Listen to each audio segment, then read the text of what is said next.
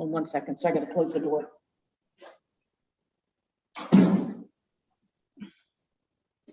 Sorry. Good morning. This is the New York City Board of Standards and Appeals review session for April 12th, 2022. There's no public testimony during the review session. We'll begin with the appeals calendar and new cases. Item number 21, 2021-86 BZY, 88 Walker Street, Manhattan. Okay, we have proof of service of initial application and of notice of hearing to officials. Community Board waives their recommendation. This is another in a series of section 11-332 extensions of time to complete hotel buildings in M districts that have been affected by the zoning text amendment section to section 42-11 that now requires hotel developments in those districts to obtain special permits from city planning. The required finding of section 11-332A in tandem with section 42-111 is that if by April 23rd, 2018, a valid permit for minor construction, that is one building, has been obtained to construct a hotel in an M1 district, and by December 20th, 2021, there has been substantial expenditures and substantial construction done, and provided an application to the BSA is filed within 30 days of that 12/20/21 permit lapse date, this board may grant an extension of time of up to 2 years for a minor development to complete to TCO.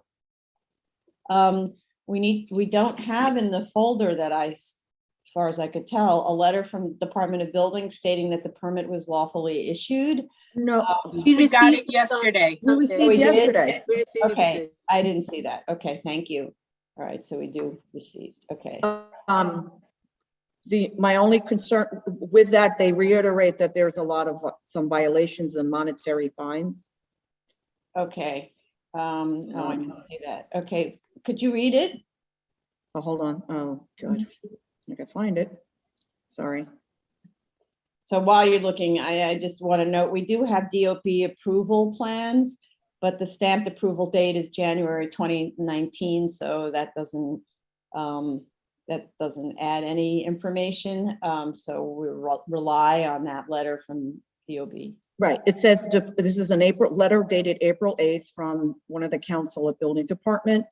The department confirms that the permits associated with building application number 1220530 were lawfully issued. Attached are exhibits A and B from the list of biz of complaints and violations respectively on the subject premise. Thank you. April 8th, department takes no position on the application for vested rights. It does not intend to appear at hearing. But if you go to exhibits A and B, you'll see there's complaints and stuff. We didn't see the complaint. So are there violations? Yeah. But I mean, penalties do. Yes. Okay. Let me just, Yeah. it's, oh, there is, thank you. Those Yeah, are- there are complaints. Oh, those are and, complaints, but that's a different thing, right? right, and then there are the violations. There are a violation that was issued 6/7/21, construction safety compliance. There was a penalty of $2,400. 4/15 of 21, construction safety compliance, $5,000. Wow. Okay. Construction safety compliance, 4/15. I don't know if there's any hearings or anything. Okay. I think DOB. 6,200. I see. We okay. Thank you. So I think DOB lets us know about this because they want those paid before release. So the applicant has to pay the fines. Or show us that they were paid already, because maybe this is, Well, they were done in 21, maybe. I don't know. if yeah, they may have been paid and it's not showing up on biz. So then the applicant just has to show us that it was paid. Right. Okay. Just 1 second. Sorry. Okay. We also have the DOB permit history list. The first NB for a new building permit was issued in March 2017 and continually renewed. So that's another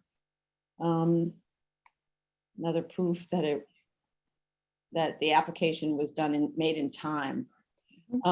As to substantial construction, we have photographs dated October 2021 showing a fully clad front facade and marble lobby. But the photos actually don't step back far enough to see the sides and full height of the 10-story building. On prior applications, the ones that we actually are considering today or yesterday and last week, we received progress photos, construction progress photos during construction, which told the complete story. So you really could see all the way the whole building through to completion. I actually had to rely instead on satellite imagery to see the rest of the building clad. That shows also HVAC equipment on the roof. So that's not done until you're very far along in the process. So in terms of proof of expenditures for this $10 million, 29,000 gross square foot building, a chart with a list and a pile of checks to one subcontractor was provided.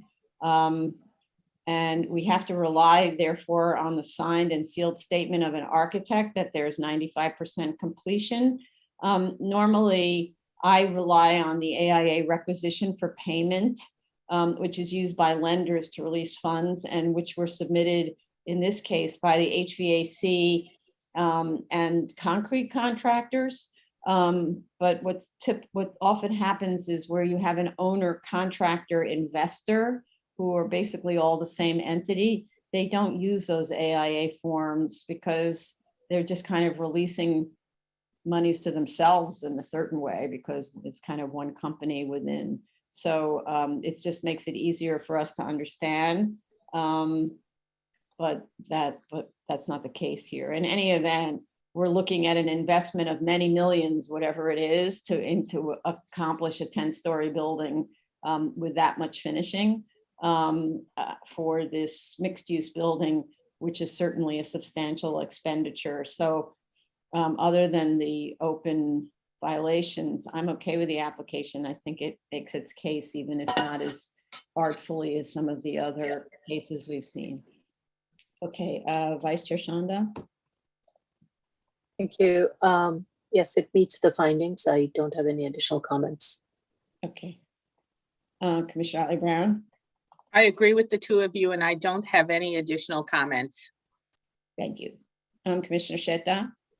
Thank you, Chair. I echo the comments from you, and I believe the only issue that need to be addressed is the violations and complaints, and I'm satisfied with the application.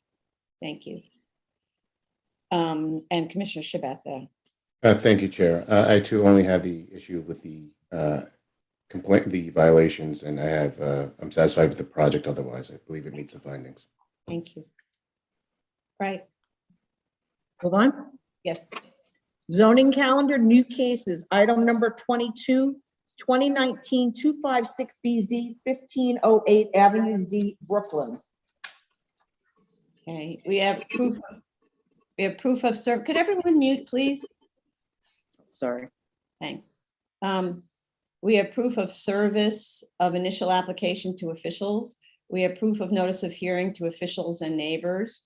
City Community Board recommends denial with 37 supporting denial. And I'll just read, I'll read their comments in a second, but unfortunately my computer just shifted. Hold on 1 second. Sorry.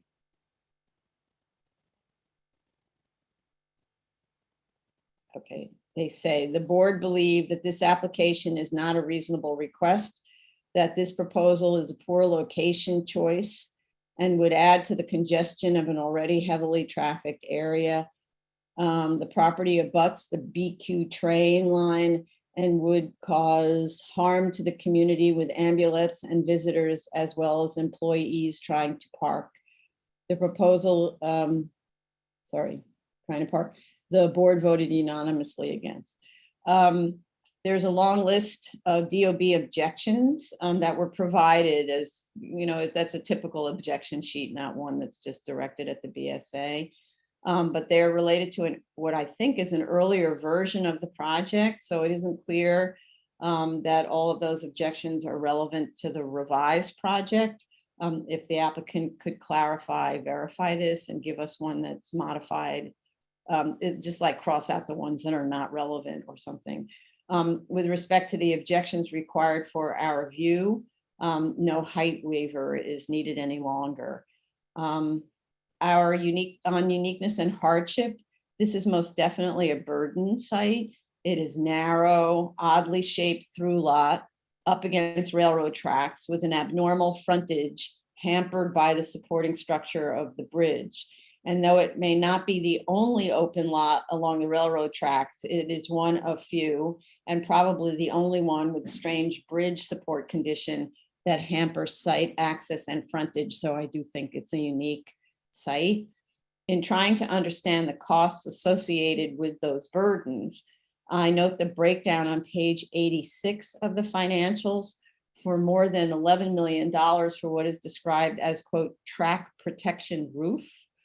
I'm wondering, would such an extraordinary cost be necessary if the building were shorter, like had less height? Is there a diagram? Maybe I missed it. Is there a diagram of this track protection and explanation for why needed? I'm just trying to understand what exactly that thing is. And of course, the costs need to be investigated and looked at more closely. Other burdens are listed in the statement of facts without costs associated with them, as far as I could tell, such as the cost of the grade changes to the berm and the retaining wall. And I'd like to see if I understand this correctly. The proposed building construction costs for a normal site are 18 million, and the premium costs are 14 million. Do construction costs reflect the special acoustical separation costs in the insulated metal panels and the dry flood proofing for the site that is 2 feet below freeboard?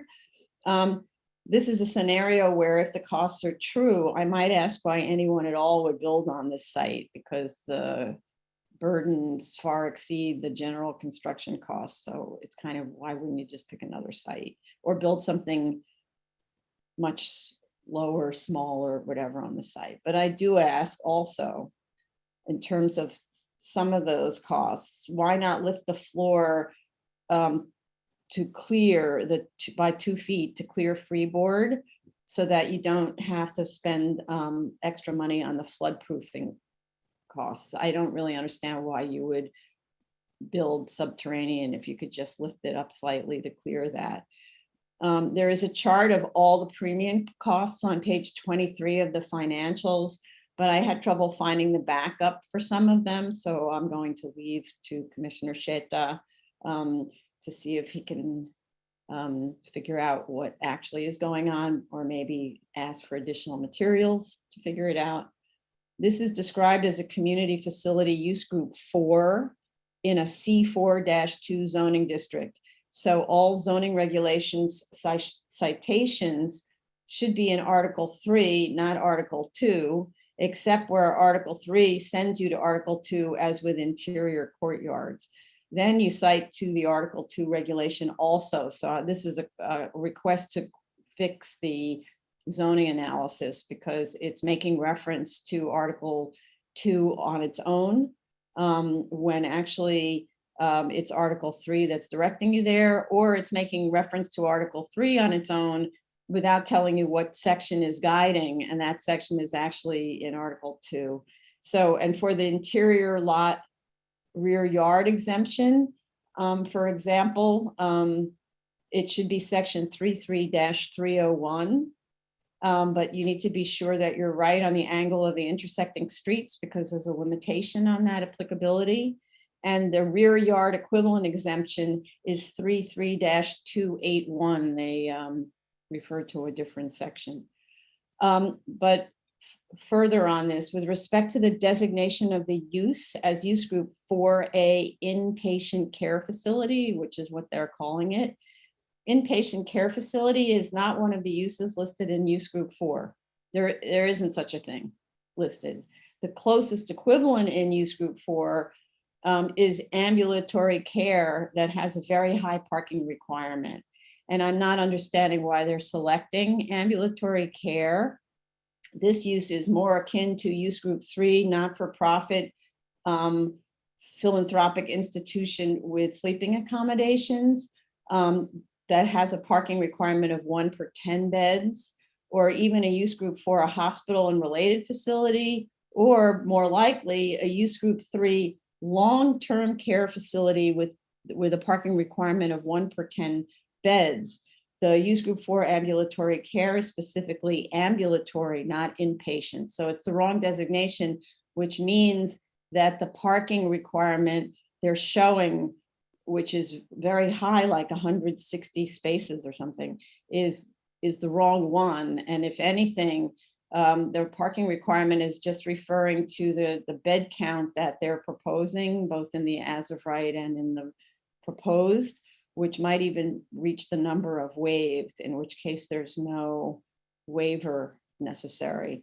And interestingly, with those per bed counts, they don't look at the rest of the building to see whether that building produces additional parking requirement. They just look at the bed counts.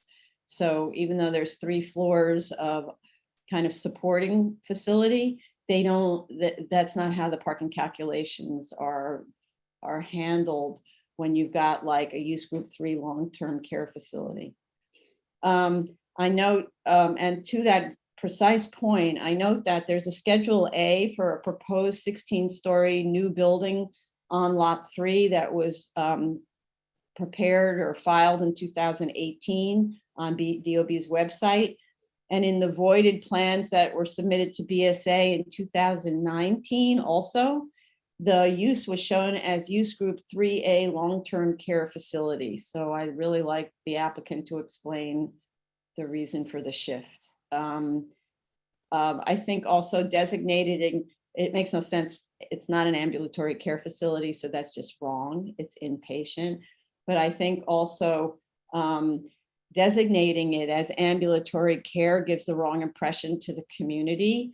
If what it does is it implies that there's an enormous amount of people pulling up all day long to drop patients off, or driving and then driving around the block looking for a place to park when you go to visit your doctor. That's not at all the case. If I have it right, patients and families will not be coming with that type of trip generation to doctor's offices. If anything, it's just to rarely visit patients, because it seems like visiting is really limited. So then that means the as of right would need to be adjusted to reflect the alternate use as well. On the B finding and the minimum variance question, we are looking at both the site's imposed burdens on as of right use, which for a commercial proposed project would not be a community facility. And we're being asked to consider the project's programmatic needs that we look at only when an applicant is a not-for-profit institution. So I have to say, I'm a bit lost here. So this is actually not a not-for-profit institution. This is a for-profit developer building a speculative facility. And as far as I could tell, there is no not-for-profit institution sort of behind this that the developer is working with. So that's my question to Commissioner Otley Brown. How do we evaluate the income for the proposed? What should the as of right project be? Does it matter? Is the project really the same? It's just an office building, basically, price, and it doesn't really matter. Go ahead. Well, yeah, you price it at community facility rents because you're pricing the real estate and not the business. Okay. So that's the thing, is community facility rents, are they different than office building Yeah. rents? I don't know. They might be a little lower. We could ask them to provide comparable office rents and see which one is higher, and we could even elect to go with the higher. You know, Mm-hmm. that's definitely an option. But you're actually looking at the price for the real estate as if someone else built it and it is leasing it to a company who's going to operate a home of some sort. Okay, thanks. Okay, so, and then just to follow up on what I was seeing in the materials, I note that only in the programmatic needs statement is there any mention of the applicant's experience in this discipline. It's not that they came out up front and they said, we're a for-profit developer, we're building this speculative project that we want to find an operator for. They never say that. Instead, you have to be sort of, again, Sherlock Holmes and keep reading and saying, wait a minute, this thing called the Bay Center, that's just a nice name they gave to it. It's not like they have the support of an operator such as the one we saw on Coney Island Avenue that deals with teenagers, and they have many facilities throughout the state, and they have a long track record, et cetera, and they know exactly what they need to build there. This one instead says, the only thing that it says is in the programmatic needs statement, there's no mention of the applicant's experience in this discipline. And they say that there was a clean and clear advantage recovery in West Virginia that they refer to. And it states that the applicant is 1508 Avenue LLC, which somehow is related to clean and clear advantage recovery, while the owner's authorization certificate that's submitted to us states that the applicant is SB1 Holdings LLC. And I looked up 1508 Avenue LLC, which is not a New York State registered entity, so I don't know what that is. And Clean and Clear itself submitted no material. So it just sounds really to me like they were trying to figure out what is the model for a facility like this. They use Clean and Clear that has a website, and sort of came up with that. But at the same time, having said all that, because it's kind of confusing, the subject use is very much needed in the city. So I'm sympathetic to the idea of building something like this, if that's really a possibility. I'm just not understanding it as a speculative project. And then, I note that you could use those same floor plans for ambulatory care at the lower floors and a boutique hotel above. That's actually an interesting model that I've worked on, where you've got certain types of treatment facilities and people need to stay overnight in order for like chemotherapy treatment, things like that. That certainly exists. Again, a note that the programmatic needs analysis was prepared by the environmental consultant and not a service provider. So that continues my question about what this is. But to get into the substance, it speaks of the report, because it does talk about programmatic needs. So I'm not really sure if we should even be looking at the programmatic needs, but it speaks about the need for patients to have access to light and air and to the outside in order to be further calmed. And on the one hand, I'm curious about how the site next to the railroad tracks is a source of quiet and calm. But if we were to accept that it is, I didn't see much opportunity to be outside, since most of the setback roofs are green and inaccessible. So I didn't really understand that statement. There are 50 staff members listed on the chart in the programmatic needs report, proposed to be on duty during the daytime shift. I'd like them to explain where they sit, do their work, etc., especially the 32 counselors, nurses, and behavioral technicians. I didn't see enough rooms for them to actually sit in and also see patients.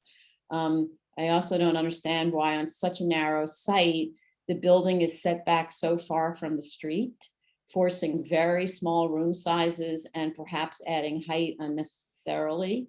If the project didn't have such deep setbacks, could you put more treatment rooms on a given floor? Or is there a maximum desirable number of rooms per floor to be manageable? Maybe I think there's 7. Such setbacks are more like the typical hotel on a base typology. Hence, some of my consternation about this is an article I read in The Real Deal that was that a hotel was the proposed use by the previous owner. So is this really an application for a hotel? If so, just tell us, because it's probably the same, similar economic analysis, right? I also like to understand the reason for the 23-foot high second floor. If that's for the gym, that could be a double height space, and an additional floor could be inserted above the more mundane spaces at the level, at that same level, which would lower the height of the building by 1 floor. If there are 63 what are called treatment rooms, which are really patient bedrooms, then I don't understand, how does the facility handle the projected 99 patients? I didn't get the sense that they're doubling up, so I didn't understand where 99 came from, unless some are in fact ambulatory, so they should clarify that.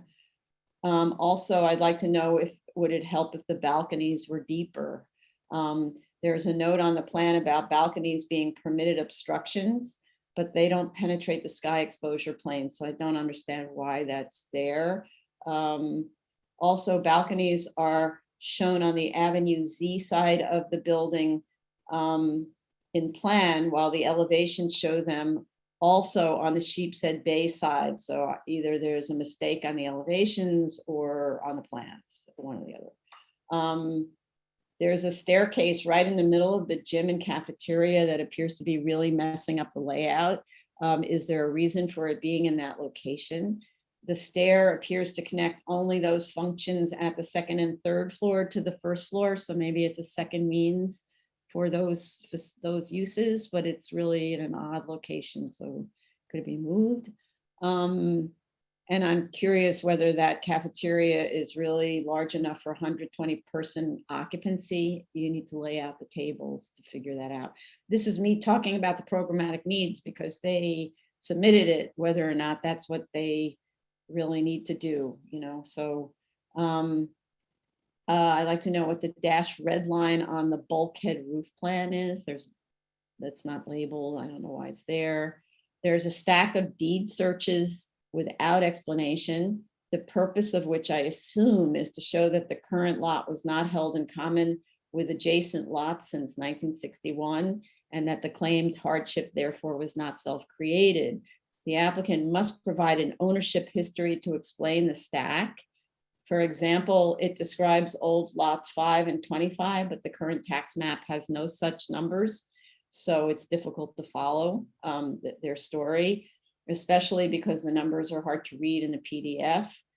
They need to look at the ownership of adjacent lots 12 and 6 and show it wasn't held in common since 1961 with the site.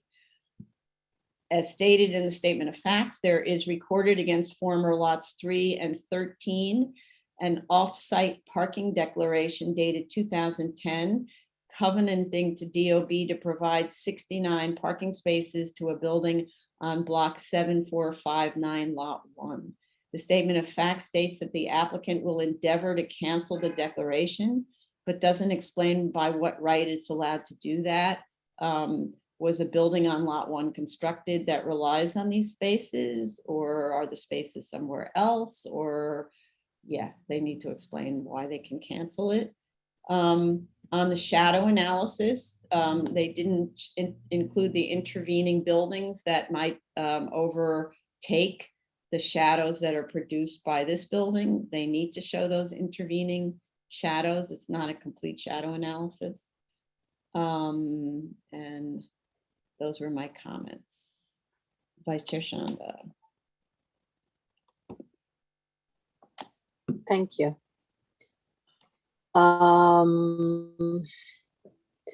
So I'll start with the zoning. As you pointed out, I think it refers to zoning regulations, and I did kind of weave my way through what leads to what, but I think it would be helpful to show the starting point and how it leads to the zoning section specifically applicable.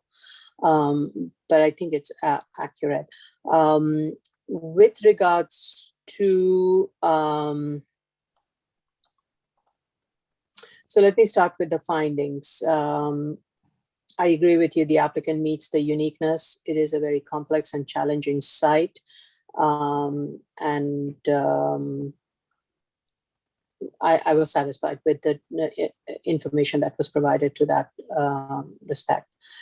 With regards to the financing, what I found interesting is that the premium cost identified for the as of right and for the proposed, they are very similar. There's a marginal difference, and the similar kind of improvements that would be needed, or the MTA protection plans that would be needed, applies for both for the as of right and for the proposed, and that's what was causing the difference. So from that point of view, I didn't find any glaring issues, and I look to hear from the others, but it seemed fine to me. With regards to the neighborhood character, it like another site, I think, like as you pointed out, there are very few sites that are undeveloped and that are abutting this elevated subway line. And there is another site to the south that was built, and this would be the next one. So it kind of like almost acts as a nice bookend to this elevated subway line. And if you look at the total floor area, it is actually not that high compared to some of the other buildings that are on a wider lots that are located to the west of the site or to the south of the site. So overall, in terms of the way the building is placed, I agree with you. If they could, if the building footprint on a higher floor could be increased to get more units, that may be great. But I think they then they would have to create another courtyard for the light and air for that reason, unless those can be doubled up rooms. But in terms of the street wall, I thought it was interesting the way the building was trying to respect the low-rise street wall context of both Sheepshead Bay Road and Avenue Z, and setting the building back so that it does not look too tall in the context of the roadway and the development around it. But I think it was the programmatic element and trying to contain it is what kept the building footprint where it is above the base. So I was okay with it, but I understand what you're saying, and if they can explain that and that helps them with generating more rooms and a better treatment center, I would be open to it. In terms of self-created, I have to say I really enjoyed reading the historic information and all the historic charts. It was very fascinating to read through all of that history.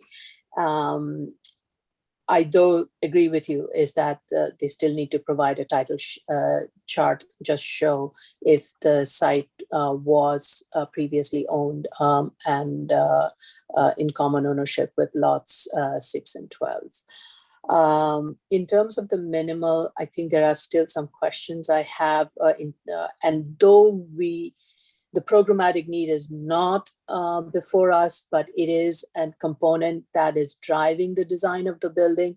And I would like to get a little bit more clarification with regards to some of the comments I raised on the neighborhood context to determine if the building is appropriate in terms of the placement of the tower over the base.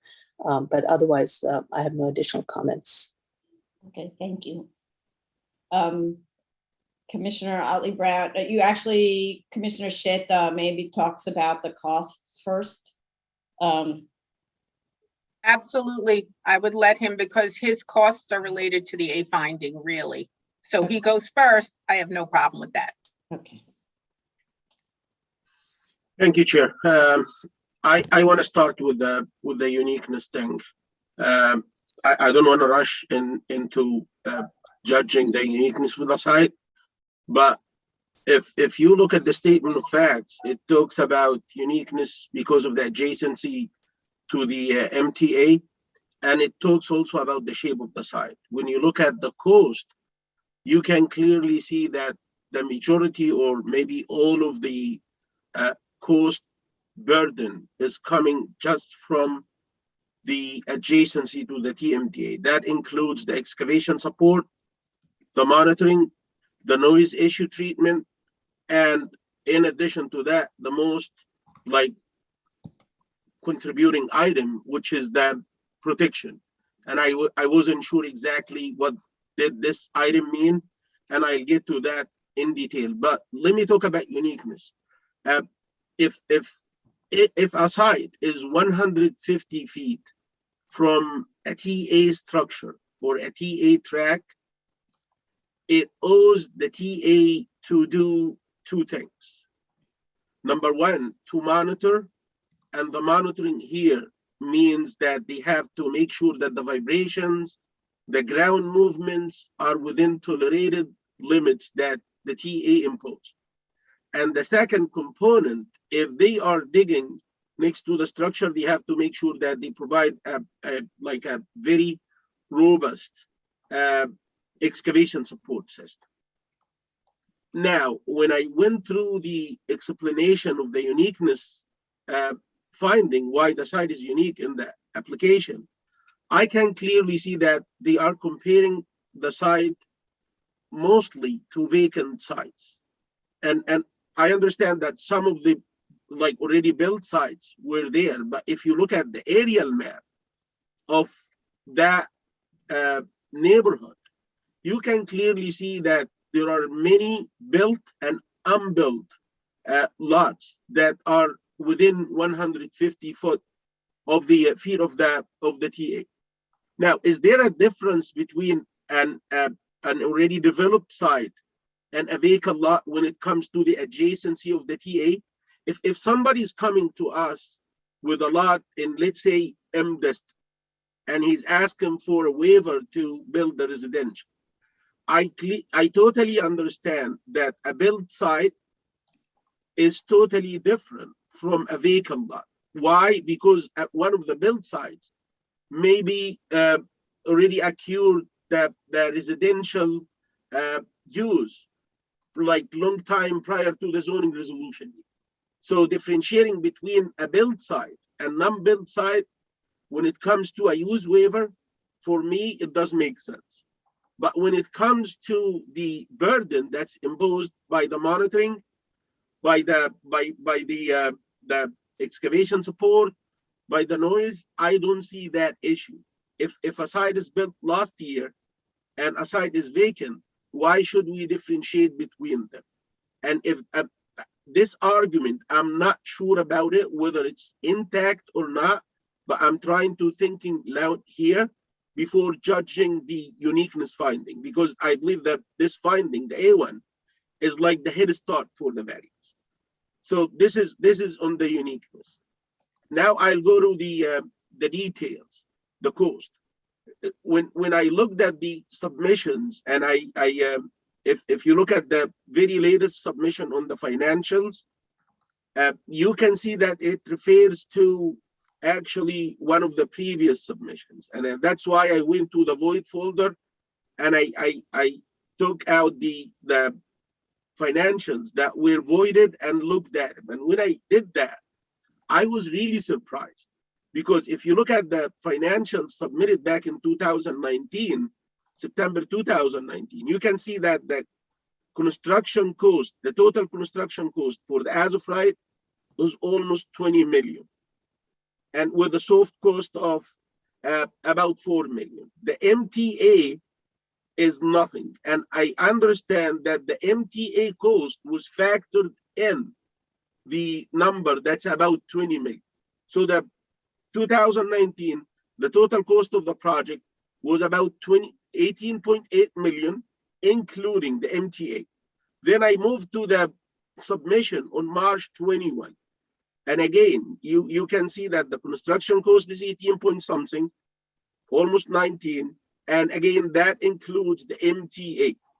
And the MTA actually, let me see if I can put that on the screen.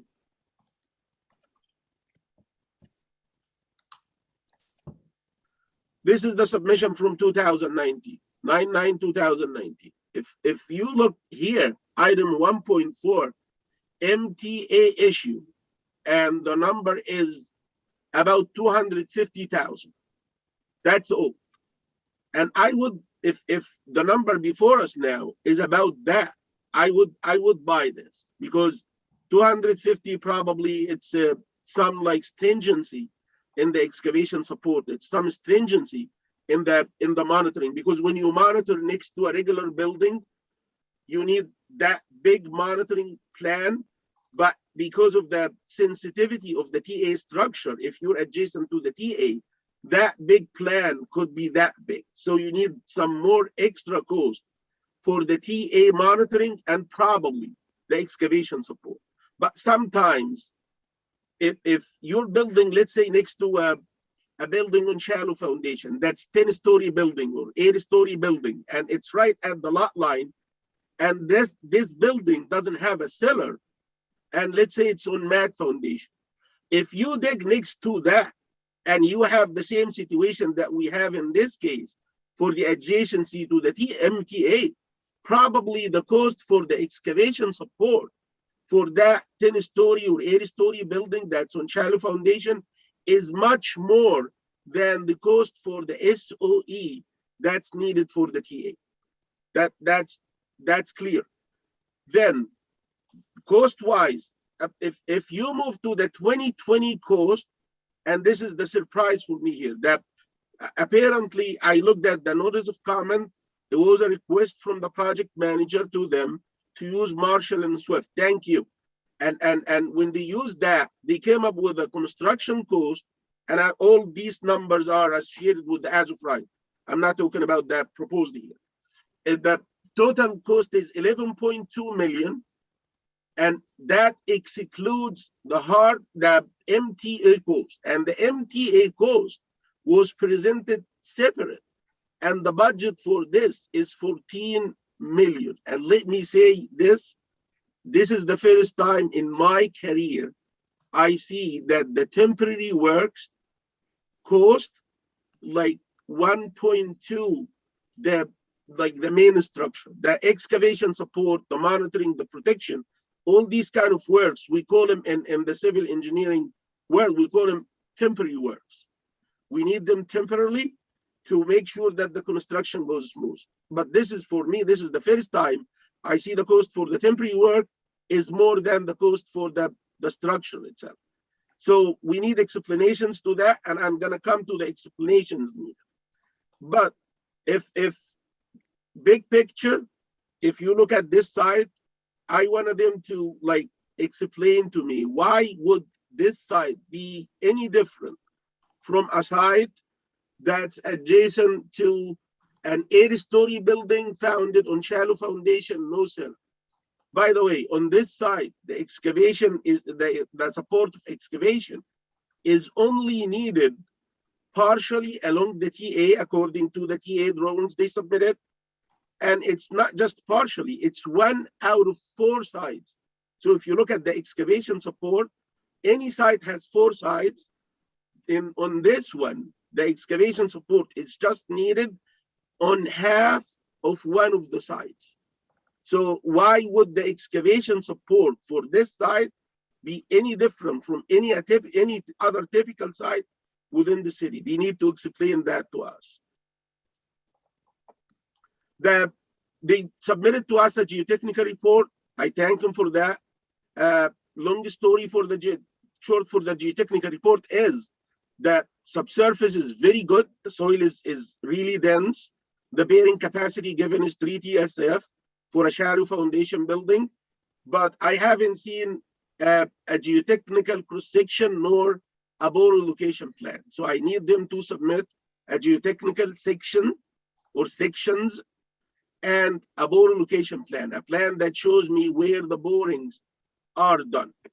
On the foundation drawings, although it says it's shallow foundation, there is a many case in detail.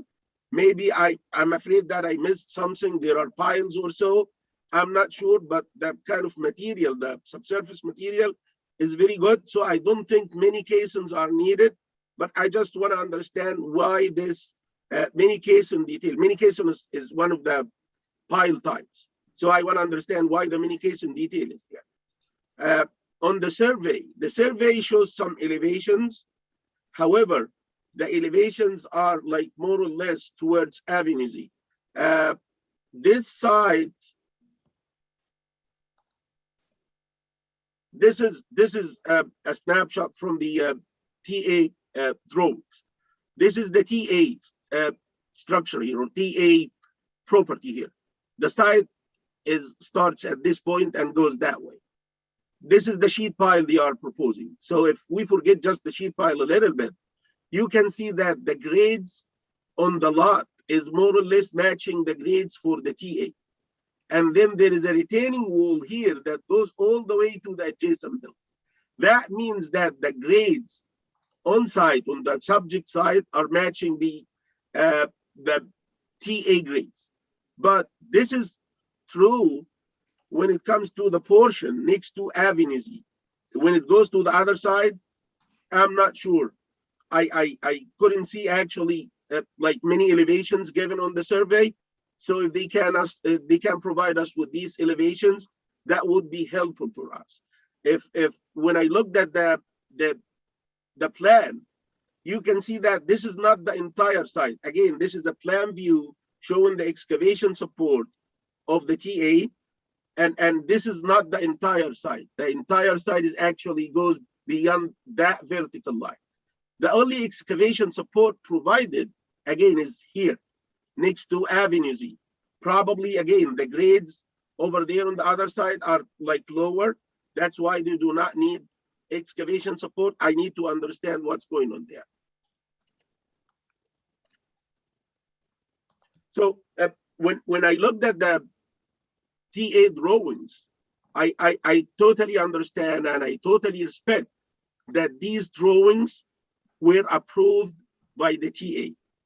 However, and it's a big however, I do have real concerns on the design and on the installation procedures when it comes to the safety of adjacent structure.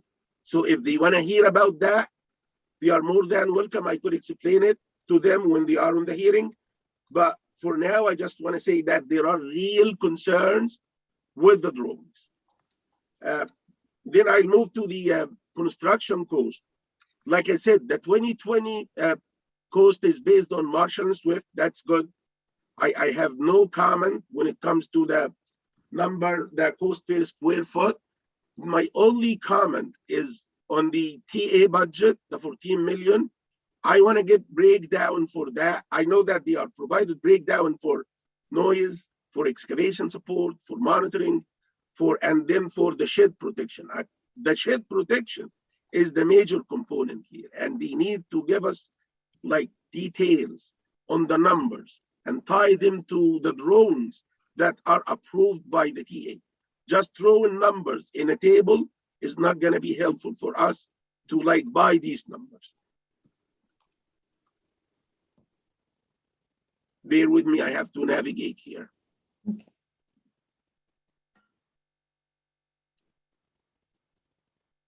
Yeah, again, there is no explanation for the cost on the noise, about $500,000, and there is no explanation for the cost on the monitoring, again, another $500,000. There is no explanation on the cost for the shed protection. If you look at the table in attachment A on page 86 of the financials, I need them to explain whether the protection, the total number in this table is about $12 million. And like I said, this is the majority of the almost 15 million needed for the TA protection. This 12 million figure, I need them to explain whether it's required by the TA. If it is, please provide us documents. And if it is required, give me the drawings that shows that protection and break down the 11 million, give me explanations and tie the explanations to the TA approved drawings. If it's not required by the TA, then take it out. And I believe that's all what I have for now. Thank you. Thank you. Thank you. All right, Commissioner Otley Brown. Gonna pull up my notes. Okay, I don't have any comments as far as the uniqueness concern, and because I feel that this site is unique, so I'm convinced by that argument. As to the costs to that uniqueness, the premium cost, that is solely the purview of Commissioner Sheta. So when I speak about the financials and the return, I'm speaking about all of the other items in the financial report, but not the premium cost. So I have questions about the site value. Their site value is 2.544 million, and their comparables are showing by their adjustments growth of 5% between 2017 and today in 2022. However, when I looked at this site in Acris, it actually sold for only $842,000 in 2015. So I want them to explain that exponential growth between $842,000 in 2015, which makes sense because it's a very encumbered site, to their estimated value of 2.5 million here in 2022, when they're saying that from 2017 to 2022, values only grew 5%. So that would mean that from 2015 to 2017, you're showing like well over 200% growth. So they need to discuss that. I know that we don't use sales prices of the actual subject lot. However, sales prices of the subject lot can inform us as to what the market is really doing and whether or not their assumptions are accurate or slightly off the mark. So they need to close that door for me. And as I said before, this property is valued as if it's a community facility piece of real estate. So they are not valuing the business. They're just valuing the building as if it is a community facility for rent. And the rents that they have estimated are $53 a square foot for the as of right, and the reason being is it's not very desirable space for the type of user because the support space is inadequate and a lot of the floors are used up in parking. So they think that they're making the assumption that it will just rent for the average $53 a square foot.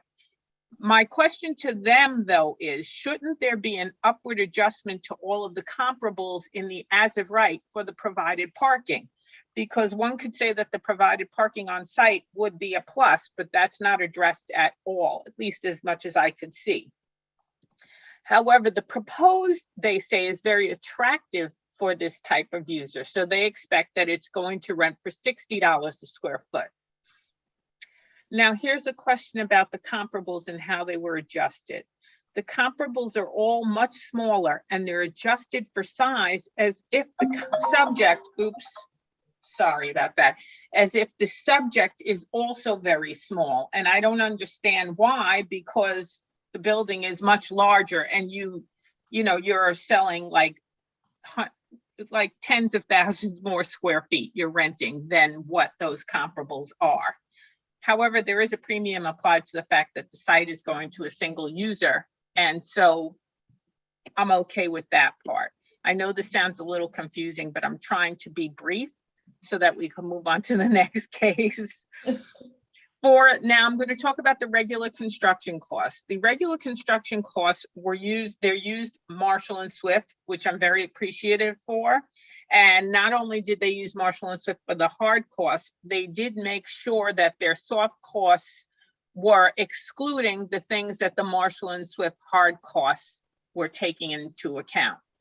My only question is, why did they choose housing for the elderly, saying that that most closely matches this type of community facility with the residential rooms and the support spaces, when on the very next line item, there are group care homes and there are also substance abuse facilities and skilled nursing facilities or convalescent hospitals.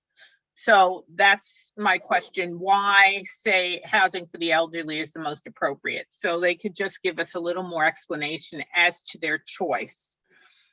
And as to their modifiers, they have a building and floor height adjustment built in. And I wanted to know why they use that when the floors above the garage in the as of right are 11 feet.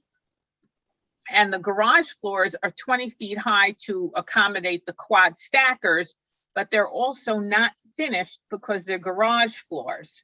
So I think you're giving one and taking away. So all that to say, I just want to know their theory behind it.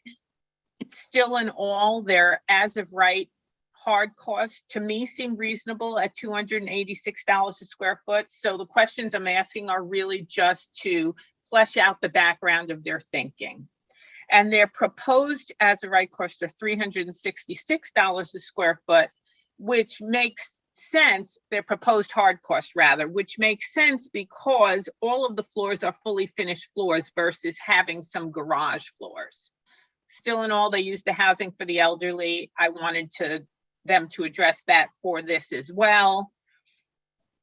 In the narrative, they say they're adding in adjustments for the garage, which they need to take out of the narrative, and for the car elevator, and they need to take that out of the narrative as well because the proposed has no parking. So it's not included in the cost factor, but they just need to change their narratives because they didn't correct that. And then I have the same question about the building and floor height adjustments because all of the floors above the first floor are 11 feet. No, above the second floor are 11 feet, which is to me normal. And the only floor that's 23 feet is actually the second floor. And I think that drives up the cost per square foot. And those are my questions. Okay, thank you. Why does it drive up the cost? It's just more structure, 23 feet? Well, they're going to have to tell me that. I'm saying that what I see is $366 a square foot in hard cost versus $286 per square foot in hard cost for the as of right. One of the reasons being that the lower floors in the proposed are actually built out as opposed to just concrete, for a garage. That's one of the reasons. But the other reason is for the different adjustments drive the price up. They add a percentage onto the base cost. And so the question is, do you really need a building and floor height adjustment here? What would be the basis for that assumption? Right, I see. Okay, thank you. And Commissioner Shabeta. Thank you, Chair. I'm going to be brief. Much of my notes have been stated, but it seems clear to me that this is that there is a uniqueness, that there is a hardship. With regard to the C, I kept in mind what the community board stated, although I think this was stated already, that the traffic, I don't believe there will be much traffic, considering that they only allow visitors on a Saturday, and this type of stay is for at least 30 days. So while there can be employee parking where actually right near a subway, it seems like that'd be the best way to travel, and this area has a lot of public transportation around it. I wasn't very concerned with any of their estimates as far as cost was concerned. Although hearing Commissioner Sheta's point, I'd like that to be answered. And I also would like a clear answer as to, do they have a tenant? Is there someone that they have located that they're going to use?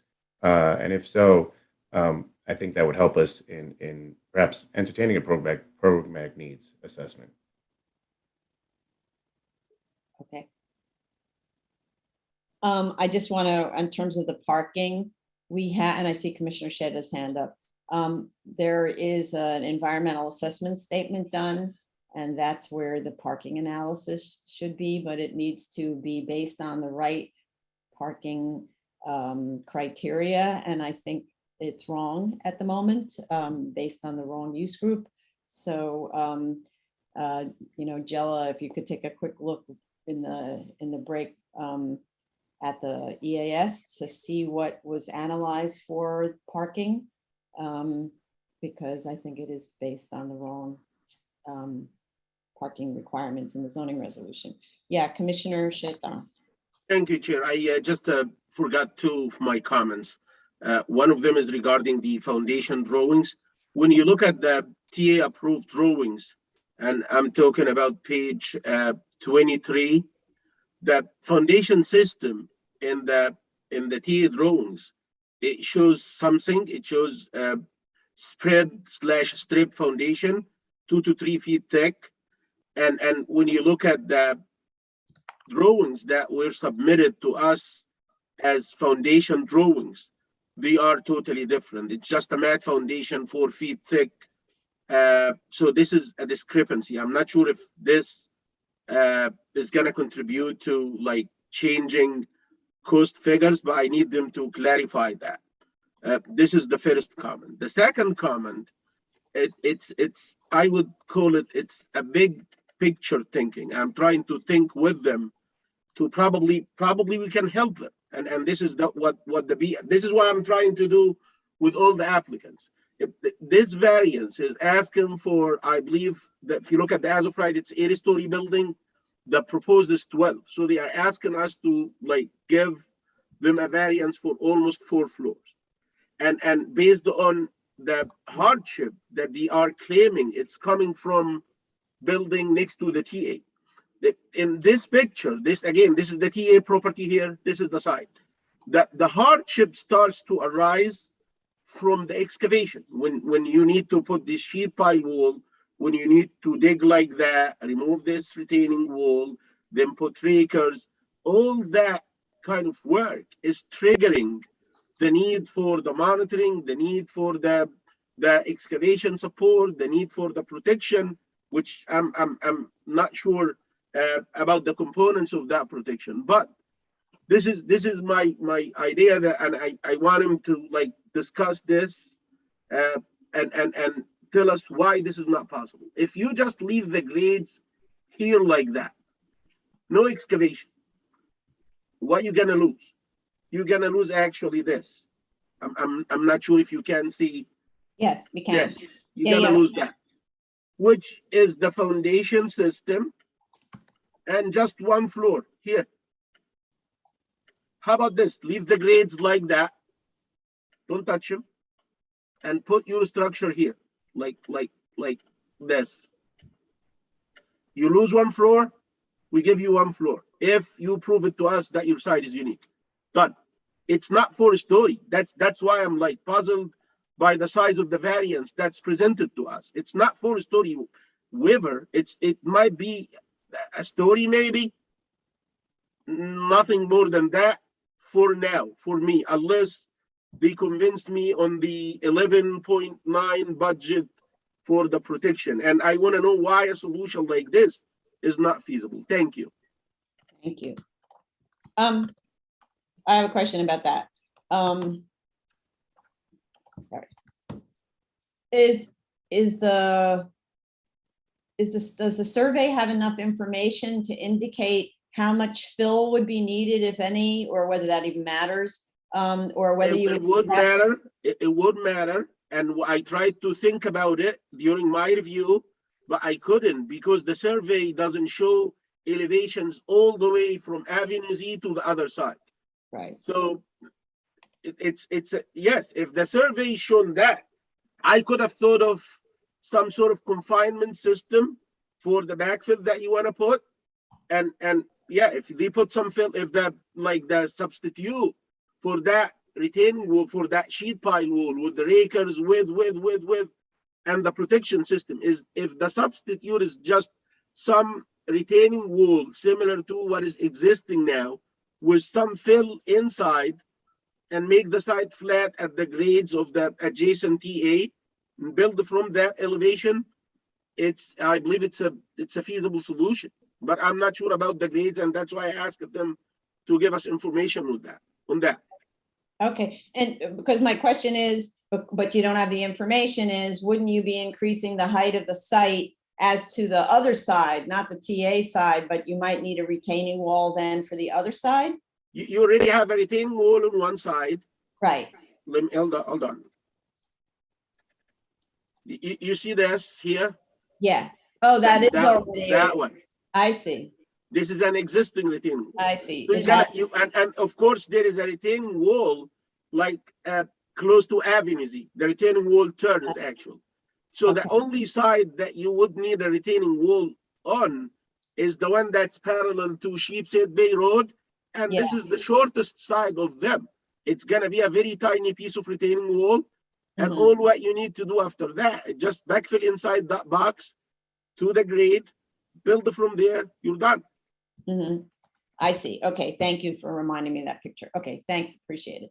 I see Jella's hand up about, I guess, about the parking, and then Commissioner Shanda.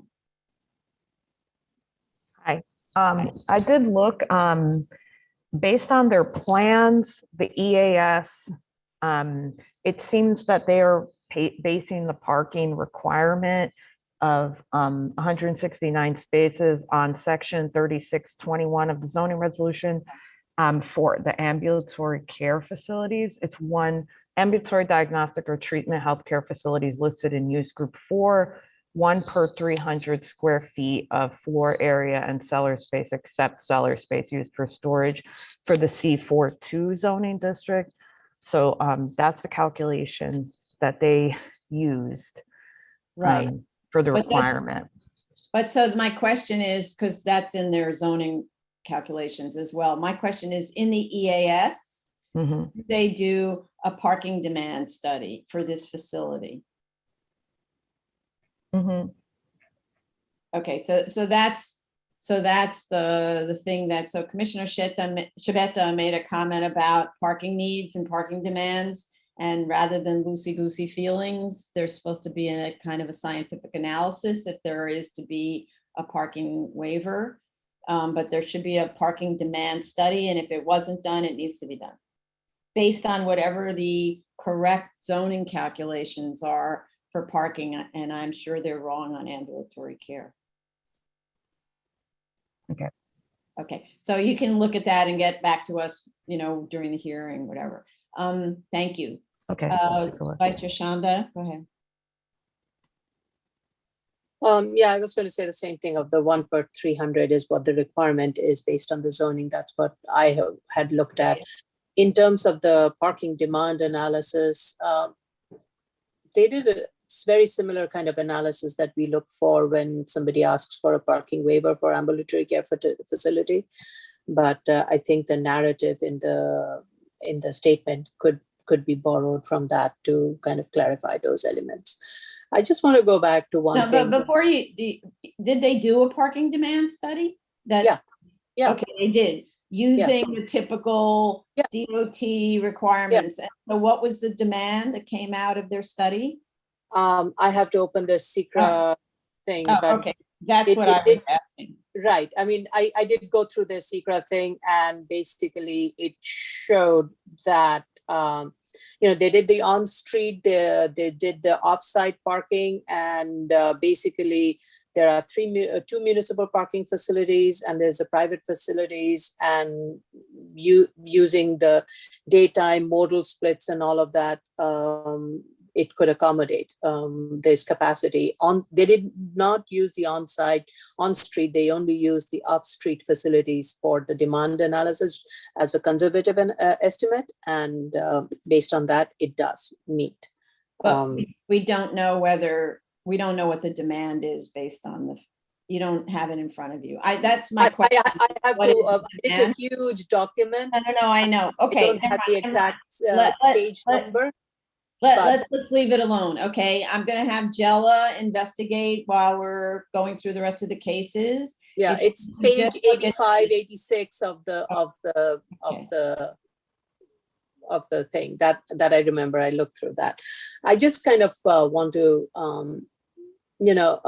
I did look at that section that Commissioner Sheta was referring to as to why not leave it as is, and I was thinking of that too. But then in terms of the programmatic and how the building is placed is very interesting in the way that they are trying to make sure that the main entrance to this facility is from Avenue Z, which is away from the more of the shopping and the highly commercial active frontage that is on Sheepshead Bay Road. So they're trying to make sure that their patients and clients are entering from a road that is quieter and would be less disturbing if I put that disturbing in a quote unquote from a community perspective of entering. This is my take on it, and I would like the applicant to clarify that. And maybe that's one of the reasons why they are excavating the Z frontage to allow for that entrance, which is kind of tucked away from all the sights and scenes of everything, and then having most of the intake unit on that floor with the other necessary uses that requires more light and air above. But that was just my take when I was reading through this, and I would like the applicant to clarify that. But I just want to add that, that's why there are elevators. You enter at grade, and then you go to an elevator, and if it saves the cost of construction of $10 million or something, you enter at grade to a grade level lobby, which you excavate, and then you take an elevator, which so many buildings on Earth, including hospitals, do. So that's not, that wouldn't be the reason to not treat the rest of the site that way. Go ahead, Commissioner Sheta. Yeah, and if it's necessary that they need to, in my idea, I didn't dictate whether the entrance is going to be from Avenue Z or from Sheepshead Bay Road. My idea is very simple like that. And instead of digging the majority of the site, which requires very costly sheet pile wall system, and again, I have concerns with that system, with the design. I hope they gonna ask about these concerns. But because if not, I have to like contact somebody from the TA to alert them, because this is a liability on me. I did look at these drawings and I see things that need to be corrected. But that instead of digging the majority of the site, triggering very costly solution, how about if you just fill the minority of the site? And if you need an entrance that at grade with Avenue Z or even Sheepshead Bay Road, you could just either take a strip at Sheepshead Bay Road or take a strip at Avenue Z, dig it, and that will drag the cost associated with the TA probably down to 20% of where it is right now, where it's needed right now. I'm not talking about the 14 million. I'm talking about that if you let's say the cost needed for the current solution, the real cost or the correct cost is X, probably with that kind of fill solution, it's gonna come down to probably 15% or even 20% of that X. And I wanted them to like tell us why this solution is not feasible. Right. Okay. Thank you, everybody. Let's go on to the next one. Okay, the next item is item number 23, 2020-71BZ, 166 Coffee Street, Brooklyn. This is the variance for a 3-story single-family home. Right. We have proof of service of initial application to officials and of notice of hearing to officials and neighbors. Community board recommends approval. We have 2 letters in support and 1 in opposition. The statement of facts has, this is just a comment about clarity in the statement of facts or lack thereof. The statement of facts has several cut and paste historical maps that are added in an attempt to show the history of the site, but the site isn't marked, at least on the PDFs that I looked at, so I couldn't follow along on the claims that the 2-story building was shown on the 1898 Hyde map for 166 Coffee. The first time I find it is in 1903. There doesn't seem to be support in the statement of facts for 140 years of residential use on the site, but that it doesn't really matter. Certainly there's 120 years. My comment really is if you're going to be using someone else's report, i.e. the preservation experts report, then do a better job of the cutting and pasting. Otherwise, it's just confuses your argument. So I thought that the history report prepared by the historic preservationist was really interesting and helped to understand of course, what the statement of facts was trying to recount. So, you know, and it doesn't really matter whether it's 150 years of residential or 100 or whatever. There's a lot of years of residential on this site. On the uniqueness question, I don't disagree that the existing building is rare in the area. These were buildings of a very particular time period where they were built initially on the very back of the lot. There are, you know, back houses and front houses. This one has an even more interesting history because it seems like they moved it closer to the front for some reason. So it's, you know, if the building, you know, this is the kind of thing where even Landmarks Commission would be interested in this block because there are two others that are just like that story on the other end of the street, which are probably the same buildings that were built when this one was built at the back. And those would just never move forward. So that's super interesting. In terms of the existing building on the lot, I see uniqueness that may present a hardship in terms of expanding the existing building by some amount to be determined. So no question that the zoning doesn't allow for the building to be expanded in its current position. So for me, there's no question about that uniqueness. However, on treating the lot as if it were vacant, it isn't vacant. And the Silman report doesn't say this is a dangerous building. It simply points out some of the deficiencies in an old building. And the comment that, you know, the building wasn't well built to last, what? It's been around for 120 years. That's better than most buildings built today's expectation, right? We have 30 to 50 year lifespan expectations on our currently built buildings. This one, made of maybe sticks and bones, lasted 120 years, so that's really not bad. So I'm not comfortable with this idea of treating the lot as vacant.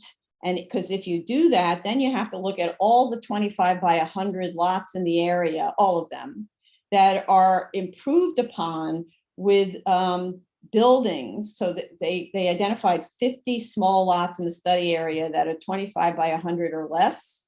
Then you have to look at what we call soft sites. How many of those sites are not developed with 0.75 FAR, allow whatever their FAR is permitted to be or more. So if, let's just say they're all in the 1 FAR zone, then you would need to look at all of the buildings that are underdeveloped, like this one is, less than 0.75 FAR, and include those in the study. And I'll bet there are a lot because we see already a lot of them on this block.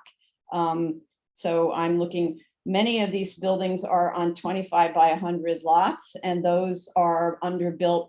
They're built to 60% of FAR. So you would have to include all of those. So I would guess that of the 50 small lots in the study area with potential tear downs, you might have 30 unique, so-called unique sites. That's not unique anymore. So I'm troubled by that argument about uniqueness, but I have no question that that house as existing is unique. I think the as of right also may be incorrect because unless DOB views this existing building as an abandoned use, and by the way, my own experience is that when you go to DOB, they don't ask you to prove that it's been occupied. So I'm not sure that you would even have to prove anything. You simply file plans for a renovation, and that's that, right? So the residential use in its current form, I believe, could be continued and the building renovated pursuant to section 5221 of the zoning resolution that talks about what are known as repairs and incidental alterations. It says repairs to both structural and non-structural parts or incidental alterations may be made in a building or other structure occupied by a non-conforming use. And so that's permitted. So this would be repairs and incidental alterations to make the building safe.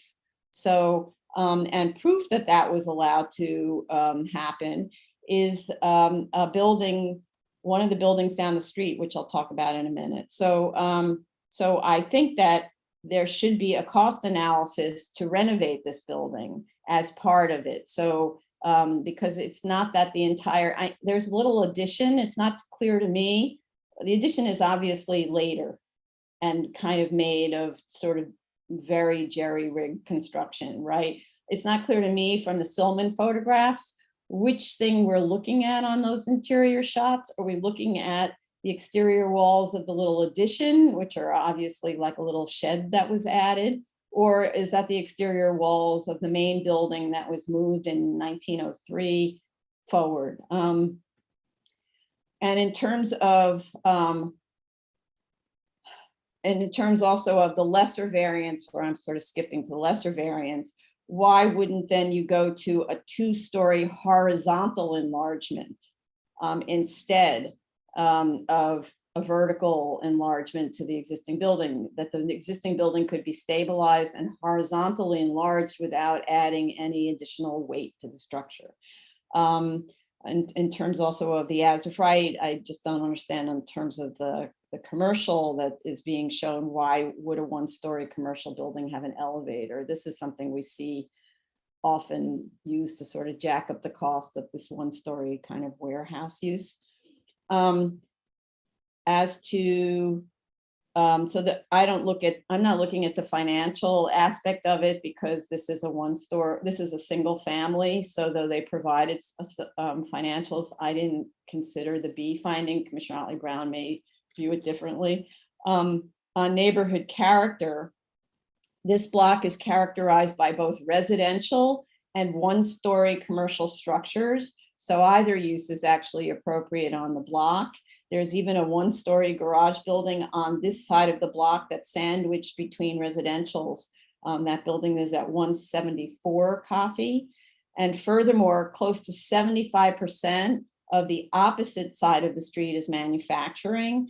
And the buildings on the same side of the street at the corner of Conover and also at Ferris are commercial. So it isn't accurate to state, as is stated in the statement of facts, that the block is overwhelmingly characterized by residential, when the land use map shows absolutely otherwise, particularly as to this social block that is Coffee Street, both sides of Coffee Street.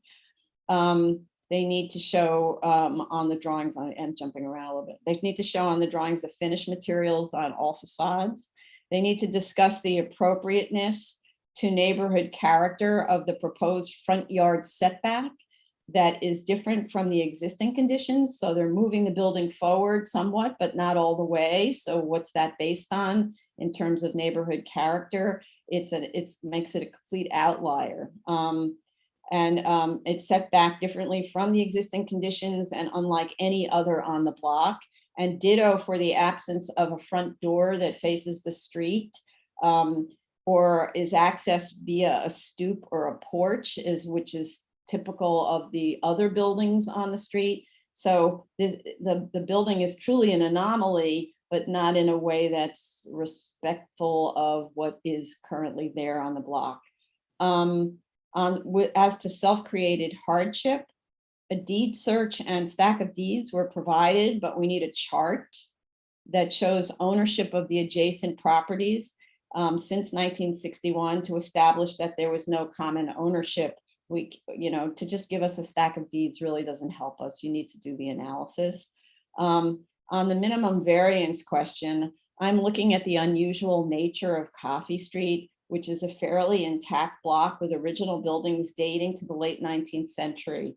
Notably, lots 50 and 51, which are at the other end of the street, contain two-story single-family homes that are set to the very rear of the site, and which were built at exactly the same time. They both date from 1898 or maybe even a little bit earlier. And they were renovated, one of them in 2016 and the other one in 2018. Most notably, the building on lot 51 is the same size as the subject building at 1,250 square feet, according to Zola, and was renovated, as I said, in 2018. So indeed, it was worth renovating, unlike the assertion in the uniqueness study that the existing size of this subject building isn't worth the cost of renovating. I mean, it's an extremely unusual site in, as I say, in red hot Red Hook. So the desirability of a renovated single family home here on an enormously deep lot relative to the size of the house, I think is very high. And with respect to that, I looked at, it was a combination of Compass's website and Street Easy. And I noted right around the corner from this site, or within short walking distance, there are several townhouses for sale. And I know those are sales prices, but they definitely are reflecting some kind of a market trend.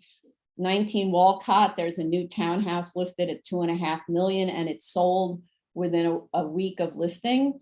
156 Beard is a larger building listed at $5 million.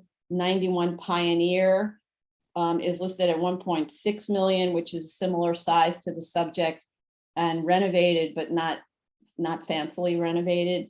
And 111 King is listed at 3.5 million, and 71 Coffee at 3 million. I don't have exact sizes, but we can actually get the floor plans from Compass and Street Easy.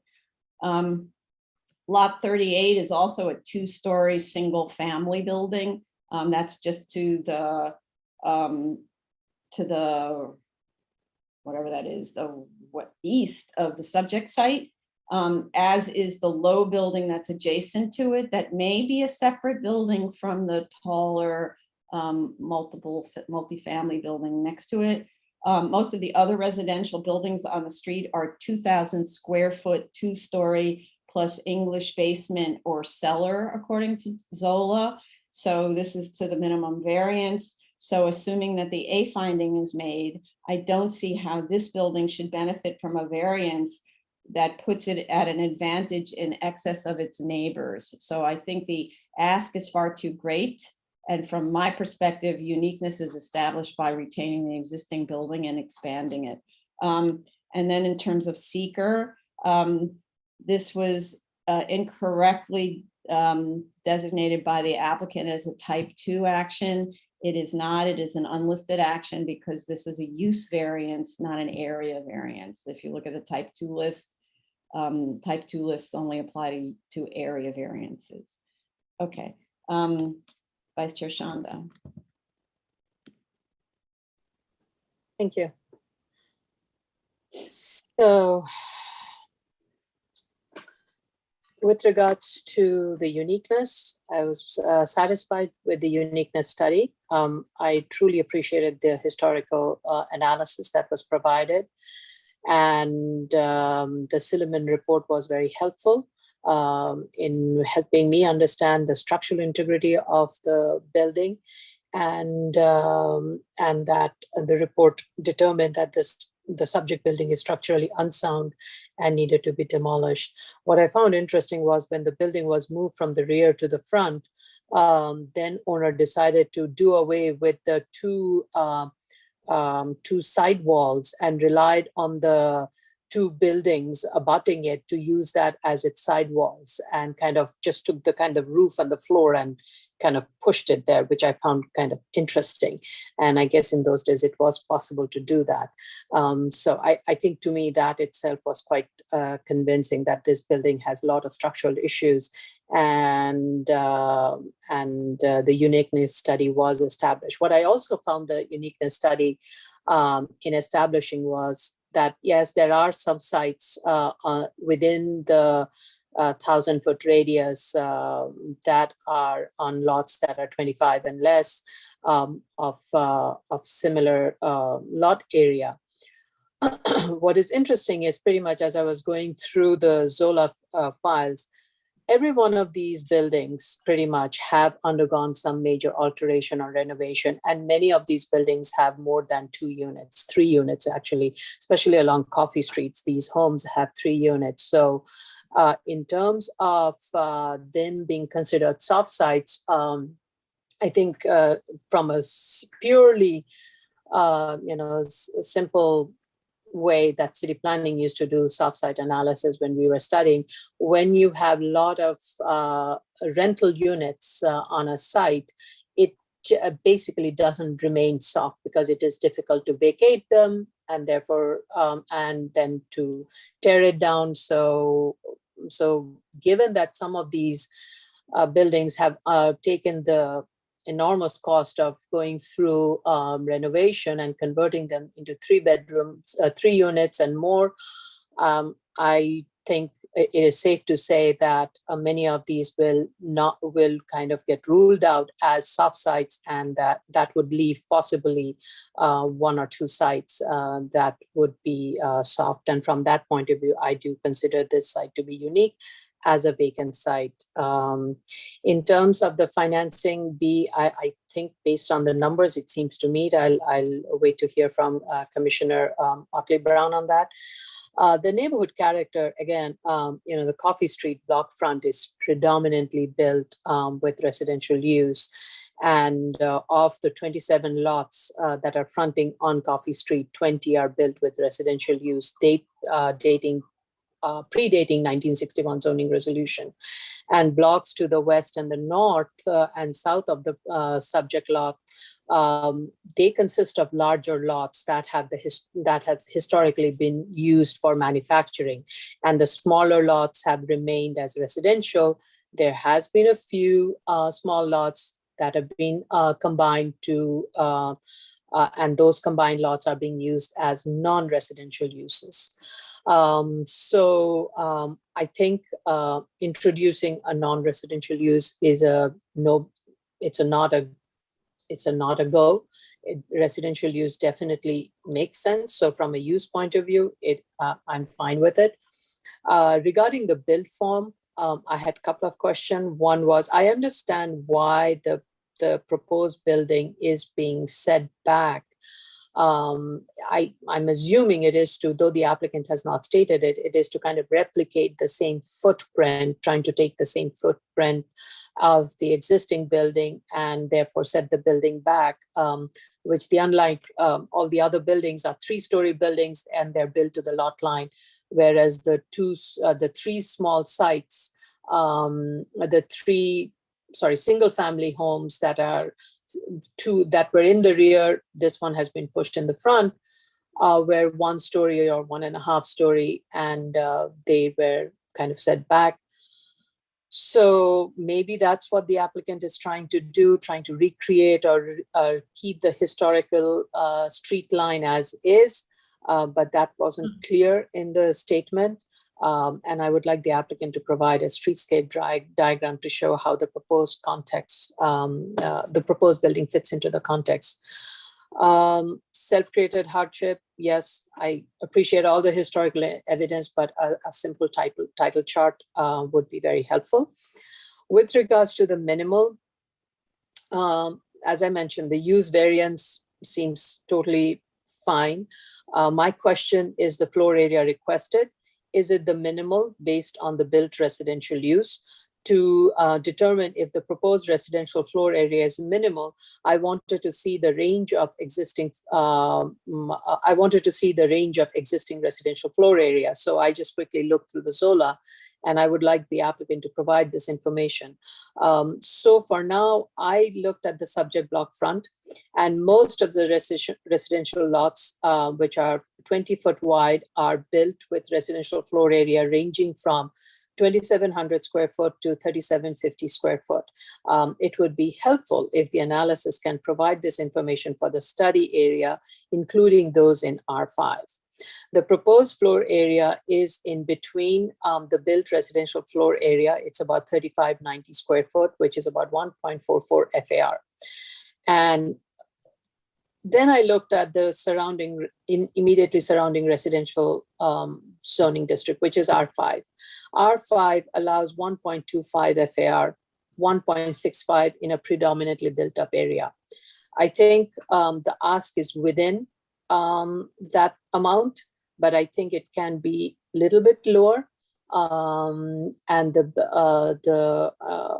But And then that's where I'm going to rely on the street context, the diagram, and how it fits into the neighborhood.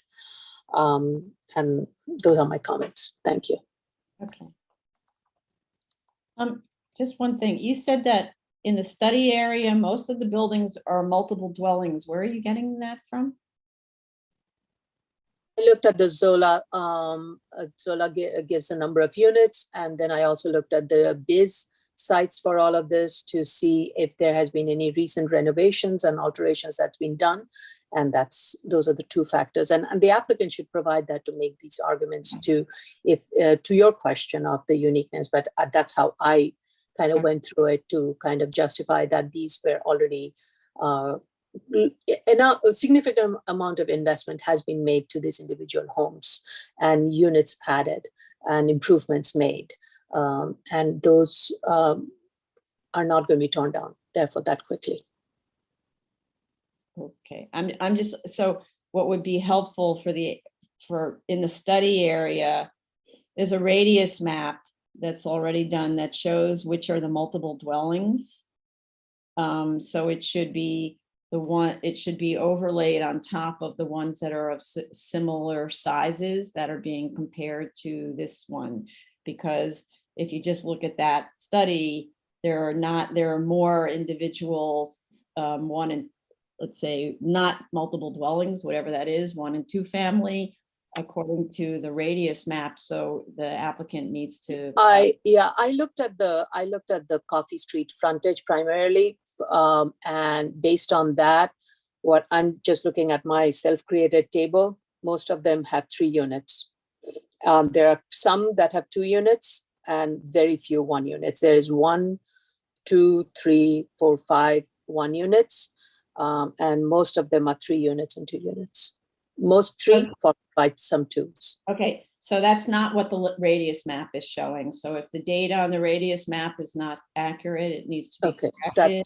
But the data that is provided to us by the applicant shows 1, 2, 3, 4, 5 multiple dwellings on the entire block. Okay. I'm using the Zola information, Right. So maybe they can clarify that. Okay, thank you. Thank you. All right, Commissioner Otley Brown. So I was looking at this solely as if it was a narrow and vacant lot of 25 feet wide, located between 2 residential buildings on a narrow street. So I was thinking of it as if they were going to already demolish this building, but I do agree that they should answer the question that you have, which really is a question about the structural obsolescence and the decision to demolish versus keep the home and just renovate it. I think ultimately, there is a structural obsolescence problem here, like there is with many buildings that were built at the turn of the 20th century, in that the floor to ceiling heights usually are low. They've got wood joists and all sorts of different issues that really don't stand the test of time, that really don't have that much to do with deferred maintenance. And so I think what they should do is make that case, complete that case. And it's just basically drawing things from the Silman report and using it to flesh out what a structural obsolescence situation would be for this building compared to other buildings that were perhaps built later in the 20th century. So I think that that's all they have left to do for the uniqueness finding to really flesh it out for me. My question has to do with the return on the as of right. And the reason why is because they have an as of right that would be very expensive to build. It's a 1.5 story plus cellar commercial building to be used as an office, but that half story is only 500 square feet. And of course, once you go to another story, you have to have an elevator and then the stairs, and that takes up a lot of that floor plate. So, and it also drives up the construction costs. And I'm wondering and why they would consider something like that when they already agree that an office would not work in this area. So to me, their as of right really should be something that's more reasonable in terms of working, and a one-story storage facility would be what would work here. And it would also considerably cut down on the construction costs. And then if that doesn't work, at that point, then they've proved the B finding. And then they can move on to what they want to build. And like you said, we usually don't have financials for one-story homes, but we do kind of have a hybrid financial that we use to prove that the as of right doesn't work.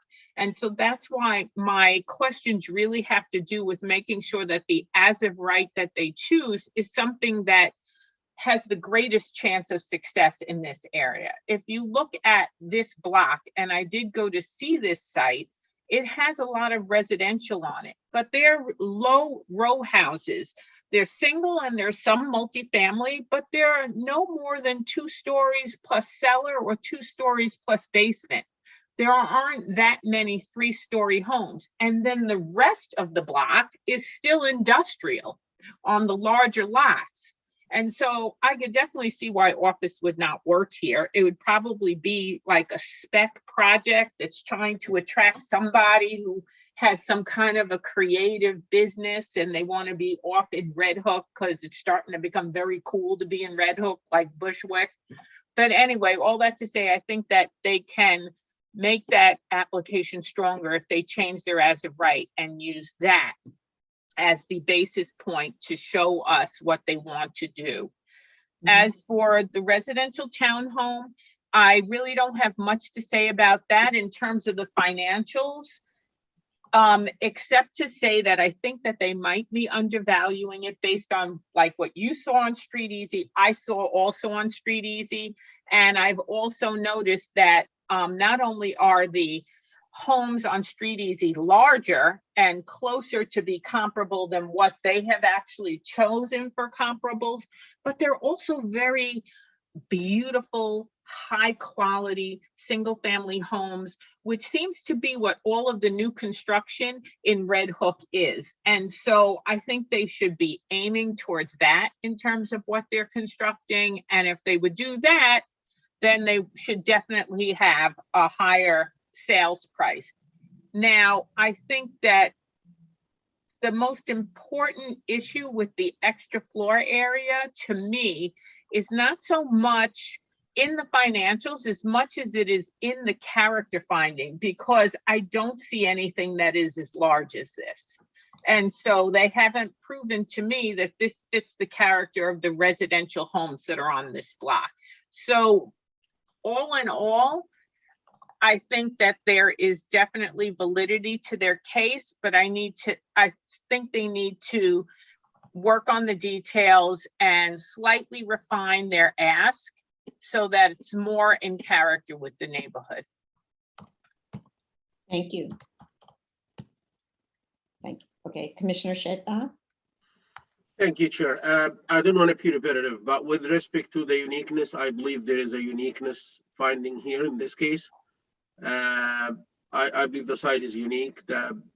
Regarding one of the main issues here, the obsolescence of the building and the structural status of the existing building. The structural engineering report that I did go through in this case is one of the really good structural engineering reports. The only thing that I would advise them to implement in a report like that in the future is to be specific at the end.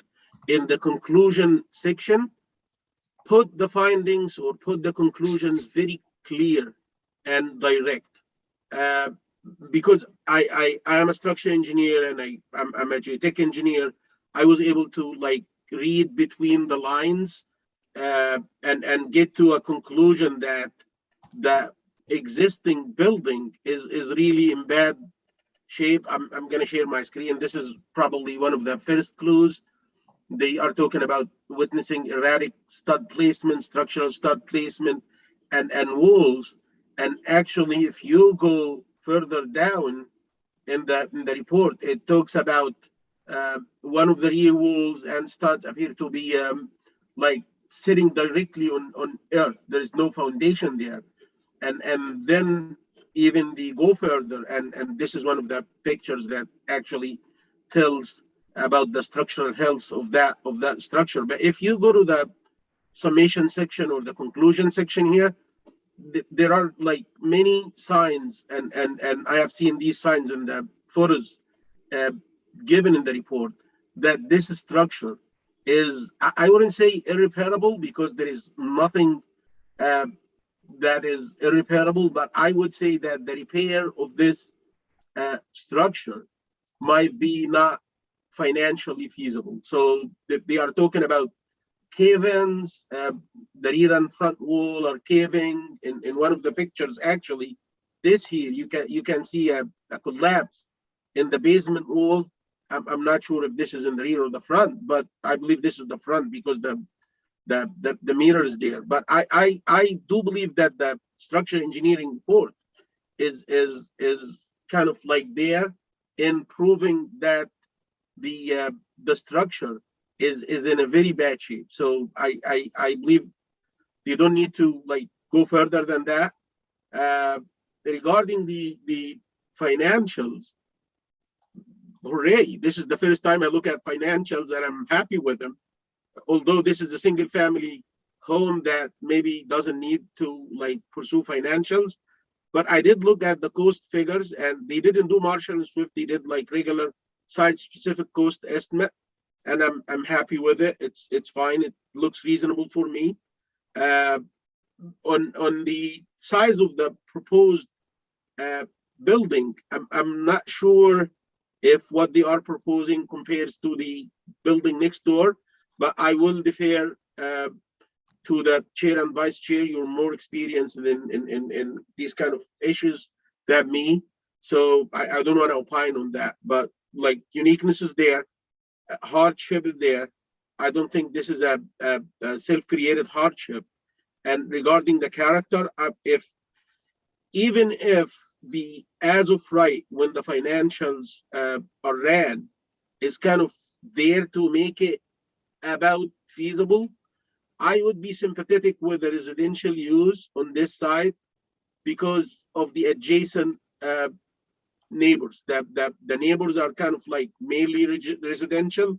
So we don't want to put a commercial or a industrial use on a site in between two houses. I can't think of something like that. So I seem to be like, with the exception of the size of the proposed, I'm fine with the application. Thank you. Have to be careful about that last thought, because that makes one of the uniqueness findings that you're adjacent to residential, and that's not unique.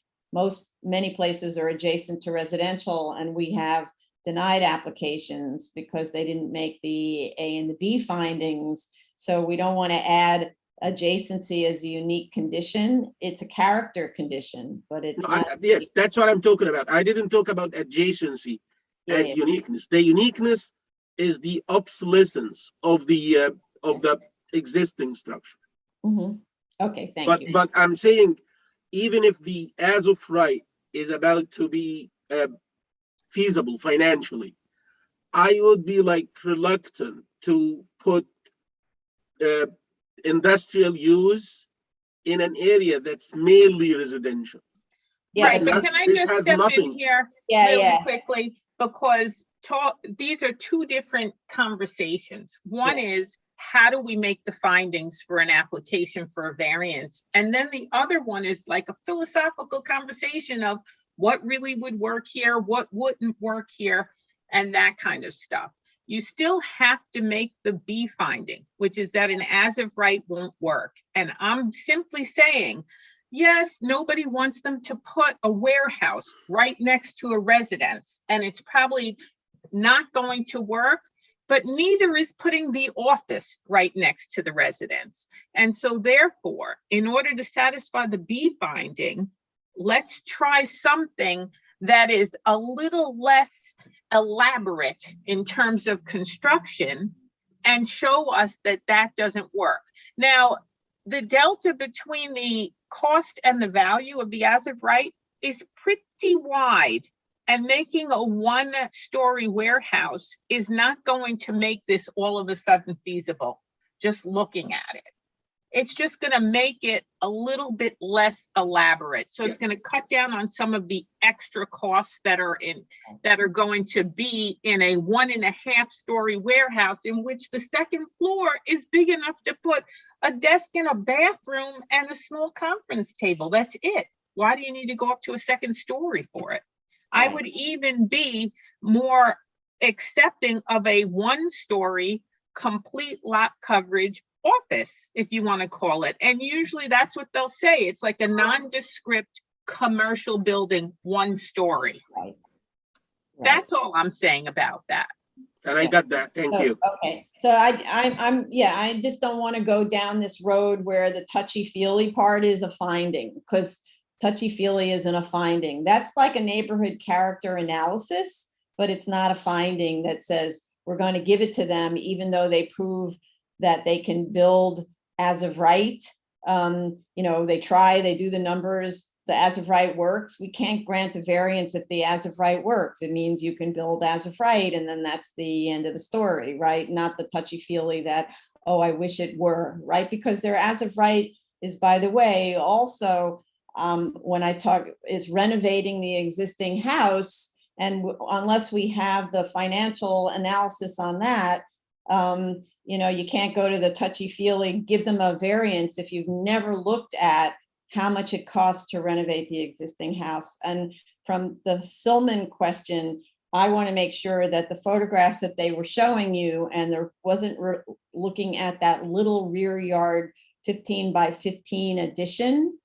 I know that it probably doesn't have a cellar, but some of the ground floor photographs that show, you can see sky through it.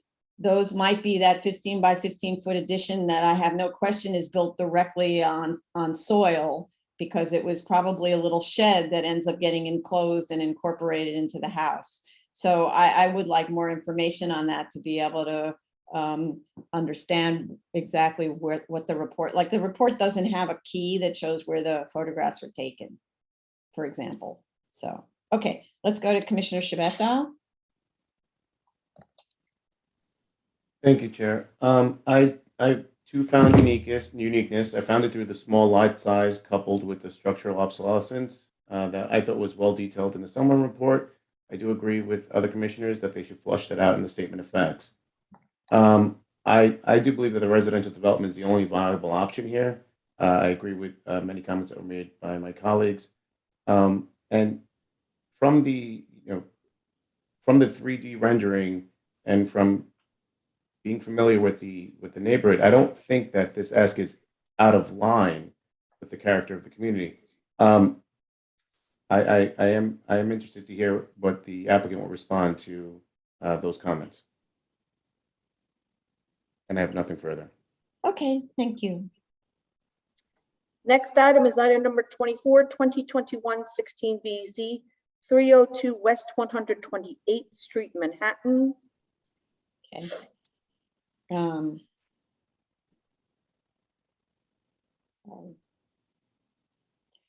We have proof of service of initial application and of notice of hearing to officials and neighbors. Community board recommends denial with 20 opposed and 10 in favor of the project. Those opposed cite lack of affordable units and lack of community benefits. This initial hearing has been postponed twice. The fire department issued a letter of objection related to rooftop access.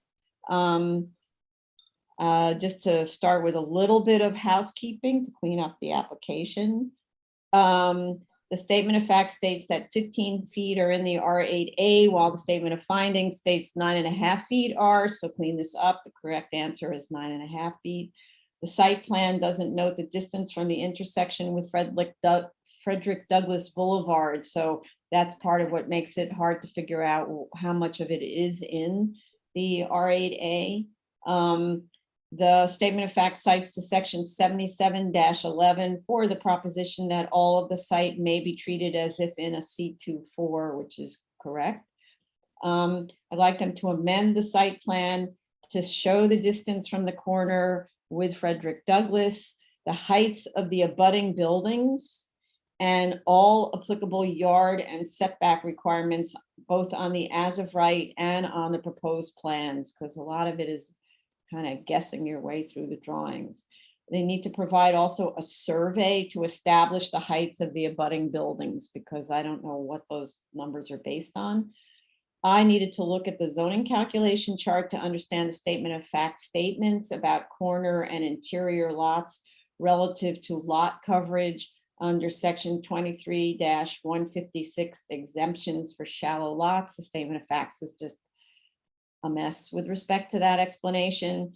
They kind of go through it with sort of a cursory statement without understanding what they're writing about. So it's better not to write about it, and then you find out instead in the zoning calculations or refer to them. Statement of facts also states that the site is exempt from quality housing. It isn't exempt from quality housing. It is in an R8A with a commercial overlay. So it must have quality housing as the residential portion. So they have to correct that. If there are certain things that don't apply to the building because of certain aspects of the building, then you say, because there's X number of units, that doesn't need to comply with section this and this, right? But it's not exempt from quality housing. That's lazy writing. And frustrating, because you're reading along. How can you have an exempt project in a contextual district? On the uniqueness study, comparing this 25 by 75 foot interior lot in an R8A with an allowable FAR for residential of 6.02, lot coverage of 80 to 100%, and commercial of 2.0, and located within 100 feet of a corner. So there's only a partial rear yard requirement. Of the 439 properties in the area, 40 of similar dimensions to the have similar dimensions to the subject. Since there is no right to be able to use all of the FAR allocated to a site, this is well established, there is no right to do that. And that is the condition throughout the city for any number of reasons. I don't see excluding from the study the 40 of those sites with lower FARs. If anything, this site benefits from the higher FAR, since the as of right it can achieve, as stated in the statement of facts, is 4.35 FAR as compared to only 3.44 FAR for sites in lower density districts. So I think they reduce the potential pile of comparable sites artificially, because by just saying that those other sites are in lower density districts, so we should exclude them, that doesn't make any sense to me. And besides, with 67 foot 10-inch height maximum, according to their statement, under section 23-692, a 7-story building with 9 foot 8-inch floor to floor height could be built on the site as of right. I wonder, why don't they just do that building? The adjacent building that is 67 foot 10-inch tall has 7 floors, proof that you can do it. And obviously a 9 foot 8-inch floor to floor height is a ample size. Furthermore, the statement in the statement of facts that the property is disadvantaged because it has to comply with rear yard regulations on the portion, the 9.5 foot wide portion of the lot, is a fact of zoning for any interior lot where you've got a rear yard requirement. So that can't be uniqueness. The zoning resolution itself cannot be the source of the uniqueness of a hardship. In addition, the site has an advantage over many other sites by being mostly within 100 feet of the corner, so that 16 feet of the site, 16 feet of the site's width can be developed full to the rear lot line. And the zoning resolution allows for a rear yard reduction to 22 foot 6 inches from 30 feet for the 9.5 foot wide portion, which allows for a 52 foot deep and also a 75 foot deep building. So if anything, this site has an advantage by being closer to the corner. I also don't understand the idea of eliminating from the comparison the lots that are very narrow but deeper. If significantly narrower than the subject, say 20 feet wide or less, that those sites suffer development difficulties that may be more extreme than the subject, which is only having to contend with a small rear yard and lot coverage issue, which may not be a burden on a viable development. So this appears, this application really appears to be all about wanting rather than needing to have 10-foot 6 floor-to-floor heights and a 7-foot 7th floor in a district with a sliver law that specifically limits the height street width of the lowest adjacent building height. The bulkheads look the same on the as of right as on the proposed, even though they have different dimensions, so that doesn't really make sense. The drawings look the same, but the dimensions are different. So the bulkhead waiver seems to be driven by the 10-foot height difference, which that is a result of adding the 7th floor using 10-foot 6 floor-to-floor heights. There's also something on the drawing on the front shared roof terrace on the as of right that's not shown on the proposed. It's not labeled. What is it? Also, they need to show the bulkhead permitted obstruction calculations in 23-62G3 Roman numerat 1 and 2 on the drawings. They need to explain in the statement of facts why a waiver is needed for them. Some of that bulkhead area is actually a vestibule for the elevator and stair, so you don't actually need that, or you can reconfigure the access points to those various things so that you reduce the street wall widths, because that's what the bulkhead issue is about, the aggregated street wall widths. But if you exit to the back, you won't have that street wall width added, or you can reconfigure it somewhat. And I didn't find deed information to establish that the lot has been held separately since 1961. And not just deed information, but a chart going through that. Those are my comments, Vice Chair Shonda. Sorry. Okay. So I just want to go to the community board's comments. In disapproving the application, the community board said, and I quote, "No guarantee that community benefits proposed by the owner would be completed." I just wanted to know, did the applicant specify any community benefit at the community board hearing? Because it wasn't clear to me. So if the applicant could clarify that. With regards to the as of right, the conforming plan sheet for the as of right 05.0 label needs correction. It is 2 to 6 floor plan, not 2 to 7 floor. With regards to, and I agree with you with regards to diagrammatically showing which part of it is corner, which part of it is interior, and where what regulations apply, and carry that over in the proposed also.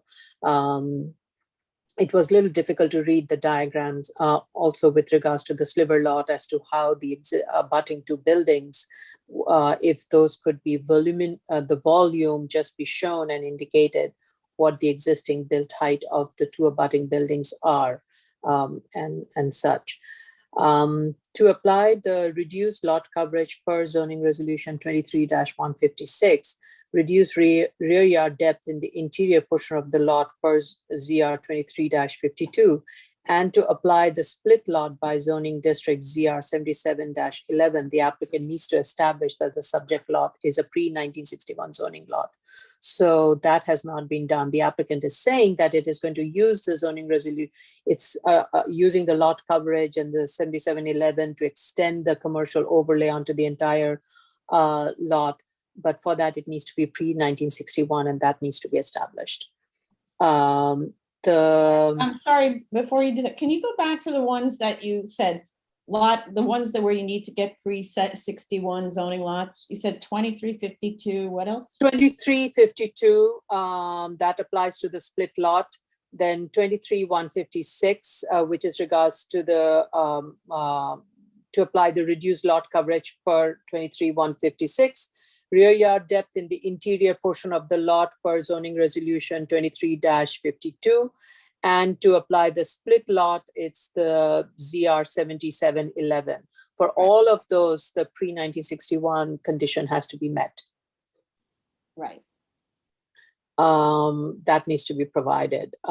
So with regards to the application itself, the applicant needs to provide visual diagram of the as of right bulkhead and the proposed and also in the proposed, in the plan and in elevation.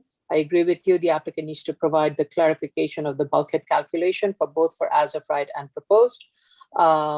Provide clarification if the mechanical equipment on top of the stair bulkhead is counted towards the permitted obstruction. And then why is the placement of the mechanical equipment in the proposed different from the as of right? If you look at the as of right plan, there is an area in front of the elevator that says ASHP that is placed in front of the elevator overrun. And I don't know if that is being counted towards mechanical or not, because visually it is not above the elevator. It seems to be at the parapet level. So my question is, what is that? Why is that different from the proposed? Provide a streetscape diagram of for the proposed and for as of right. Especially for the proposed, less so for the as of right. In the proposed plan, show the distance of the bulkhead from the street line. Also in the elevation and section drawings, outline the abutting two buildings with existing building heights. Makes it easier to read the drawings and the other things I mentioned. The applicant actually in the environmental said they would issue an E designation for hazmat and air quality, and maybe Jella can clarify that. With regards to the findings, I had a question as to, I don't know why such a large study area was identified for the uniqueness. We typically go for 1,000 foot, 400 to 1,000. This one looked at 2,000 foot radius, so I'm not sure why that was asked for. Based on the uniqueness analysis, the subject site is uniquely burdened by the narrowness of the site, and that is also shallow. In addition, the lot is not entirely a corner and partially in a interior lot. So combination of all of these factors does affect the ability to lay out the floor plate and creates development challenges. So it meets finding A. I have no comments on the financial. With regards to the neighborhood character, the abutting building to the east is a 8-story, 73-foot tall building, and to the west is a 7-story, which is 67-foot tall building. The proposed building will be a 7-story building that is 73-foot 11. So I'm actually okay with it. Also, the majority of the subject lot is a corner lot. 16 foot of it is in the corner lot section. So the proposed height, I see this as a transition from the corner lot as a step down to the lower heights in the mid-block portion. With regards to self-created, though from the actress, it seems the ownerships are different, and these were all lots over time that were sold from the city to private developers. They still need to provide ownership title chart.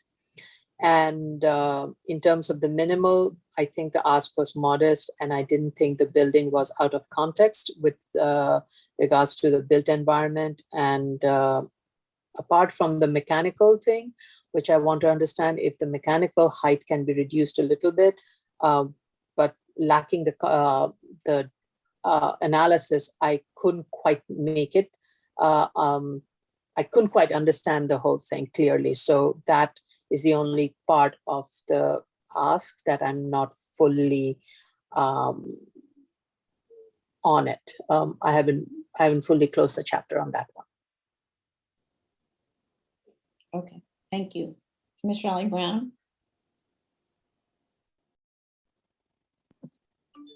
Okay, so to me, I'm not convinced by their uniqueness study simply because I really feel that it's really making this far more complicated than it needs to be. And if it's making it far more complicated, then I have questions as to whether or not this site is truly unique.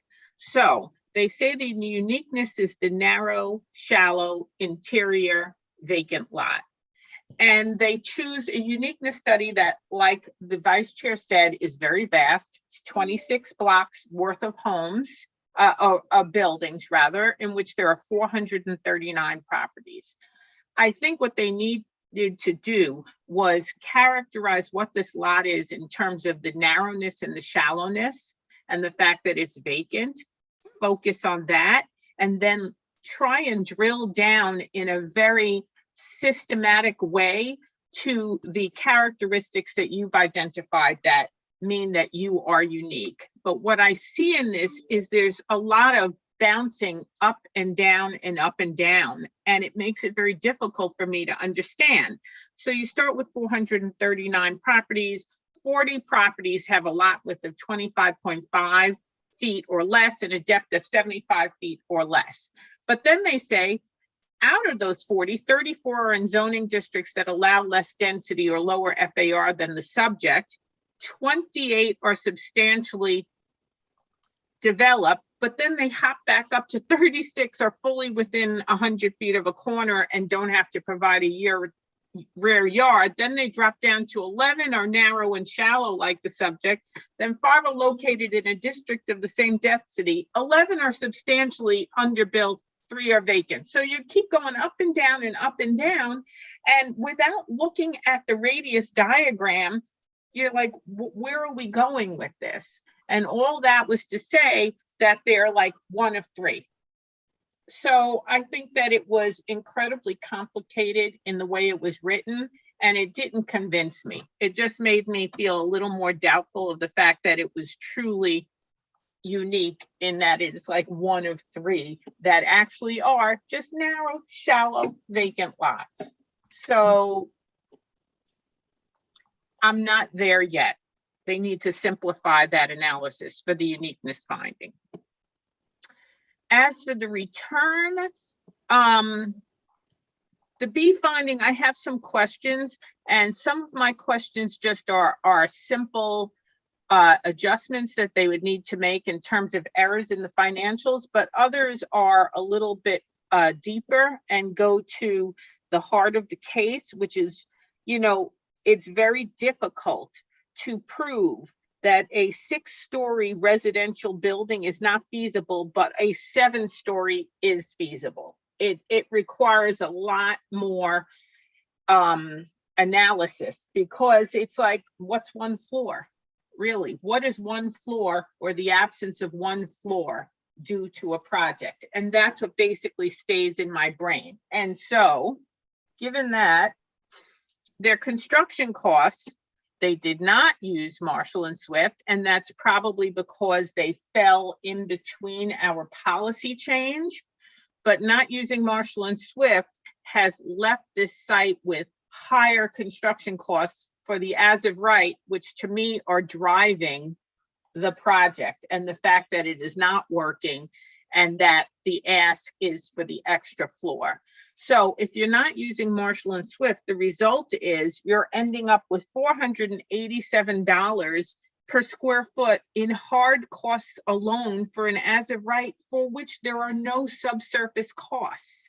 Then when you add in the $238 of soft costs, you're ending up with upwards of $700 a square foot for something that has no subsurface costs and probably don't have as many maneuverability issues as a site that's far more narrow than the 25-foot standard width, which is a standard width for residential development in Manhattan. So I'm thinking that they need to go to Marshall and Swift, show us what indicators they would choose, and come up with a cost factor, trim their soft costs so it only includes factors that are not included in the Marshall and Swift hard cost factor, and then come back to us and let's see whether or not the as of right truly isn't feasible. That's my major overall deep comment. Now I have just some minor comments that I wanted to add to it when they do go through the financials. For their site value, they have an error in their description of comp number 2. It says it's 4,950 square feet, but if the tax lot map for that tax lot is only 16 by 100, so they need to just make that correction. For their residential condos, their outdoor space is 25% of indoor space, and we always tell people use 50% of indoor space because we actually received an article that said that outdoor space is up to 50% of indoor space. So I want to make sure that especially for the ground floor and the top floor, which have the most outdoor space, that this is priced at the right price. I have a question about the stacking plans and the net residential. Here's my question. If there is only one apartment on each floor, then what exactly is being excluded from the residential floor area to result in a sellable residential that is 75% of the overall residential floor area? So if they could just total up what they're excluding on each floor so that we can just check against it and make sure that they're not including too much space, because that actually affects the total sellout of a project, which is based on the sellable square footage. And other than that, that's where I'm at. I really don't think that 7 stories versus 6 stories is going to negatively affect the character of the neighborhood, because there are mixed densities and mixed heights on the avenue, on the mid-block, in all of these blocks. And I don't think 1 story is going to make that much of a difference. Thank you. Thank you. Commissioner Sheta. Thank you, Chair. I do agree with what is said about the uniqueness study and the uniqueness finding. I believe it needs to be significantly simplified. I'm not convinced so far that there is a uniqueness on that side. I believe what's driving this variance is the cost for the as of right. And even with that, if you look at the financials, and I can show it here. One second.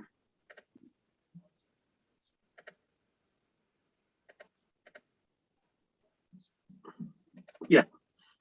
On here, if you look at the as of right, the financials shows that even with the cost of construction cost of over $700 per square foot, which is huge, that even with that, they still have some positive return. So I believe they need to go back to Marshall and Swift and provide us with the construction cost estimate based on that. By the way, the cost for the proposed even is over $700 per square foot, and this is including soft and hard cost. I did a very tiny exercise. If you just take the cost down to, let's say, 450 instead of 700, or even 450 including soft and hard, you're gonna see that the return is gonna jump significantly, and the project, the as of right project, becomes really generously, I would say, feasible. So I'm not sure if you have a case here. Thank you. Thank you. Okay. Hold on one second. Commissioner Shabeta. Thank you, Chair. So I did find uniqueness, but I do agree it took some time, and my notes looked a bit more like algebra. But I do believe that they should simplify it so that so it can be much more clear and for the record. I'm going to defer the financials to the statements that were made by both Commissioner Huntley-Brown and Commissioner Sheta. With regard to the character, though, I didn't see that this would be an affront to the character of the community. Since the other, and I don't believe this is self-created, since the E and the B are so related, I'm going to defer to Commissioner Huntley-Brown and Commissioner Sheta. Okay, thank you. Okay, Move on. yeah, is everyone okay? Do we need a short break? We're okay? Commissioner Sheta, I can't tell whether that's an okay to continue or okay to continue, okay. Okay, let's- Item number 25, 2021 40BZ, 157 West 24th Street, Manhattan. This is a variance to permit a 15-story mixed-use building, and we're still in the review session.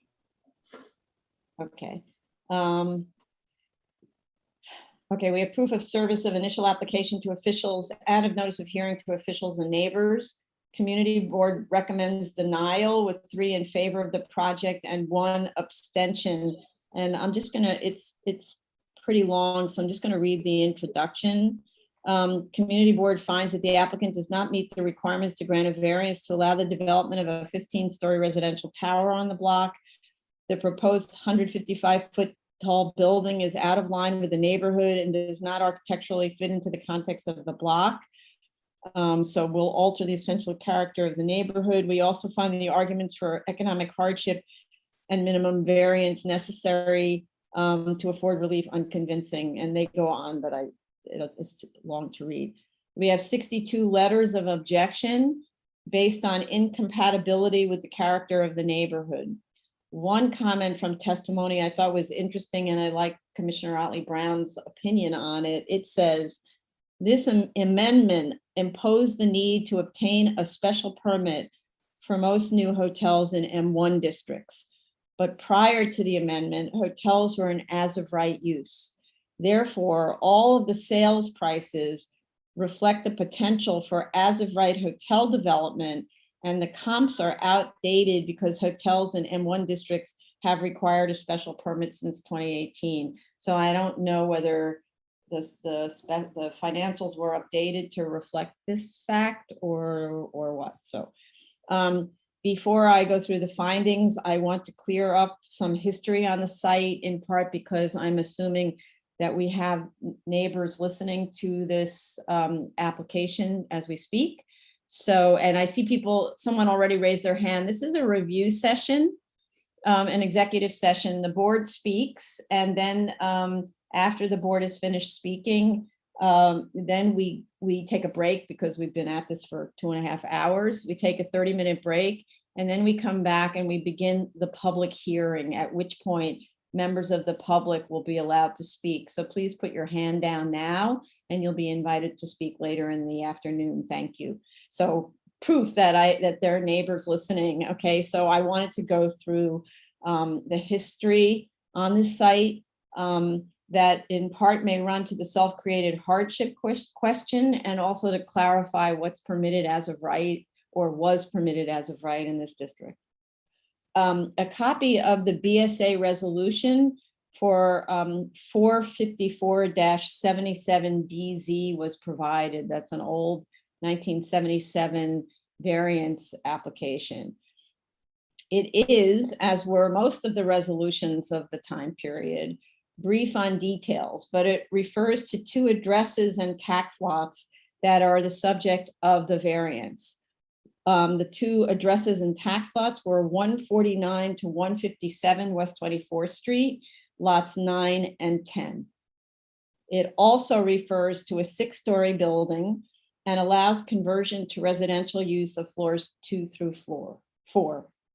Lot 9, so it referred to lots 9 and 10. Lot 9 is the subject lot at 157 West 24th Street. And lot 10 is the adjacent 6-story building at 149 West 24th Street. The 2016 certificate of occupancy for 149 West 24th Street refers to BSA calendar number 454-77BZ and shows residential uses at the 2nd and 4th floors only. The 1978 certificate of occupancy for 157 West 24th Street shows a 4-story building with residential uses at the 3rd and 4th floors. So according to this, in 1977, at the time of the variance, Lots 9 and 10 were a single zoning lot. So we may have a self-created hardship question here and other impacts, okay? According to deeds in 1978, and for the applicant's information, that's Real 384, page 1662, and also deed from 1980, which is Real 526, page 852. Lots 9 and 10 were held in common and sold as one parcel. In 1983, the two parcels were subdivided and sold separately, but there is no indication that the zoning lot was ever separated. With the removal of the existing building on subject lot 9, for example, so in other words, you raise the existing building, the floor area allocable to the combined zoning lot can be affected by the existing building on the zoning lot. So I'd like to know, what is the available floor area for an allowable use, since the lot 10 building is built very deep to its lot and may be overbuilt, in which case it grabs some of the allowable floor area as to lot 9. Okay. That's very important, all of that. So the applicant must address this issue, especially as to the self-created hardship D finding. On the A finding, as a standalone, lot 9 at only 20 feet wide is indeed a very narrow lot, but I'm not sure that you can look at it as a standalone. So that's why it really matters that it's a larger zoning lot that was never properly subdivided, and whether it even is allowed to be subdivided is a question that DOB would have to answer. It definitely was one zoning lot, because it was not only held in common ownership, it traveled on the same deed and one description. It's not like two parcels on one deed, it's one parcel on the deed. And I believe that's the lot of record that DOB refers to when it's talking about a zoning lot. So I'm not actually sure how you can look at this as a standalone site. This is the first problem, okay? So, but if it were a standalone site at 20 foot wide, it's indeed a very narrow lot and one of only 4 in the study area that is not occupied by residential use. On how to arrive at the B finding, the degree of hardship, I looked at the previously approved hotel drawings, the as of right, and the proposed drawings, the regulations that apply to this M16 zoning district and the adjacent C63X zoning districts, and the site context.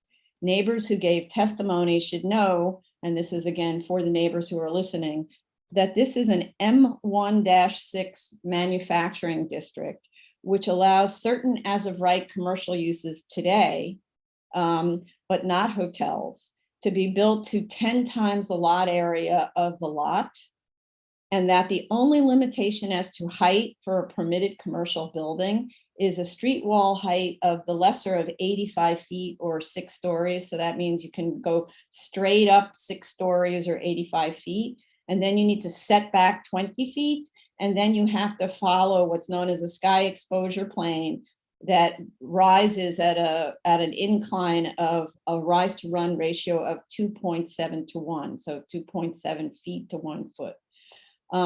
Hence, in 2017, the owner submitted plans to the Department of Buildings for a then as of right 18-story hotel building, which received DOB approval too late in 2019 to beat the clock on the hotel zoning text amendment that now requires special permits from the City Planning Commission, but which building could have been built had the developer succeeded in obtaining permits by April of 2018 and substantially completed construction by December of this past year, December 2021. The sliver law cited by many people who submitted testimony does not apply to as of right commercial buildings in this subject zoning district, this M16. The clearest zoning district in which residential uses are permitted as of right is the C6-3X zoning district that travels along 7th Avenue for 4 blocks, wraps to East 23rd Street, and picks up a bit of the mid-block for 250 feet west of 7th Avenue on 24th and 25th Street. And for the information, again, of the community, this board typically uses the nearest district where residential uses are permitted to guide its analysis when applications for residential use variances in M districts are requested. A C6-3X, which is an R9X equivalent residential district, is a contextual zoning district in which residential development pursuant to the quality housing bulk regulations are required. So it has a different set of criteria for the shape of the building. Section 34-24D states that in C6 districts, section 23-692, also known as the sliver law, shall apply to such quality housing buildings. Absent the sliver law, the R9X district allows for 160-foot tall quality housing buildings with a 15-foot setback located at between 60 feet and 120 feet on the street line. If the sliver law were applied to this site on a 60-foot wide street, the maximum building height would be the greater of 60 feet or the height of the lowest adjacent 6-story buildings. I note that the zoning calculation chart provided by the applicant on drawing Z01 of the proposed drawings also posits the R9X district as the model, but leaves out the applicability of the sliver law and exceeds the R9X residential allowable of 9. So I'm not really sure why does the applicant rely on R9X, but doesn't apply all the regulations of R9X. It exceeds the FAR, it doesn't apply the sliver law. So either you apply it or you don't apply it. They're sort of picking and choosing. I note also that the as of right drawing uses the standard setback rule for the conforming office use.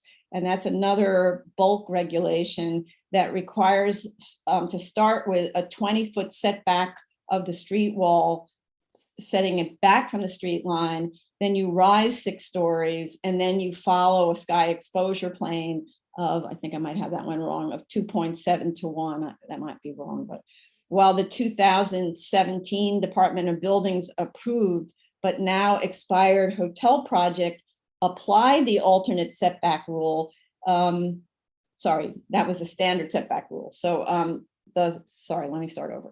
The standard setback rule has you rise at the street wall 6 stories, set back 20 feet, and then follow the sky exposure plane of 2.71.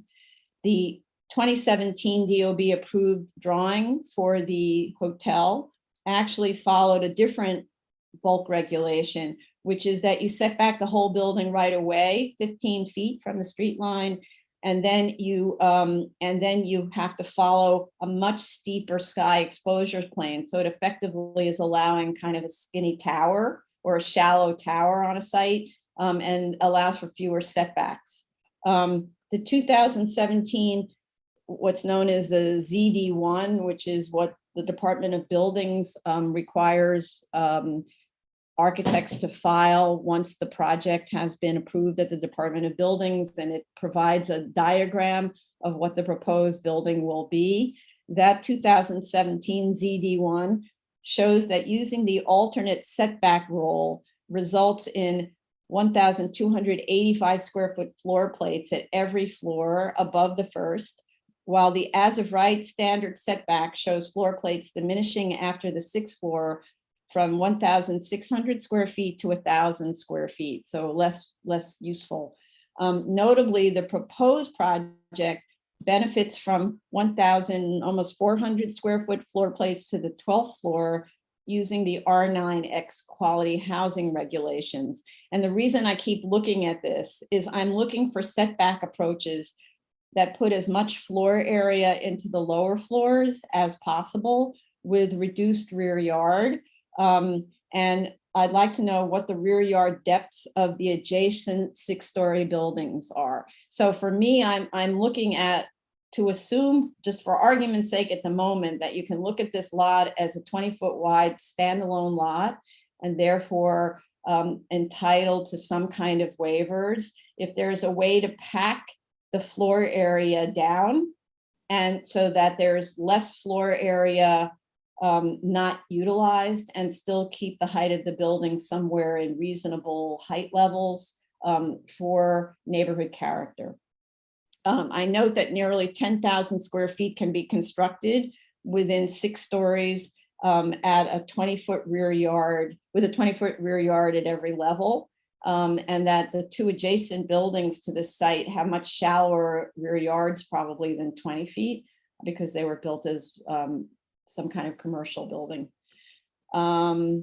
And so, as I say, I'm struggling with the impact of the proposed project on neighborhood character that would result in what I think is a permanently bizarre sliver building adjacent to 6-story buildings on a narrow street, which I don't believe the zoning resolution intended. I am also struggling with the minimum variance issue, since as stated in the previous application, there is, first of all, no requirement that a property owner use all of the development rights that are pertinent to its property. And second of all, that this board takes the position that a variance should not put an owner in a better position than its neighbors. A use variance is a very big waiver already. This is a manufacturing district, so that's a use variance. And if this had been in a C63X district, the height would have been limited by the sliver law. So I think there is, at the very least, in the interest of minimum variance, a series of compromises that should be made to allow for residential use, but to not allow for full development of the appurtenant development rights.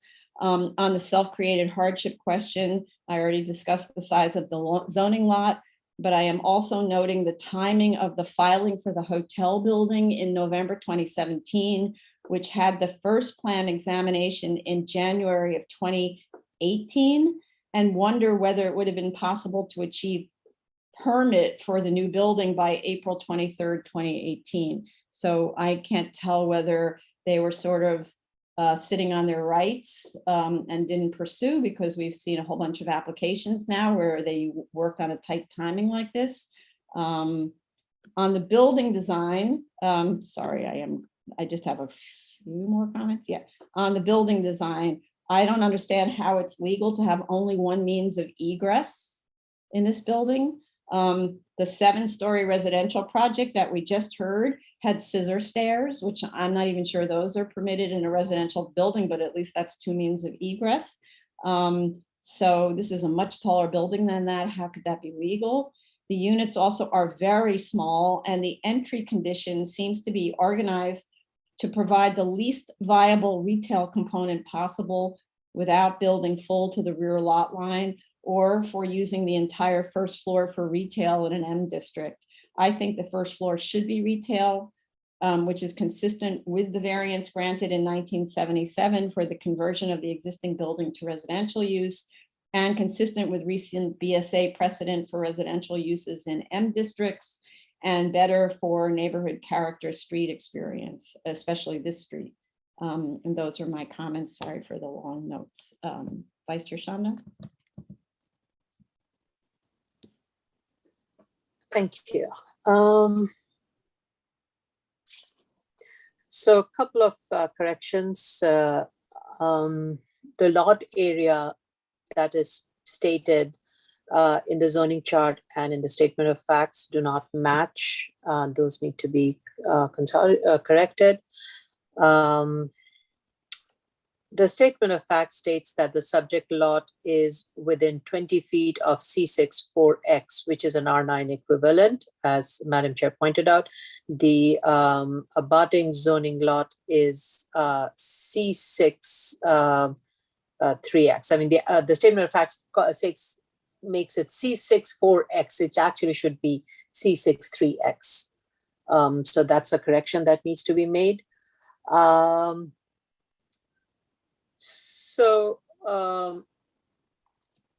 With regards to the proposed, I would like the applicant indicate the building height, street wall height, the setback area at the rear and the front on the elevations and in sections. indicate the depth of the rear open area, the light well in the cellar, and building setbacks in the rear on the first floor plan.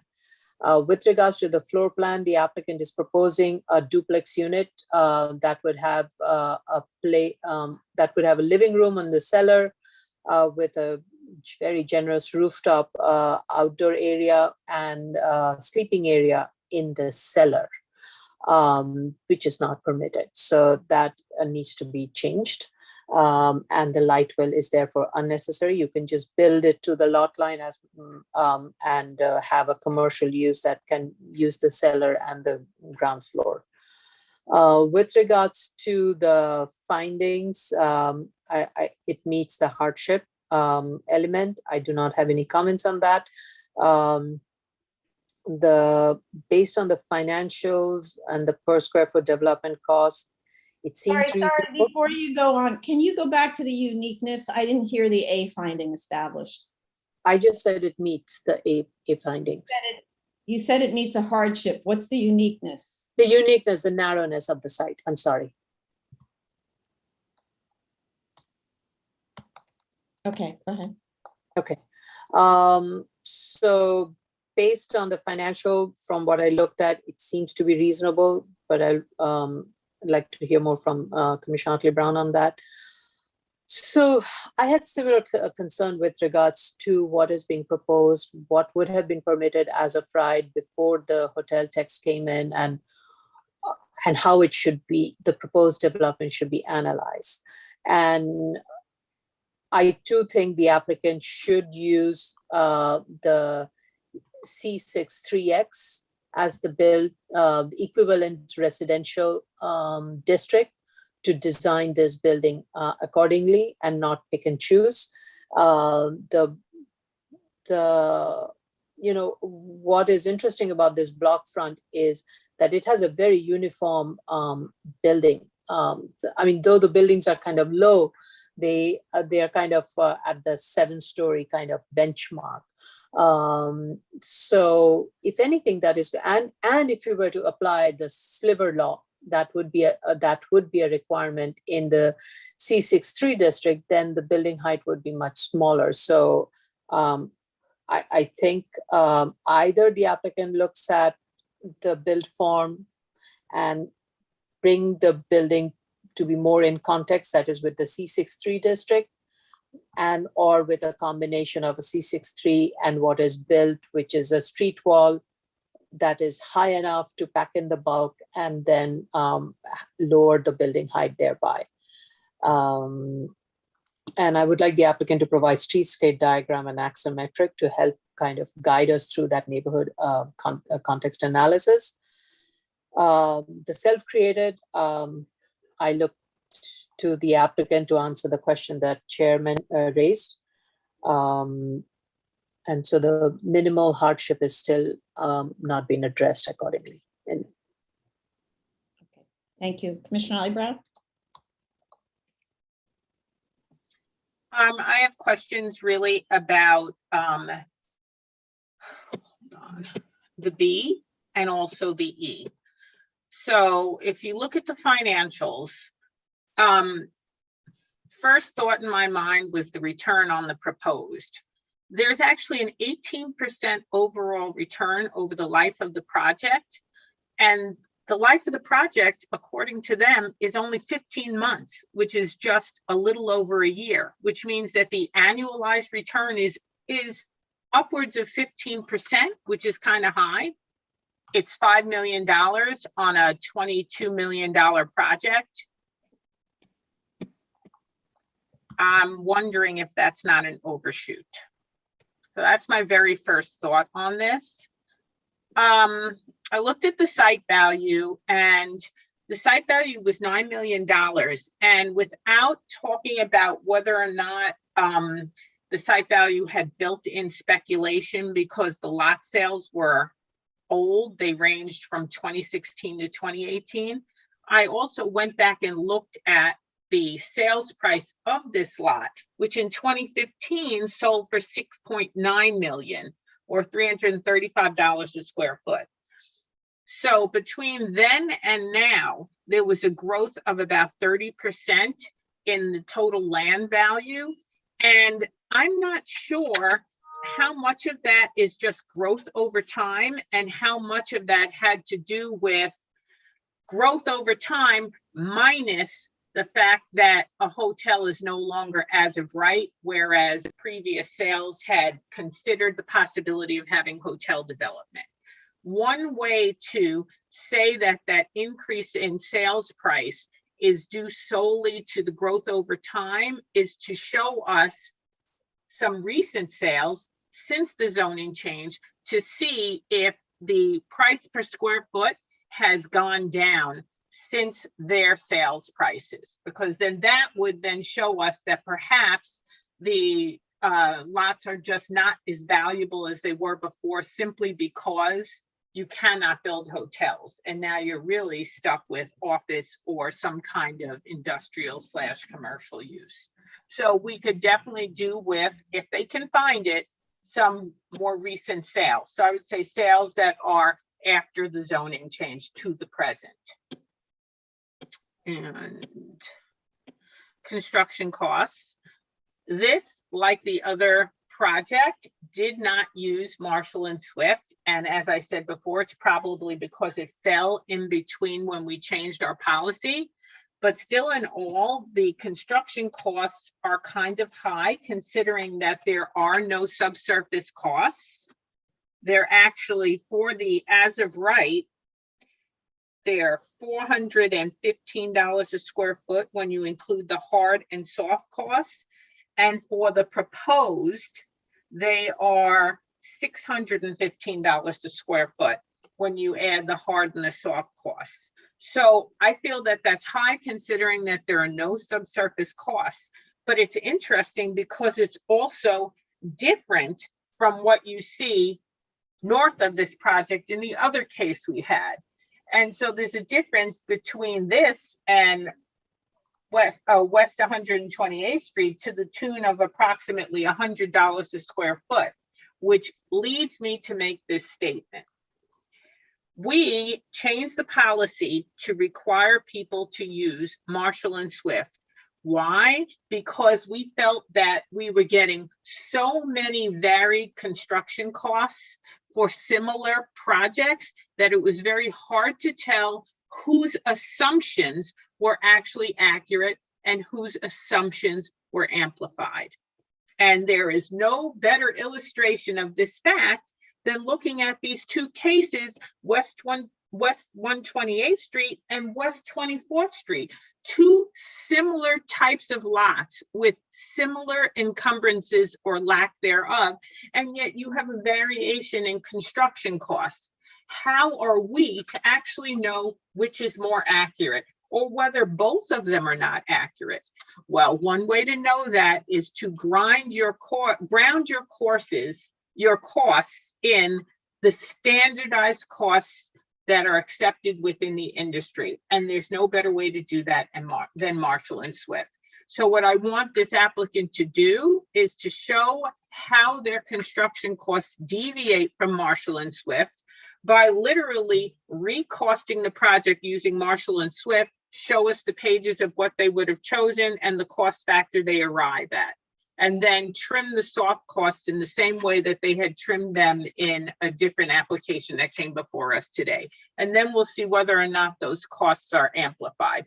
Because if those costs are amplified, then that's actually driving the ask, and the return could actually be even higher for the proposed than they actually initially estimated. And as I said, I think 18% in 1 year or a little over a year is kind of high. I don't think trimming the construction costs are going to make the as of right work because the delta is really high, and I'm not quite sure how far they would trim them down. But if they don't make these different types of adjustments, then we're not really going to know whether we actually have an accurate B finding and then build to an accurate E finding. Okay, thanks. And can you just speak to the uniqueness finding? To the uniqueness finding, I'm actually convinced by their uniqueness study drilling down to 3 properties. And I do realize that a 20.33 foot wide frontage, when you've got buildings on either side, actually does constrict the site for, number one, constructing, but also number 2, for actually attracting as of right uses. Because we've seen this before. When you look at the interior of an office building that's only 20 feet wide, when you get to the stair and the elevator core and the bathrooms, you've got a pinch point on that floor plate that is so narrow, you could get a wheelchair through it. And that's not very attractive for people who are looking for office space. Right. So I'm convinced by the uniqueness finding. Thank you. Okay, thanks. And Commissioner Shaitan? Thank you, Chair. I believe this site passes the A finding. I have no issue with it.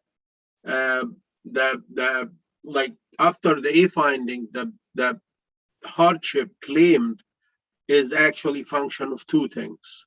Number one, in its entirety, it's if this is self-created hardship, then this is a done deal. There is no case there because the hardship is self-created. But if it's not, and this need to be investigated and prove to us that it is not, then we'll move to the next step, to the financials. And I did do the same analysis that Commissioner Brown did, and I did get, I'm glad to say that I did get the same exact figures for the construction cost, 415 or 416 actually for the as of right, and 615 for the proposed. 615 for the proposed.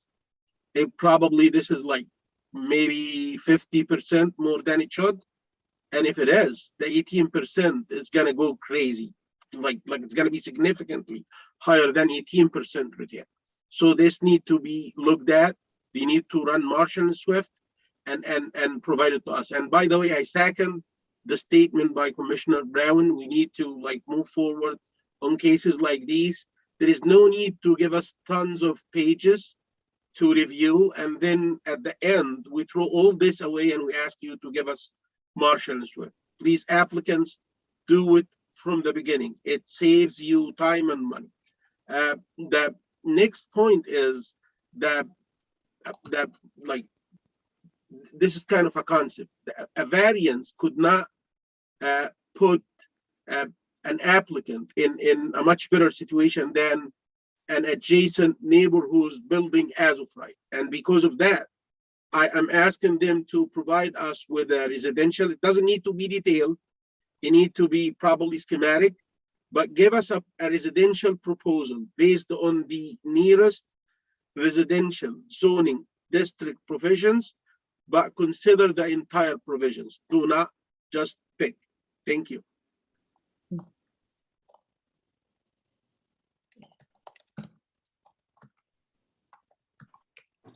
So it would be a residential district with the same constraints. So in other words, you pretend that this is in a C6 3X district, not that you go pick anywhere you want, right? Otherwise, it's Yes. not the same. Okay. Yes. Okay. All right, thank you. Commissioner Shabeta? Thank you, Chair. I did find an A, I did find a C finding, and I did find a D finding. Elaborate a little bit? Sure. The lot size, I believe, and their uniqueness study would certainly convince me of it. I want to defer again to the statements made by Commissioner Otley Brown and Commissioner Shetta, especially with regard to their return on investment in those months, with and using Marshall and Swift, so we can have a better idea of what is on an answer to the B, and also what would be the E finding, would be the minimum variance. As far as character of the community, I didn't find any. I felt that the project would be consistent. I just don't want it to be a windfall, as Commissioner Shetta stated. Sorry, the 170-foot tall building you found consistent with neighborhood character? I didn't find it. I didn't find it to be an affront to the character of the community. Okay, you might want to look into that a little further, just to tell you. I'll take it. All right.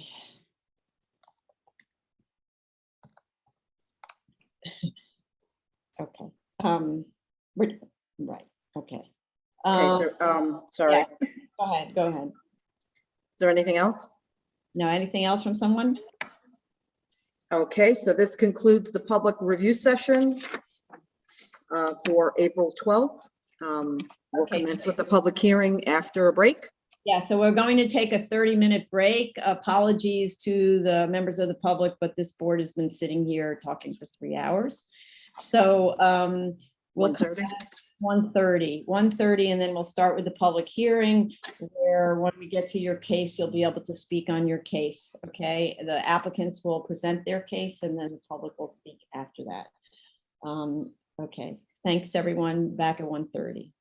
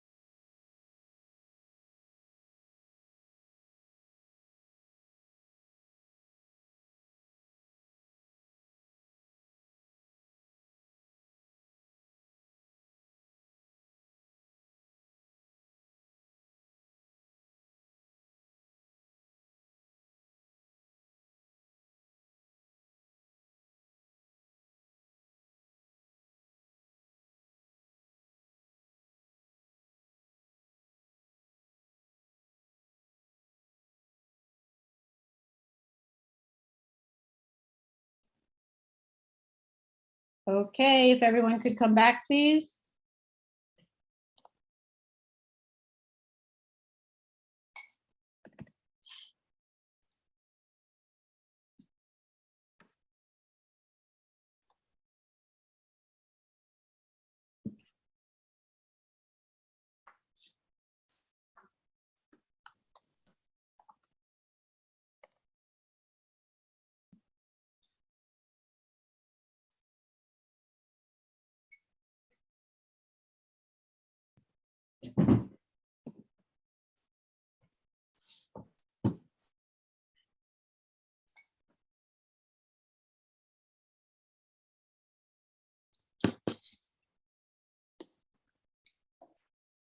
You ready?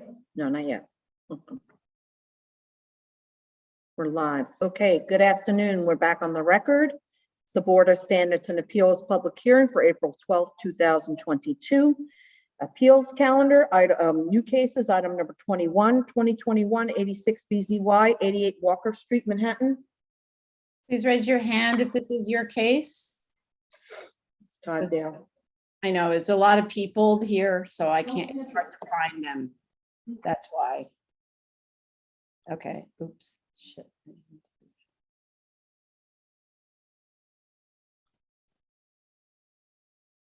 Did everybody see that the applicant submitted a No. proof of payment? Yeah, I saw it. Okay, Yeah, so to piggyback on that, they submitted payments for 4 fines, 4 violations. oh, okay. I emailed you and Carla also emailed you. I'm sorry, I was doing other stuff. I didn't see it. So that's payment of those open violations. Is that it? There's 4 of them. It's, one's for 5,000, one's for 2 for 6. One, I forgot the other one. Another Todd, one, 25. Okay, well, why don't Thank we you. get started? So instead of You don't have to be sworn in, Todd. Okay, tell us what happened. sure. Good afternoon. Todd Dale for the applicant. As was being discussed, the primary concern that was raised during review session was the fact that there were violations that had outstanding penalties. Just to confirm, those are no longer open. They've all been certificates of correction have been filed, so there are no open violations, either DOB or ECB issued to the site. With respect to payment of the 4 violations, I actually spoke to the property owner, and actually there's an appeal. They're seeking to appeal a few of those decisions, but in order to facilitate the board's review of this case, they did submit payment for all 4 violations that had outstanding penalties this morning. And that way, at least then the penalties are paid and they'll still pursue the appeal process. But in any case, any outstanding penalties are paid. Okay, so what I'm looking at is on City Pay, a printout of City Pay dated today at 10:55 a.m. Tried to do it quick. Wow, well, it's great that that's possible, right? Right. So a 5,000, a 6,000, and another 6,000, 2,400. Yeah, that probably covers it. I guess just for the project manager to check, because there's always time to catch up, since if we close this, then you have time to catch up in case there's anything open. If I could just interject quickly, I would say for ease of reference, if you refer to the Department of Buildings submission, they have an Exhibit B that says violations, and Yeah. you'll see that those 4, the first 5 on that list were the 4 with penalties, and they correspond to the amounts. Right, but. So for ease of you said- reference, But Mr. Dale, you said you had certificates of correction. That wasn't indicated in the letter, or is not in the BIS system either. So if you look at the Department of Buildings BIS report, they all say Oh, resolved, okay. certificate accepted. Okay, I'll just double check that then. Okay, all right, but so there's time to work on this. I appreciate that. So, all right. I don't think there was anything else. This was not the one. And we do have the DOB letter, right? Right, and the community board waived. We have the DOB. Oh, you need you wanted photos of continuous, the construction progress? No, I Oh, didn't. you're good, you're good, you're good. What I said was for future use, because there may be many more of these applications lined up, that the photos, the construction progress photos should be more comprehensive. In other words, what we saw was basically the first few floors clad and then the lobby. Whereas often what we got on the previous applications we heard last hearing, we got construction photos that are progress photos. So you see actually work done at the very beginning and then work done as of 12/20 or something like that, that is comprehensive. So you can really get a good sense of how complete the building is from photos. And in this case, I had to rely on Google image, satellite imagery to be able to see that the building is completed all the way to the top floor and there's mechanical equipment on the roof, right? But that should be part of that's not, my imagery from the satellite is not in the record, right? That needs to be in the record. So if you could submit, even if it's satellite imagery or other construction photos to establish in the record that the building is basically complete, that would round out the record. And for future, that's really what it should be, right? Okay. Do you want to go to the public? Yeah. And I just want to say, yeah, and then this is just a comment for future applications in case Mr. Dale's office is handling more of these. Please, to the extent that the applicant uses those AIA requisition for payment forms to get bank funding, use those, because they're a much cleaner way of establishing what percentage of the expenditures there are and how much is left. It's just a lot easier than a stack of checks. So noted, we'll take both of those under advisement should we file these in the future. Okay, thank you. All right, so yeah, let's go to the public.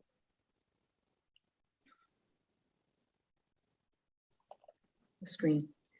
Okay, so the case that we're currently discussing is 2021-86 BZY, 88 Walker Street, Manhattan. This is an extension of time to complete construction. Should you wish to discuss, it is 646-558-8656 to dial in. Enter the webinar ID number as 984-6606-8932 pound. You will then press pound instead of the participant and ID number. Once you are in the Zoom room, you are pressing *9 to raise your hand, *6 to unmute. If you are in the Zoom room already, please raise your Zoom hand, and it is only 2021-86 BZY, 88 Walker Street we are currently discussing right now. Correct. Okay, so how much time, and I see one person who called in, and so I don't know if you called in for this Walker Street application, which is the only one we will take testimony on, but if you called in, you press *9 to speak on the Walker Street application, okay? All right, how much time just to get us photographs? And by the way, they could be satellite imagery, whatever you've got, just to get submitted to the record. So just to confirm, you would want, so just satellite photographs of any particular date or just showing, I may actually have photographs from on file from when these were taken that may show the complete building. I guess so you just want to see the complete building in the record. Yes, exactly. I could submit them within an hour. Okay. You know, this building is very close to being complete, so we're motivated to get it in and get a decision date set as soon as possible. Okay, so we could put this on for the next hearing. So that's the 4/25 hearing, right? So do, like you said, submit today. We will do that. Right. Submit today. All right. I don't see anyone raising their hand in the waiting room. So thank you very much. And I would like to make a motion to close. Chair Perlmutter? Aye. Vice Chair Chanda? Aye. Commissioner Otley Brown? Aye. Commissioner Sheta? Aye. Commissioner Shabeta? Aye. Okay. Thank you very much. Have a good afternoon. Zoning calendar, new cases, item number 22, 2019, 256 BZ, 1508 Avenue Z in Brooklyn. So Jella, are again, they still in a meeting, Jella? So there are many people in the waiting room, so please raise your hand if this is your case. My 2019, understanding is they're I'm ready. sorry. 2019 256BZ only, 1508 Avenue Z. Oh, the applicant team is ready, just. Oh, to let okay. you know. Yeah. Okay. Hi, good afternoon. Hi. I see some of the team is here. Okay, Amber, Kevin, Maurice, Barbara, I'm here. part of our team. Okay. I'm in the dark. In the waiting room, is there Alex Latovsky? Yeah. Oops. Okay, and Ivan Sherbakov.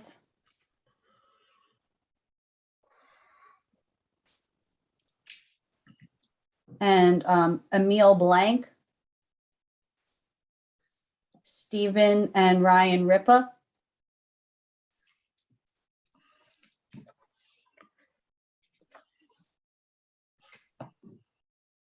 Okay, we have Mark Carson. Is he one of Yes, yours? Mark Carson, John Dwyer also.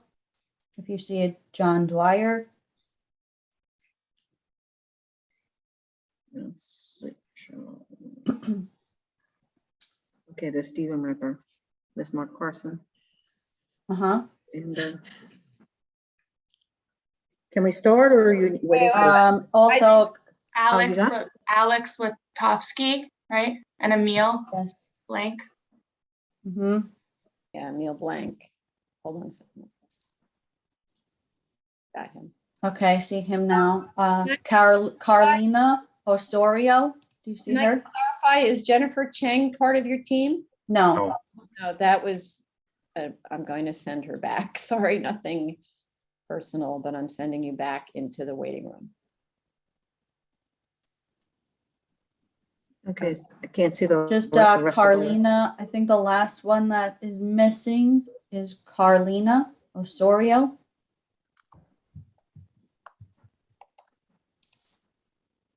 And also John Dwyer.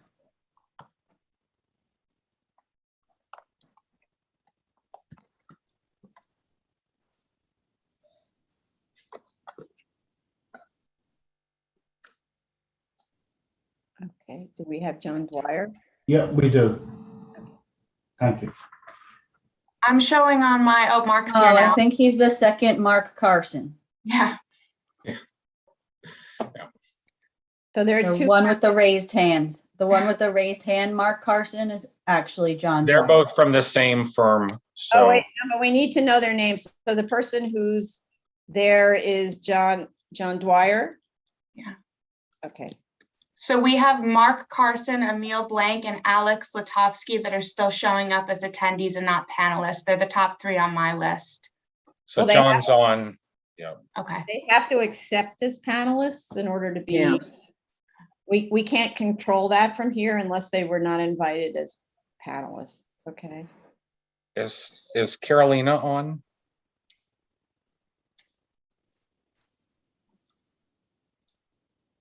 I don't see a Carolina on the list. So, yeah, let's not waste any more of the board's time. Amanda, if you could Yeah, send let's her start. the invite in Have between. everybody? Yeah, Oh, but just before, Kevin, before I you. have to swear them in. No, wait. There's someone who called in with the last three digits 196. That might be Carlina, in which case she needs to raise her Zoom hand with *9. Okay, otherwise we won't recognize her. okay. Okay, Okay. yeah, Oh. that was the person. So Okay, let me know when you're ready. hold on one second. Yeah. Asked to unmute more. Okay, so she's allowed to speak, and in order to unmute, you have to press *6. And can you tell me who? I'm sorry, more. Let's rename her. As soon as she's in. This is the person whose hand is raised. Can you hear us? You have to push *6 to unmute yourself.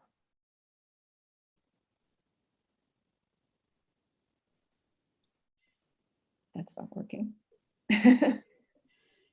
All right. Let's just see what happens because it's not happening so far. *6 to unmute on your telephone. Okay, well, whenever she comes in, we'll deal with that and you'll have to swear her in. Okay, Tony? Okay, let's begin. Okay. Everyone raise your hand and unmute, please.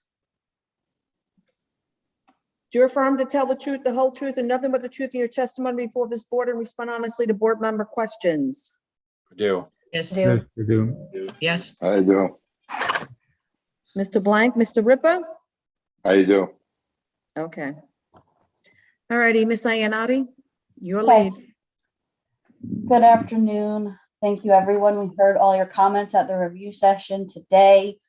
Just to briefly introduce the team we have here. Again, Amanda Iannotti from Sheldon Lobel on behalf of the applicant, joined by Kevin Williams and Amber Cartalian from Equity Environmental, Barbara Cohen and Maurice Beloy, who prepared the economic analysis and construction costs, Alex Latofsky from Cityscape Project Architect, Emil Blank and Stephen and Ryan Ripa, who are the applicants, John Dwyer and Mark Carson from King's Capital Construction, and Carolina Osorio from Structural Engineering Technologies. To start with some of the questions that Chair you had, we will review the appropriate use group and the appropriate parking requirement and revise all materials accordingly across the board should it be changed. In addition, we will request a single and separate deed search to show no common ownership since 1961. Moving on through the comments. Just Iannotti, before you do that, I just want to make sure that the deed search isn't just a stack of deeds, but it's a chart where you go through that. Okay. Okay. Okay. Moving on through the comments, a number of them have to do with the economic analysis and the costs. So we would like to move on to that to have a fuller discussion. In the meantime, I'm going to introduce Kevin Williams, who is going to discuss a little bit further the programmatic needs analysis that he and his firm prepared, and as well as the applicants to discuss their experience in this area and some of the design choices for the building. Thank you. Kevin Williams, Equity Environmental. So this has been a unique experience on this application. And one of the first things that I'd like to state, and I'm sure Jill has informed members of the board, I was on city council hearings all day, so I did not get to hear direct review session comments. I just got the follow-up notes from my team. So forgive me if I'm not as organized as I'd like to be, or I've missed something. So happy to pick up any of the comments and of course respond to many of the good questions that were directed to the application. So what I wanted to do is kind of start with a little bit of orientation about how the project has changed from the previous submissions. And we tried to sort of define that in a cover letter with this application. This project started in the Board of Standards and Appeals process, I believe in 2017, which is almost about the same time that I became managing director at Equity Environmental. So everybody here has been involved for this project in a very long time. And previously, it was intended as a long-term care facility for seniors. And then, as noted in our cover letter, zoning for basically flood resiliency that occurred later last year, and I think got approved in January or February of this year. Actually much earlier last year, required us to change the application in total. In terms, but try to retain the building structure. And what came out of that, and probably part of the confusion here in terms of some of the materials, which we tried to clean up as best we can with all the supporting studies, was that the applicant had experience and noted the desperate need in the New York City metro environment. And now more than ever, given COVID and all of the effects that's had on people's behaviors and causes depression, has basically directed the client to use their experience and skill in managing such facilities to transition this facility to a inpatient care facility, focusing on drug and alcohol and behavioral allied behavioral treatment for those conditions. And so that's a little bit of that background. And I also, before addressing some of the technical questions on the structural materials and the cost items, the backdrop to that is, kind of concurrent with our reevaluation of the facility. We felt it was necessary, and I know there was some discussion about whether or not this is a 7221 that would require a programmatic needs statement. And because the building required significant reconsideration of its spaces, particularly amenities, kitchen, space for staff, recreational space, administrative space, separated lobbies for visitors and for inpatient, it really required an adjustment, and we really needed to provide, it wasn't intended to provide a comprehensive programmatic statement as you would see on other types of applications, but a roadmap in order to interpret and understand how the operation would work. And of course, it's very difficult on a constrained building of this size. And a lot of the comments that came out, particularly from the chair, about, whether to alter the base height and that sort of thing and bring the building out to the street from the setbacks and the relative lack of open space to the number of patients. All of that is part of the complexities of the design here, because we certainly would like to have a lot more recreational space in this facility. So that's a little bit of background. And another additional little bit of backdrop before we go sort of iteratively through the comments is really directly to Commissioner Shetta's detailed review of the past application materials and the differences in costs. And I'm basically going to acknowledge this, and we acknowledge it in our cover letter. We failed to properly consider the encumbrances associated with developing this site. And it's something that I've sort of been aware of given my background with MTA construction from the beginning. And one of the things that we did kind of concurrently over the last 8 months, and it's been immensely difficult with the types of technical professionals that are needed, but really to get back in to address things with MTA and bring the appropriate team, which I believe we have, as documented in our cover letter, and probably the most experienced team that you could possibly get for a project of this type. We brought on Dr. Michael Rodniciano, former president of MTA Capital Construction, to provide a conduit and a connection to the realities of building a project of this type. We brought on his former chief engineer of MTA, Uday Durg, who is now at Jude Law OHLA, which is one of the top MTA adjacent construction and infrastructure firms in the city. We brought on King's Capital as a general contractor based on the realities, the construction sequencing and processing, monitoring costs, and having experience basically building similar types of projects with similar types of encumbrances, to provide both estimating reality to construction and to help interface with Mr. Bialy and Ms. Cohen on their efforts and to do the financial analysis. And so, that work that is in sort of your superseded folder is indeed superseded, because these are in fact real encumbrances, and they're real encumbrances that have been confirmed by the chief engineer of MTA based on a meeting that we've been trying to get for many, many months, that we were able to have a preliminary meeting prior to a resubmission to them on this project. And so be aware, and Shetta, Commissioner Shetta, this is probably part of your look through the documents. There are an old set of plans that were submitted and approved by MTA in 2014. But as you noted, the SOE and that sort of thing were only apportioned to a small portion of what is now an overall consolidated lot. So that those drawings have not been revised until we got concurrence from MTA that SOE shoring system and retaining wall was an appropriate application based on current standards of MTA. So I wanted to give you a little bit of that backdrop. And now what we'll try to do is to work through, some of the detailed comments. So as Amanda noted, there were a lot of comments based on how the design may be altered by the reconsideration of the use group. And this is something that Amanda and I discussed sort of at the last hour.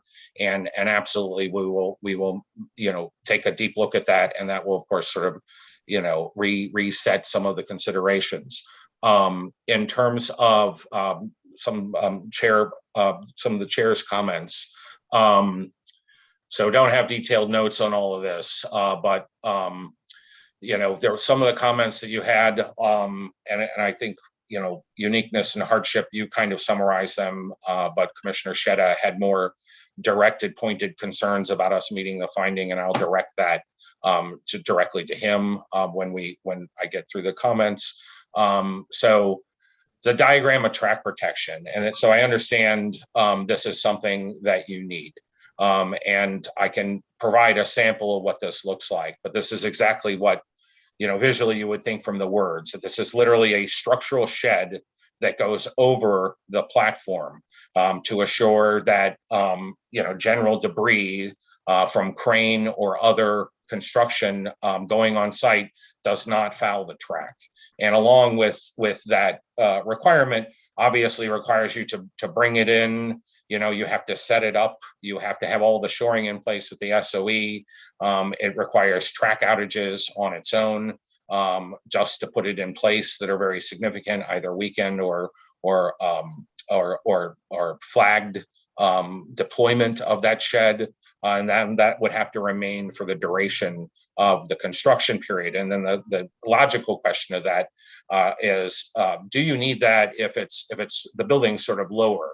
Well, if it goes above the platform level or otherwise uses a crane, it's required. So an as-of-right building put here, even one of modest size, would be encumbered with both the same SOE and track protection costs related to that shed. And that is something that I absolutely wanted to confirm 100% with MTA, that there was no other way to avoid. And basically he indicated that it is a requirement to actually construct here, where we literally share the lot line, and structurally our building would be directly adjacent to the site. There were other burdens mentioned in the statement of facts. We did not, because we have a lot of experience going before this board, trying to identify the delta of a hardship. I think the point there was that it's complicated to document, flood proofing cost or water runoff, from the MTA and other various types of components. That doesn't make them not a hardship. It just makes them not a part of our case. It's as simple as that. And then I thought you asked a very good question. At least I have the note, Chair, about this. Given the burden of the cost of 18 million and an as-of-right cost of 14 million, why in God's name would somebody want to build here? And I think part and parcel of the process of attempting to build here has basically led to the notion of the lot assembly that's been done over the course of the years, because the hotel that was considered many years back, 2014, 2013, basically couldn't pan out. Either from a design standpoint or from a cost standpoint on that portion of lot. It was just too expensive to build. It had encumbrances on fire stairs that made it difficult to put in place. And so that basically got aborted, which basically started this entire process of trying to find a way to capture value to make this site relevant rather than basically a structural berm for the MTA elevated track platform. And then some other comments about lifting the floor to clear the freeboard, to not spend extra on floodproofing. And this is sort of allied to a comment the Commissioner Sheta had of like, why don't you just fill the site, tamp it, build above it? And I'll kind of address that later. I think basically they wanted to, you need to sort of provide access. And, at the end of the day, we'll discuss this, the sort of structural costs between excavating and shoring are basically going to be quite comparable with sort of raising the first floor above that. And also the first floor is lobby, non-occupied space. And I think some of that may be relevant to the double height that was proposed in terms of having occupied spaces, but that's really a matter for the architect to discuss. Page 23 chart backup. I just have a note on this, guys. I'm not sure what that refers to. But we can come back to that. Okay, so in terms of the facility, this is indeed intended to be an inpatient care. And, Chair, I went back and forth many times about whether to annotate the floor plans as bedrooms or treatment rooms. And so absolutely properly noted, they are double accommodation, as it does note on the site plan where there are 2 and 1 bedrooms. And Amber, I believe the count that we had was how many space? We have 7 treatment rooms per floor, 4 of which are 2 occupant, 3 of which are 1 occupant on each floor. It's the same for each floor. So that equates to a total of 63 treatment rooms and a total patient capacity of 99. 99, right. And so it's not intended that this would be sort of ambulatory transitory care, but there is a wrinkle here that this is not a prison, and that people can come, the intent is for people to sign up at a minimum of 30 days. This is meant for a serious place where people, can get respite and handle the multiple connecting psychological issues and the treatment for whatever behavioral substance abuse disorder that they may have, but it's not intended and would not function as having an ambulatory component to it. So you can just hop in for weekend care or weekday. The whole design of the building is structured to that end. So one of the points here is previously the 16-story on lot 3, I think, was an original filing for denial, and that there were some pre-meetings when you used to do them like half a decade ago, which seems where I think the indications were maybe the height was a little high, and so that is just a remnant of the past history on the job. In terms of the B finding, Just 1 second. Yeah. 16-story on lot 3 was a filing for, in other words, to try to apply for a variance, and that's like a remnant? Or that So good question. Emil or Stephen, do you have background on that question? You guys have to unmute. Yeah, Chair, we'll come back to that. Amber, if you would highlight that. Yes. Stephen, go ahead. Yes. Again, please repeat the question again. Stephen, there was a DOB filing on a 16-story building on lot 3 for a use group 3A long-term care facility. And I guess the question is, how did that occur? And I'm assuming that was basically after the hotel, use didn't work, you pivoted to this. Exactly. That's exactly what we did. And that was intended use until Mayor de Blasio changed and the whole flood came.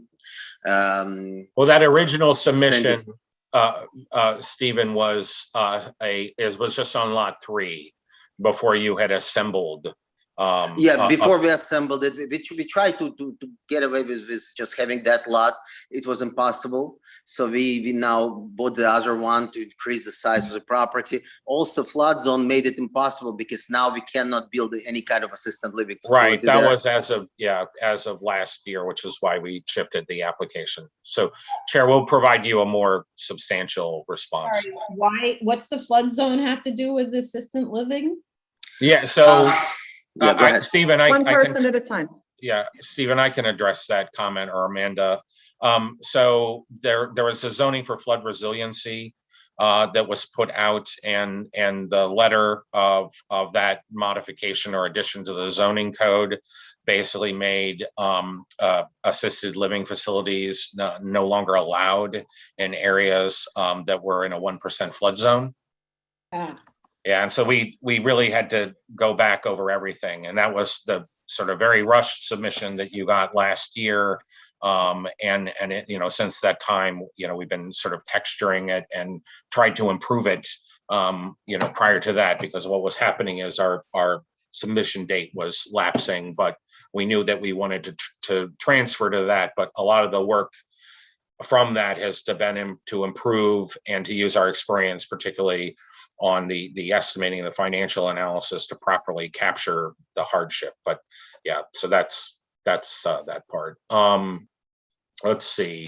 So, but before we go there, then I'm, as to the use group 3 use that we're talking about, is that the use group use that's not permitted in? No, yeah, No?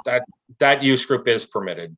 Okay, all right. Yeah, it's the long-term care facility that's not allowed, but this version is specifically defined, and we'll make sure to respond specifically to that language in the ZR amendment that basically obviates the previously proposed use.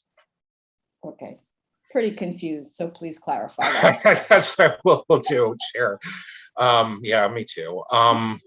So on the for-profit developer and no nonprofit institution behind this. And so just to confirm, Stephen, just, and I wanted to state that the owner will be the operator of this facility. And Stephen, this is to be a for-profit care facility, correct?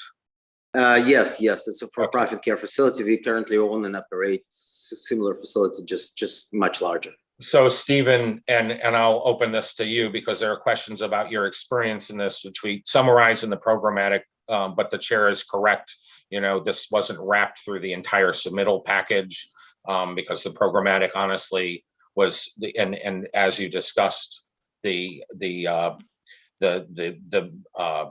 venture and the experience, as we discussed with Ryan, wasn't fully documented as we were working on the plans. And so in terms of reference to your experience, it wasn't carried through all of the application materials, probably in a direct fashion, which is one of the reasons why, we wanted to put it out front in the cover letter and in the programmatic. But if you would speak to some of your experience and the nature of the facility, and how that relates to your experience in New York for the board, that would be great.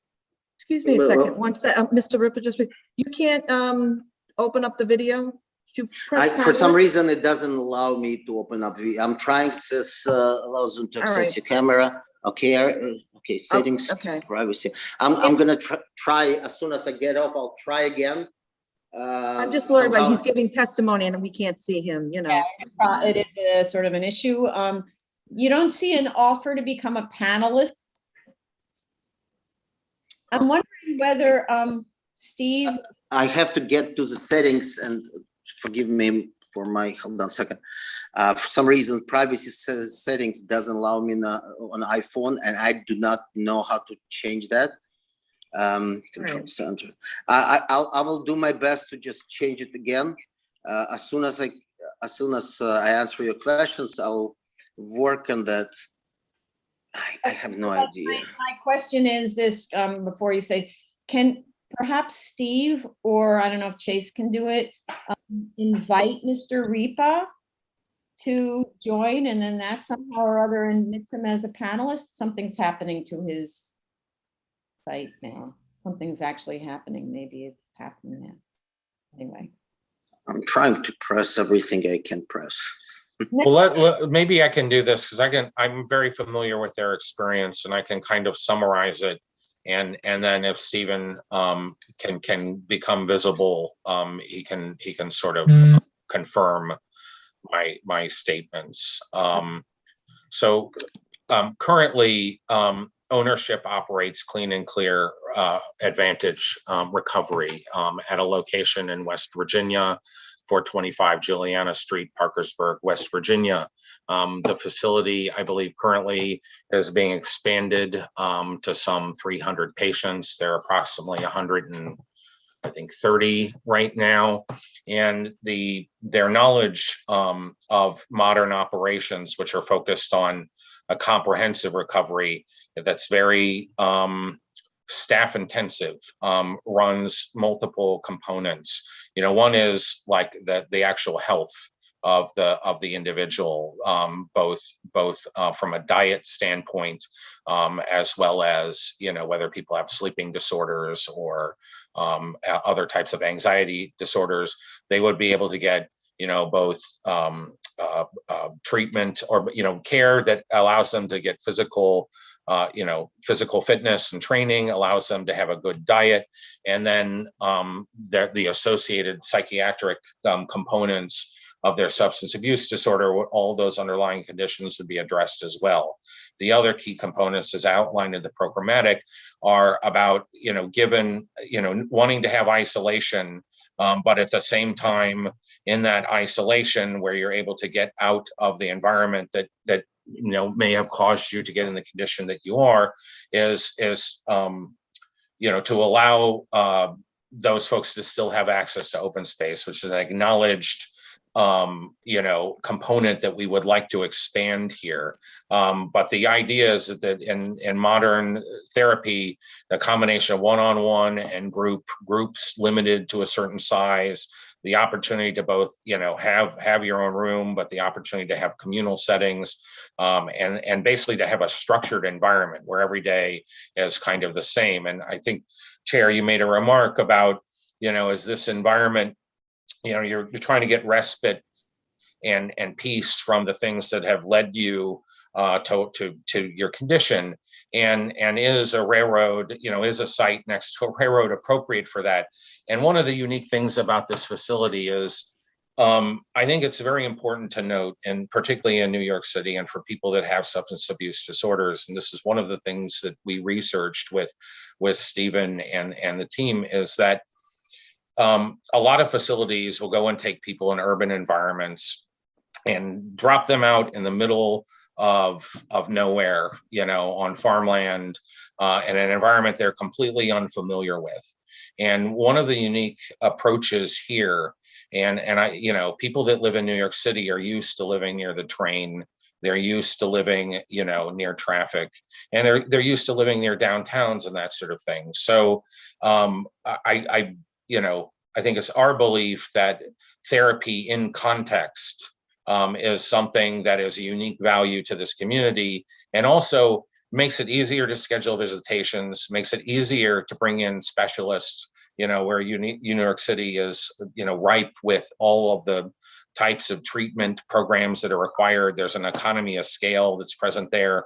But one of the things in terms of the design of the building is, both the consideration of vibration and the cladding system that's present on it, the terraces at several levels are to at least attempt as best you can in what is a New York, constrained New York City world, to provide those type of accommodations. And yes, you're not going to get 100% peace and quiet, but the building is, vibration and noise isolated. All the terraces would have, as required by DEP, the protective shielding from noise, and that sort of thing. And we've taken readings out at the site, and they're not nearly as bad as we see at other locations. So, those things aside, and with the sort of economy of scale benefits being located in New York City in terms of the types of professionals and the type of environment that they seek to translate from their experience, which is basically, complete separation,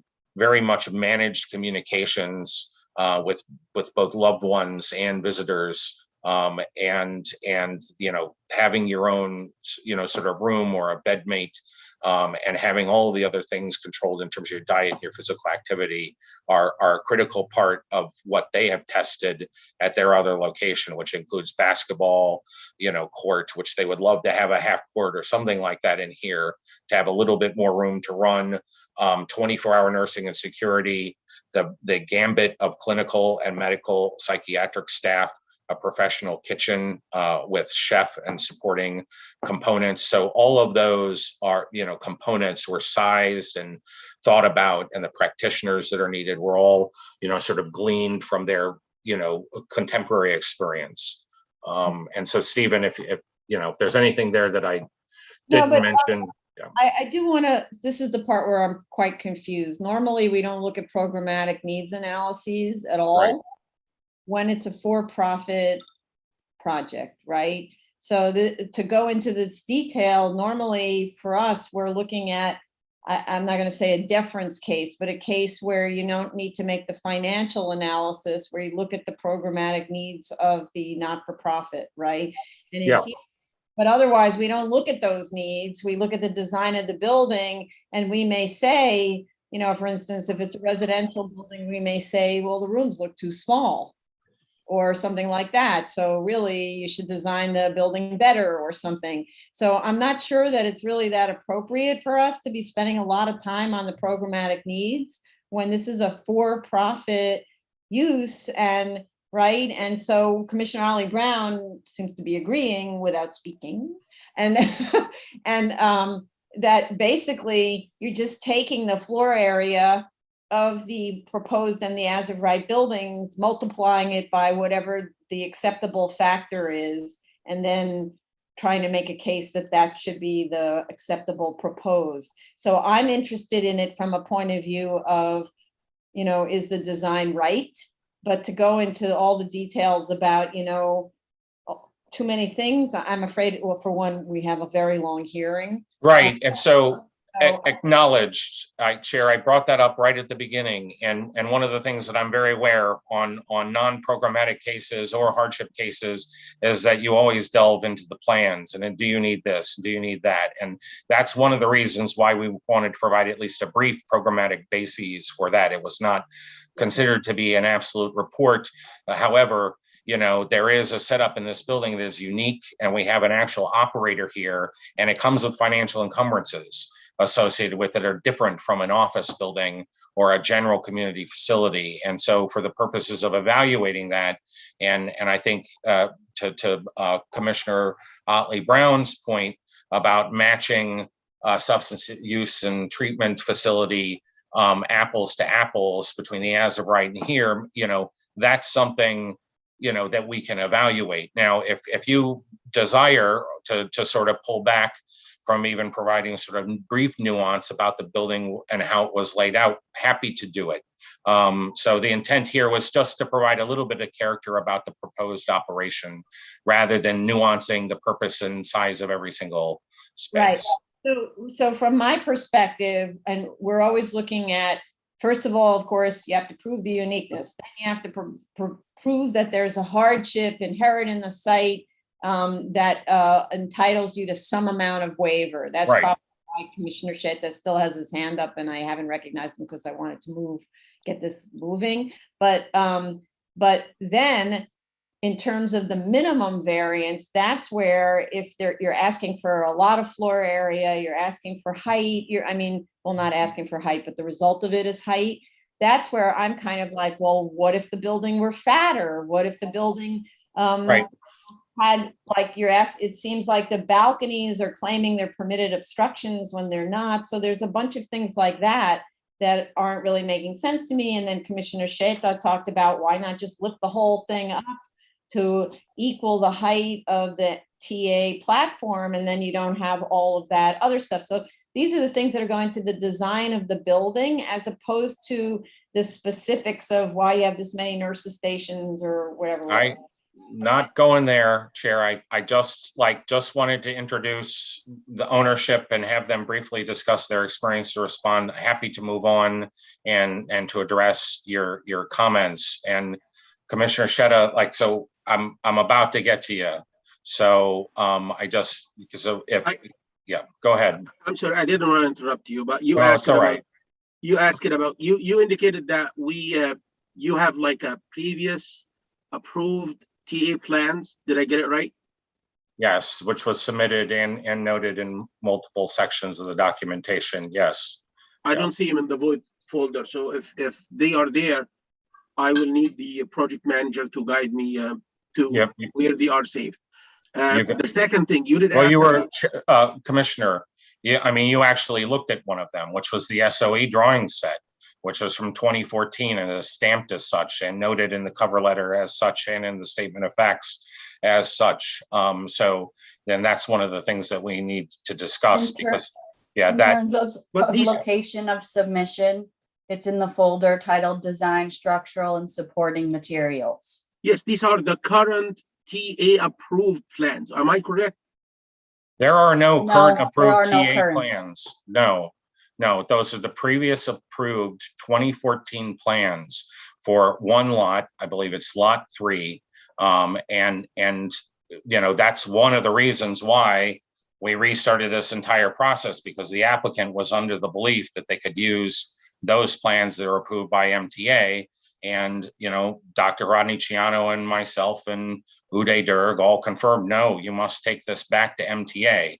And it's literally taken us 10 months to go back to MTA and to get in front of the chief engineer to discuss the project. So That's also why it shows half your questions about half the elevation and half the support. That's why it shows half. We need to redo those drawings and resubmit to MTA to show the entire thing. So why we are on a hearing then?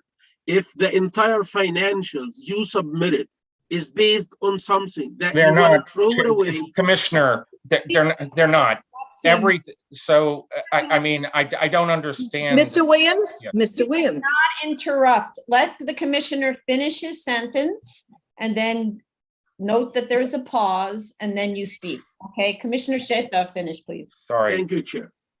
If you, what I'm getting now is the current TA approved plans that we have on our files. We're gonna be resubmitted to the TA and updated. Am I correct? No. Yes or no? Please, may I respond? So we have prepared full structural set foundation. The only thing that has not been modified and not estimated by expert professionals in this field is the SOE drawings. Now that system, we wanted acceptance and concurrence from MTA chief engineer that is the recommended approach to be applied to the entire linear frontage of the site adjacent to the rail. We got that meeting approximately 2 weeks ago, and he concurred that system is to be accepted. So we have a comprehensive set of drawings, including foundation based on geotechnical, structural for the entire building. So this is not based on guesswork. And again, the people that were brought in because of their experience with this type of work, and with reference and deference to the previous foundation system and SOE that was prepared. So no, we have very deep assurances that what was previously designed and the new design document sets that we have are items that will be approved by MTA, but we don't want to go and take 100% construction drawings or even 30% DDs to MTA to get approved. If the board is going to come back and chop 6 feet off the building and require setbacks here and there, or if we're going to bring out the massing and the bulk of the building to the street frontage, which may affect the foundation system or other considerations associated with the job. So I don't feel like we're wasting your time. We're trying to save your time here. And we've done a lot of work to make that happen. No, I'm not talking about design drawings. And you understood what I said. What I'm saying is the current financials before us has nothing to do with the TA drawings that we have in our folders. Is that correct? Correct.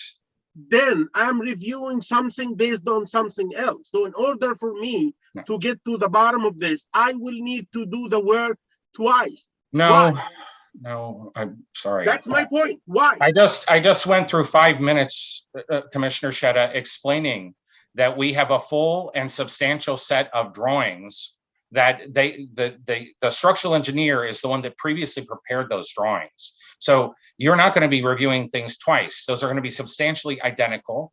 The cost estimates that Barbara's prepared and that we brought a private contractor on, that we have brought one of the foremost engineers and builders of rail appurtenant structures in the world to this, to provide drawings that are above and beyond what you would normally see in an application of this type. So we're not going on gross quantities. This stuff is based on design and shopped on the street by King's Capital to get estimates that we could evaluate in terms of the standard generic estimating processes. So no, the foundation system is not going to change. The SOE approach is not going to change.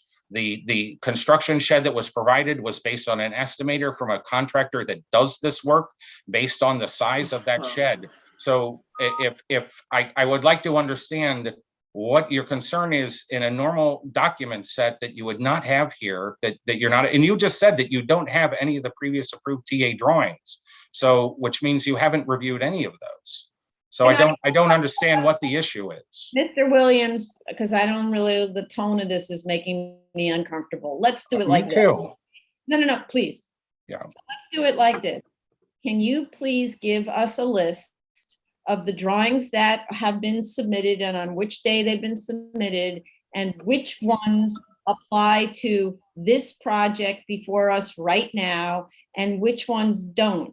An easier way of doing it, maybe from our perspective, is because we have Jella, well, all right, but I don't want to, Jella, you can take that off the screen. Let's not do that, okay? And which ones don't, okay? I think the best way of doing this is to void out, like put a void stamp on the drawings that don't have to do with the project that's before us and leave as relevant the drawings that do have, like if it's a set of drawings, like I'm looking at S100 first floor framing plan, if that's pretty much like it's what it's going to be, then that's a drawing that stays in the set. And if it's not a drawing that's relevant, then it gets voided out as going to be replaced. But my other part of my question, so that at least we know what we're supposed to be looking at, because that's part of the confusion. You may not understand, and this is why maybe you're getting so upset, Mr. Williams. I'm not upset. Listen, we review a gigantic stack of PDFs, and we're just looking at this pile of PDFs and trying to figure out our way through the project, because we don't actually have like follow the bouncing ball instructions in any documents. So instead we get like a pile of drawings. We look at the drawings, we think it's relevant until we figure out that maybe it is or it isn't relevant, okay? So you could help us by giving us easy to follow instructions about which drawings are relevant to this project. And then I'm noting that you're not the structural engineer or the geotech engineer, and I don't know if there's that one of those people is actually here. Yeah, I'm here. I just got on. Sorry. And Chair, may I just digress for one quick second? So I'm very aware of how many applications, and I stated it repeatedly. Like we supplied this roadmap to the board, and that's why I'm frustrated. That clearly describes the drawings set for review, indicates that they're superseded, and what was to be reviewed. And so my concern is, despite all attempts to provide an incredibly organized submission that supersedes previous submission, acknowledges in that cover letter that this is a new submission with new documents, that somehow that got lost in the shuffle. And so forgive me, I tried with all absolute care to provide you a roadmap to assist it, and obviously it failed. And so I guess to Commissioner Sheta, absolutely, I intend to start directing questions to the appropriate professionals. And maybe one thing that would help is to understand what you did review, so that we can respond appropriately. Okay, thank you. Now that TA drawings that we currently have, if you want me to share them on my screen, I could do that. No, but the ones that okay, no. Okay, I'm not gonna do it. Okay. But the ones I showed before, are these the ones that are tied to the construction cost that is submitted to us? In other words, if I looked at $11.9 million shed item, should I see this on the TA drawings that we currently have? Yes or no, please? No, sir. Thank you. Okay. I made my point. I'm pleased to hear it. Okay, and we'll try to remedy that. Okay. So, and you have to understand that PDFs get submitted however they get submitted through whatever process, and then they get subdivided, and then they get put in folders. And to the extent that they're not together in the folder that they need to be, I am not really sure how they get separated, but they do. So that's why bouncing ball has to say, and it sounds stupid, but it does, not attached you'll see, but drawing Z003 dated such and such will show you the following, right? That's how we actually can follow along. Otherwise, I actually didn't even find that drawing until now. And then just a complete deference, it's immensely complicated for me to sort through the history of this project. When I've taken a heavier role on this project, and Commissioner Sheta, everything I tried to do on this project in terms of bringing in the experts and coordinating the estimates, was with deference to you and your expertise and your concerns. And so we will absolutely provide a consistent set. And so just for the record, the only thing that goes back to the previous MTA set is the SOE drawing. Everything else is new.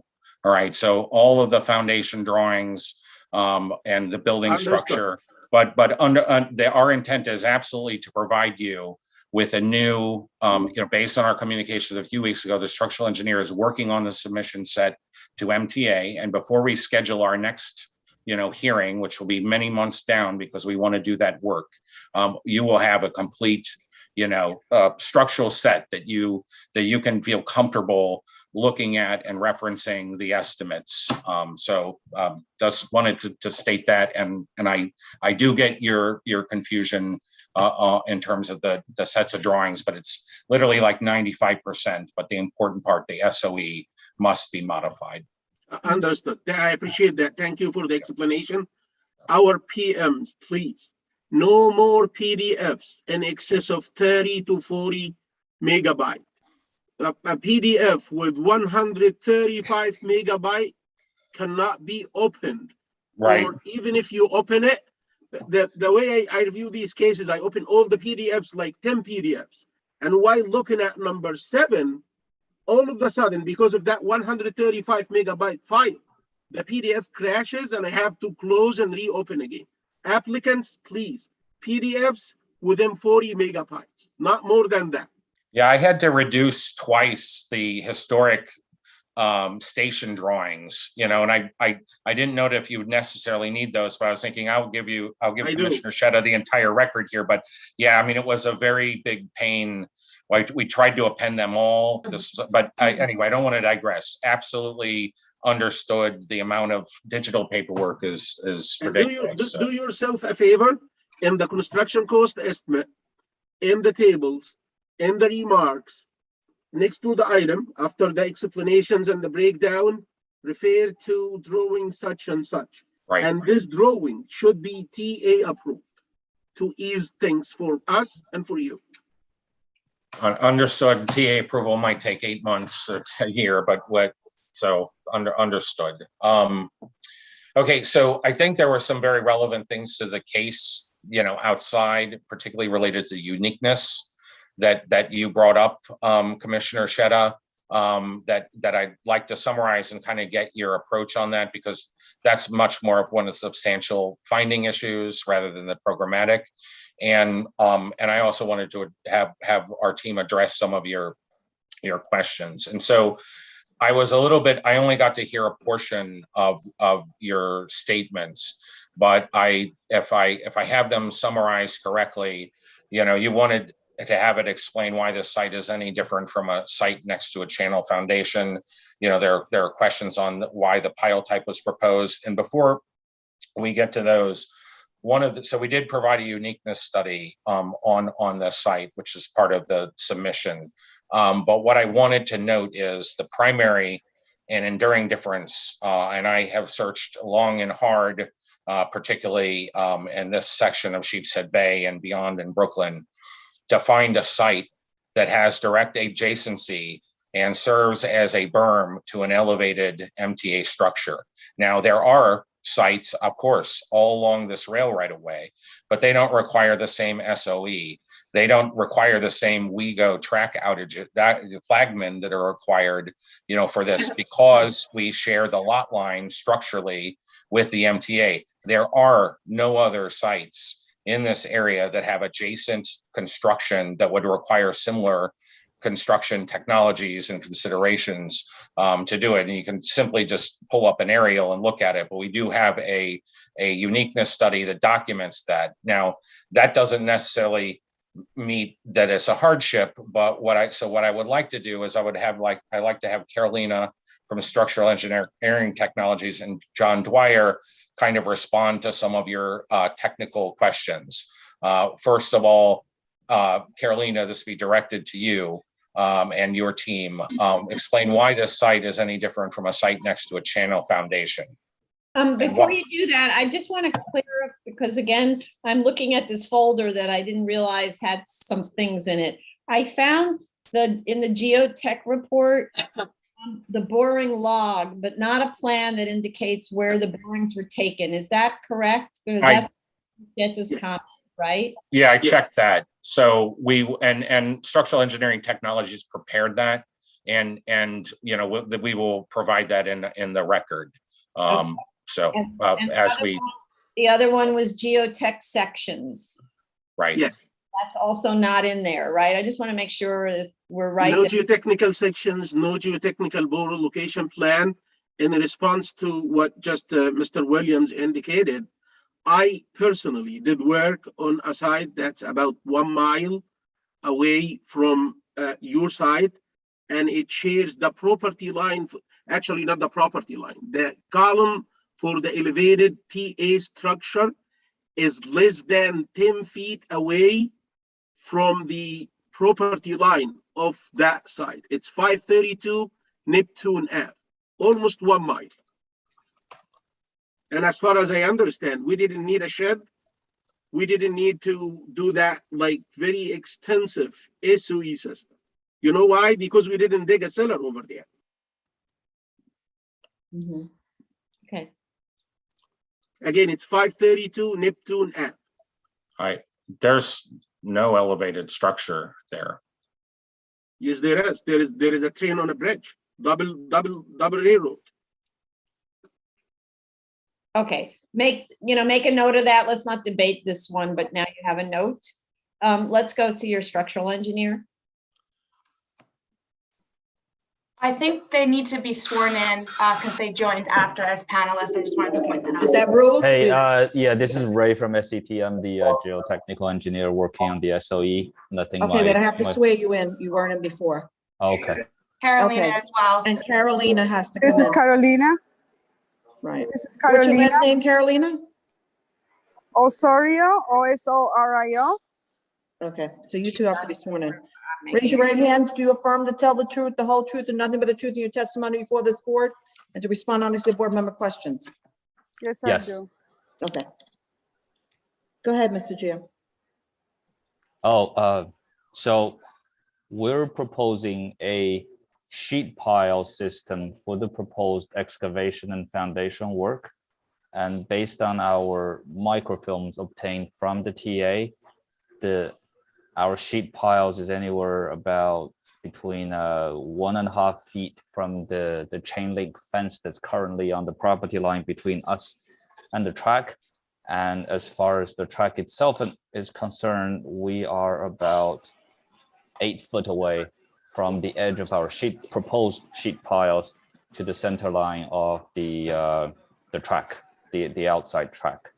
And with the proposed excavation down for a cellar, we're going to need 2 levels of rakers, let's say 2 levels of lateral bracing to support the SOE system and to retain the NYCT structures and also the train surcharges, and to satisfy the TA with regards to their requirements for maximum movement allowed during construction. Okay, and I did ask during my testimony, what is the difference between the system you're proposing and the system that you would propose if the TA is not there and there is, let's say, an 8-story building on a mat foundation? Yes, that will be significantly different, because if there is an adjacent building with a mat foundation, let's say without a cellar, because if there is a cellar, then then that makes the matter a whole lot easier. Then we would have to on a mat. The underpinning becomes difficult. Yeah, that would be a very difficult. That would be more or less the same, right? Yes, the surcharge is going to be across the entire width of the site. then we would have to do something similar, either this or secant piles where the piles are overlapping with each Thank other you. across the entire length of the adjacent buildings. But the one critical difference would be the maximum movement permitted. The adjacent criteria building, and the monitoring, yes, the that's right. criteria and the monitoring, yes. Yes. For adjacent building on the mat, we will have a little bit more, Flexibility. let's say flexibility. So we can permit some movement, but whereas with the tracks there, the TA has very strict monitoring requirements, which we have to strengthen our SOE system to, let's say, to half to a quarter of what would be normally allowed if this was a building instead. Understood. Are you the geotech and in the meantime the structural? So my coworker Carolina there is the structural engineer. I am the geotechnical engineer. Okay. Hi, good Since you, afternoon. hi, how are you? So since are you the one who designed the SOE? Yes. Okay. During my testimony, I indicated that there are dangerous things on the design. Do you wanna like get an idea what are these, or? Can you repeat that part, please? During my testimony, I indicated that there are things that are dangerous in the design, specifically of the bracing system. And I do have concerns regarding the system that you're using, which is sheet pile. Yeah, I mean, can you tell us about your concern, please? Yes. Number one, regarding the sheet pile itself, the installation of that sheet pile, if you're gonna press it in, or if you're gonna vibrate it, it's gonna be like the Mission Impossible. Reason for that, and you could consult your geotech. You have a very dense sandy material and it's intermingled sometimes with gravel.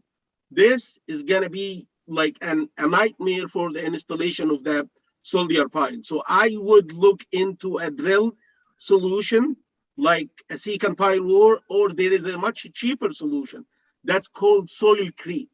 It's in place mixing where you can drill rather than hammer and vibrate. If you vibrate next to that embankment, you're gonna cause significant settlement in the railroad. For the next point, I have to share my screen. You see this rakering system here. This whaler, I did check it myself, and I thought I owe you an explanation on it if you're willing. This whaler is very tiny compared to what is taken. The stresses is coming to it.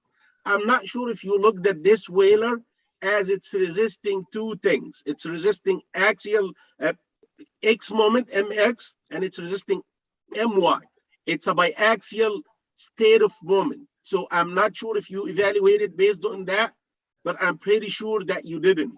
The second thing, I see this standoff plate here, and I'm not sure if this is aligned just at the acres, or do you know on top of your head where you want to install this plate, the trapezoidal one?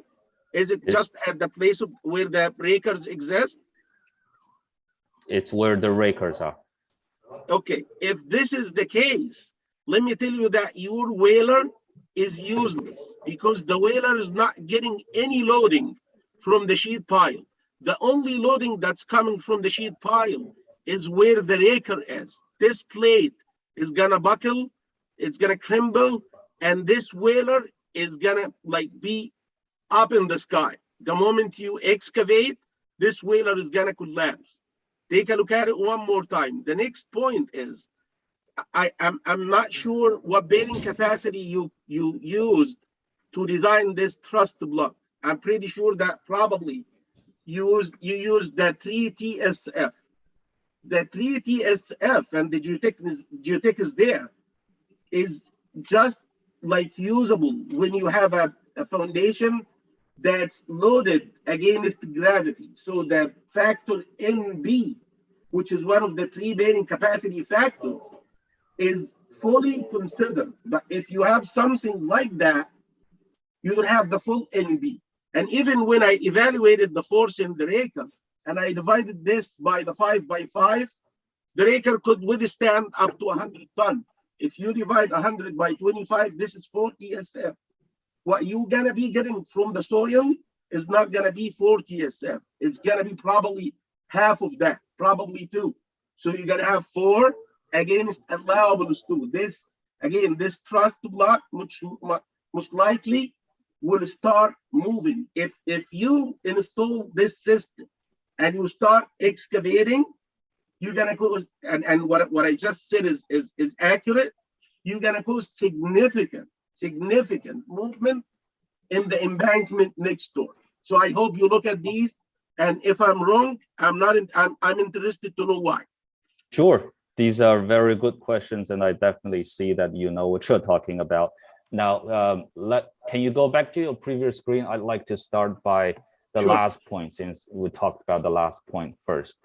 The hill blocks. We use the New York City Transit's design recommendation for the hill blocks. They have in their hand manual of a recommended size of the depth, the width, and the thickness of the hill block. Not off the top of my head, but each hill block of this size can take about 120 kip. So that's what we use this for. The rakers, we typically increase the size of the still to make the rakers more or less the same size, so that the contractor don't have to choose to pick between a smaller size for a shorter raker or a bigger size for a larger raker. So yes, so the hill blocks are designed for 100. Actually, I have that somewhere, but so I can respond to you on paper. It's not just about the bearing capacity of the soil. It's about the size of the hill block and what the TA allows for the hill block to. You don't need to respond now. Capacity. Just take a look at what I said and respond in writing. No, I don't have to respond now. Okay. So we do move on and stay. Understood. Got it. Okay. Doing his professional responsibility by pointing out what he to be a condition that needs to be looked at, but it doesn't go to the findings of a variance. Okay, so let's stay findings. I think that we've heard, or you've made the points about the engineering, and you know what we need to see. So you want to, Mr. Williams, do you want to continue? Yeah, just want to make sure that I put this on the record, that if we do have a building that's 8 or 6-story building on a mat foundation next to that site, this is no difference from what we have right now, with one exception: the monitoring and the movement criteria, which is more or less, again, monitoring. So the monitoring should be more stringent with the TA, because instead of 3 equipments with the building, the TA asks for 6 equipments. The spacing between the equipments with the TA is probably half the spacing in case of a building. So with regard to the SOE itself, it shouldn't be much different from a one for a regular building within the city. Thank you. Okay, thank you. So we'll address that in comments. So there are very, very, very significant and obvious differences between the 532 Neptune Avenue location, and I think we obviously need to discuss the mat foundation, but I think I agreed that it's better to do that in more detailed. I'm not talking about 532 Neptune, Mr. Williams. Well, that was part of the uniqueness. You have to stop. No, you have to stop having this debate. Just answer the questions, and because we have to move on to the rest. Good. Commissioner Shedd, I'm sorry for cutting you off. Sorry, say that again. I'm not like comparing this to 532 Neptune in any way. I'm comparing this to any 6 to 8-story building next to a site within the New York City. 532, I mentioned it because I wanted to explain that I did work on similar sites. Okay, that's it. Okay. So, and I would like to have, and maybe that was some of the discussion that was just going on previously. I would like to understand why a building that doesn't excavate next to the site, even though we don't still have the sectional drawings. So maybe that's the answer, why that wouldn't be possible instead, and then alleviate some of the costs associated with supportive excavation or whatever those other things are. I'd like an answer to that. Perfect. Possible, not possible. I don't want to have a debate about it. Okay. Here, we're prepared to respond to that question. Mark and John, regarding the feasibility of like filling, tamping, and then building over versus the SOE approach that we have now. Can you discuss at least just generally the feasibility and the difference in those? But you're not going to discuss it now. You're going to discuss it in a submission, okay? Okay, fair enough. Yep. Okay. Because we're So- gonna need the survey, to look into that, we're gonna need the survey updated with the elevations that we indicated. Yeah, we have a survey that has the elevations, but I will double check that. So maybe we go on to Commissioner Otley Brown's comments and have Barbara and her sort of quickly address that analysis.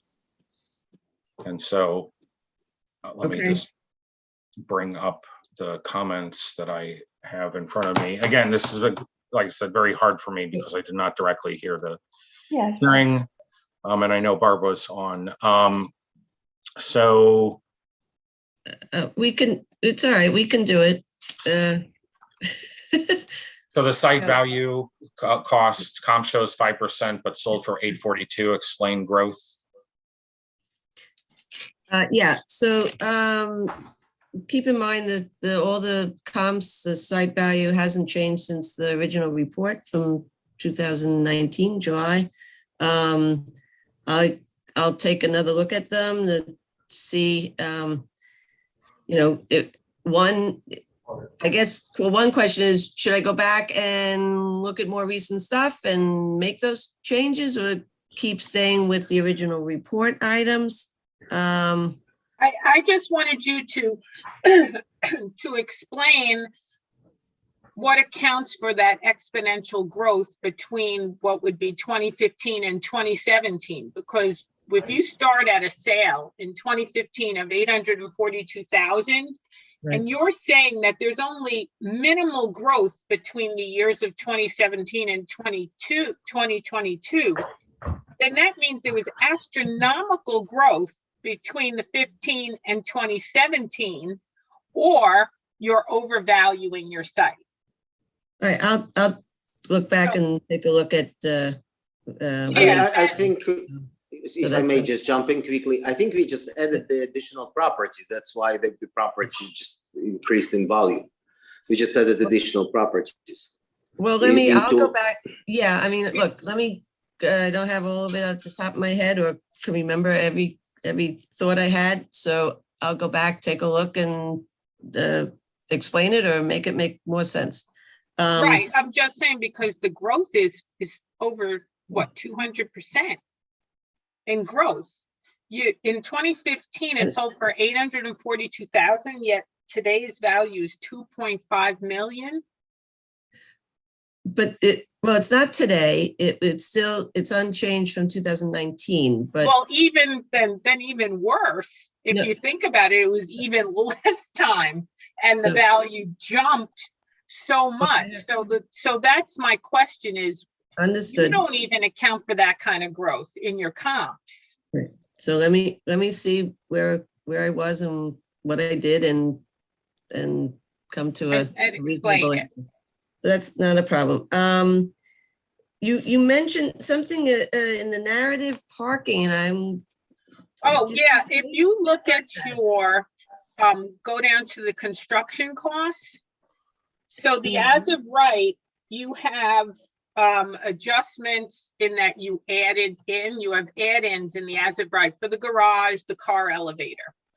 In the proposed, there's no parking and you don't add it into your cost factor. However, the narrative shows that you have added in garage and a car elevator. So my statement is in the just take it paragraph. out of the narrative. It's like you probably Okay. cut and paste the paragraph and Yeah, make guilty Yeah. is charged. Okay. Okay, so now in terms of the occupancy, it wasn't easy to figure this one out, but so I came to the homes for elderly definition compared to group care home, because in the definition, it spoke of 3 or more floors on the elderly I know it's a bad description to try to say, well, this is what this is, but it's about the elements that they're including. So living congregate housing, okay, of 3 or more floors, all right, typically consisting of 1 to 2 room suites, normally with limited individual and common kitchen and dining areas, lounges, nursing, therapy rooms. In the group care are small congregate care or special needs buildings that are more family or residential style in character than convalescent hospitals. And although you don't see the sheets, and I can certainly add them in, they usually show you types of buildings for the different occupancy. Why not substance abuse facilities? Because isn't that what this is? That is really my primary question. What does elderly have that substance abuse facilities don't have? But where is that category in the? If you look at the Marshall and Swift sheets. Yeah. And you just keep looking down, there are other options on the actual sheet. And I saw substance abuse facilities. So group care homes is the next entry, right? Right, then mortuaries, fraternity houses. But if you look at group care homes, it references substance abuse facilities or skilled nursing facilities or convalescent hospitals. Right, but of a smaller, not 3 or more floors. That was one of the things that sort of grabbed me there, is the difference in the pictures. And I can show you the pictures of the examples, but I was going that way, I have to admit. I was like, okay, yeah, that seems to do it. And then I realized it wasn't it was more horizontal. Is that what you mean? Yeah, it's not a high rise. Okay. Where the other one was 3 or more floors. So that was sort of where I went with that. In terms of the building height and the floor floor height adjustments. Yes, that's it. So building height, what they say is to add 0.5% for every 4 over 3. So that's regular math, right? The floor height, and it's on the page with the facade area ratio chart. I think I referenced it 36, I guess, section 11. So what I did there is I did an average. I said, all right, 3 floors are 21 feet, right? And the 11-foot floor, which is not the base, it's 10 is 100%. 11 is 102.7. There are 5 floors at 11 and then 3 at 21. And so I averaged that out. And I think the math was to 14.75. And then I went to the chart and put in the upward adjustment of the 114.8. Okay, all right, thanks. I appreciate you going through it with me. I didn't have any very aggressive questions about that. I more wanted to understand why. Yeah, no, that's fine. And you're not seeing all my little calculations and little notes about how many beds and this and that and balconies and blah, blah, blah. So yeah, so that's where it comes up in terms of the price per square foot of above area, which is what Marshall and Swift does, is always above area. And so then we also had a community facility question. Yeah, the rents, the issue of rents and comparables, and it's like there are no comparables for a facility this size. So, I took what I can get. I can look around again. It's fine. It's just that take a look at your adjustments, because you're adjusting your small comps as if the subject is also really small. So that's what I wanted you to do. Just review all of your adjustments. Sometimes I'll look at these little matrices of adjustments, and sometimes they're going in what I perceive to be the wrong way. Right. No, I know. Just review that. Will do. Other than that, I think I got off fairly easy here. Okay. Yeah. As both I and Commissioner Sheta said, your base construction costs were reasonable to us. Well, it is what Marshall and Swift says, so that's it. That's I want to say beauty of thank you. Marshall and Swift. Yes. Okay, so that's it. We'll see where it goes. Okay, thanks. And anything else? Because I think the only thing I wanted to add is about the parking analysis. Obviously, the use designation affects what's required by zoning, but then also in the EAS, your demand studies are apparently based on a facility in Virginia or West Virginia. That I think that's kind of odd because they don't have public transit like we have. So I'm not sure whether DOT who's going to review the materials, will agree with your trip gen based on that. So Can I just briefly respond to that? So it's not based on that facility. It's based on the latest census data on both reverse journey to work and journey to work, and how area workers in the New York City metro area would get to this site, given its siting location.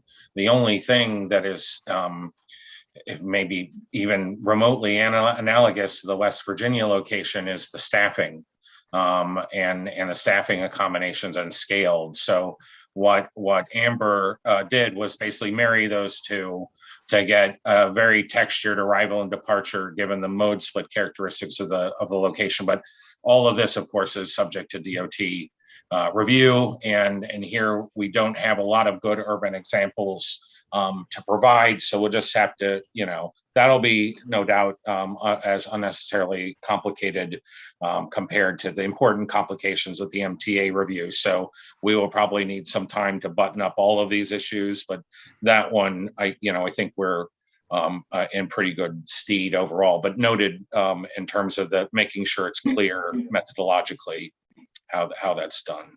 And I just wanted to also clarify that the parking demand analysis was based on the projected number of vehicular trips and the demand based on the trip generation, as Kevin stated. So even though the total number of required parking spaces might change, it would be a narrative edit that wouldn't affect the results of the parking analysis that was completed.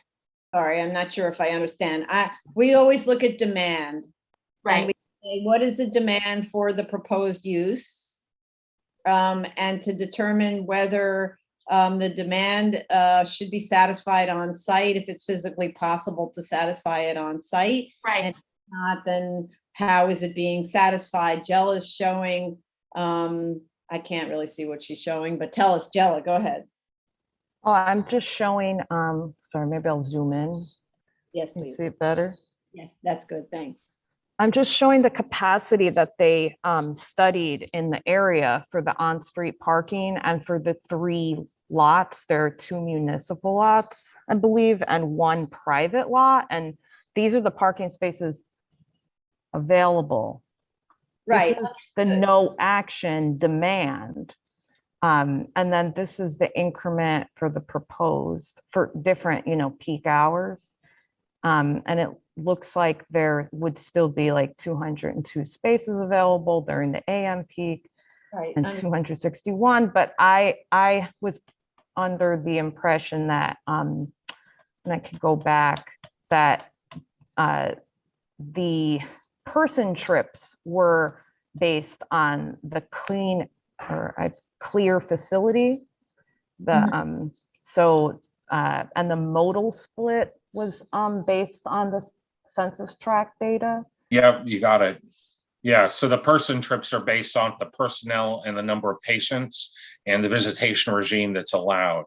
So programmatically, that's kind of dictating that. And then, yes, the travel characteristics associated with those individuals by mode is based on census tract data. But we can provide clarity on that, Chair. I think you also added you had one other question on the shadows and doing a detailed shadow analysis here. And here, intervening is just a way to show that the shadows cast are somehow mitigated from existing shadows.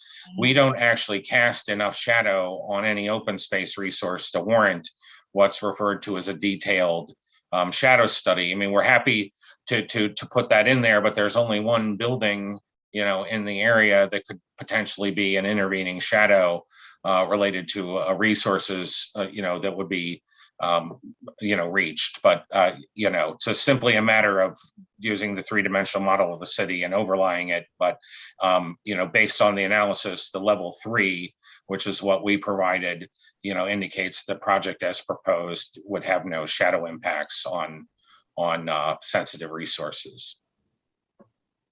Right, so there's the seeker view that only looks at those teeny little pieces of green, which I don't even know how they get counted. But then there's the community that's watching, right? And so the community wants to know, what is this doing? And the answer might be nothing, because that other building that's so tall, that's just a few, not very far away, the Avalon Bay building, that might be shadowing the shadow, in which case they, Very So- fair point, actually. I really appreciate that, because I've been at a lot of community boards on rezonings where I've been having to take our spot a green shadow and then assess the impact of, a taller building on the neighborhood. And I absolutely think that's part of the neighborhood character finding. I mean, the other benefit here is it's incredibly slender building, so the shadow cast is relatively minimal, but we certainly will provide that, Chair. Understand your comment. Okay, all right, good. All right, I think we should go to the public. I know this is a long day for the public who want to speak on these applications. So if, let's go to the public and invite them.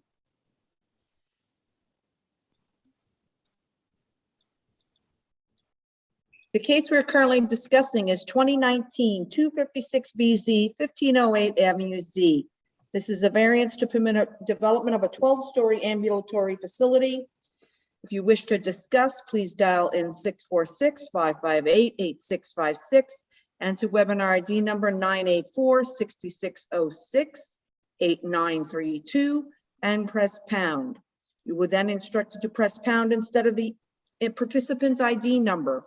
Once you are in the Zoom room, press *9 to raise your hand, *6 to unmute. If you are in the Zoom room already, please raise your Zoom hand. And once again, this is only for 2019-256BZ, 1508 Avenue Z, Brooklyn.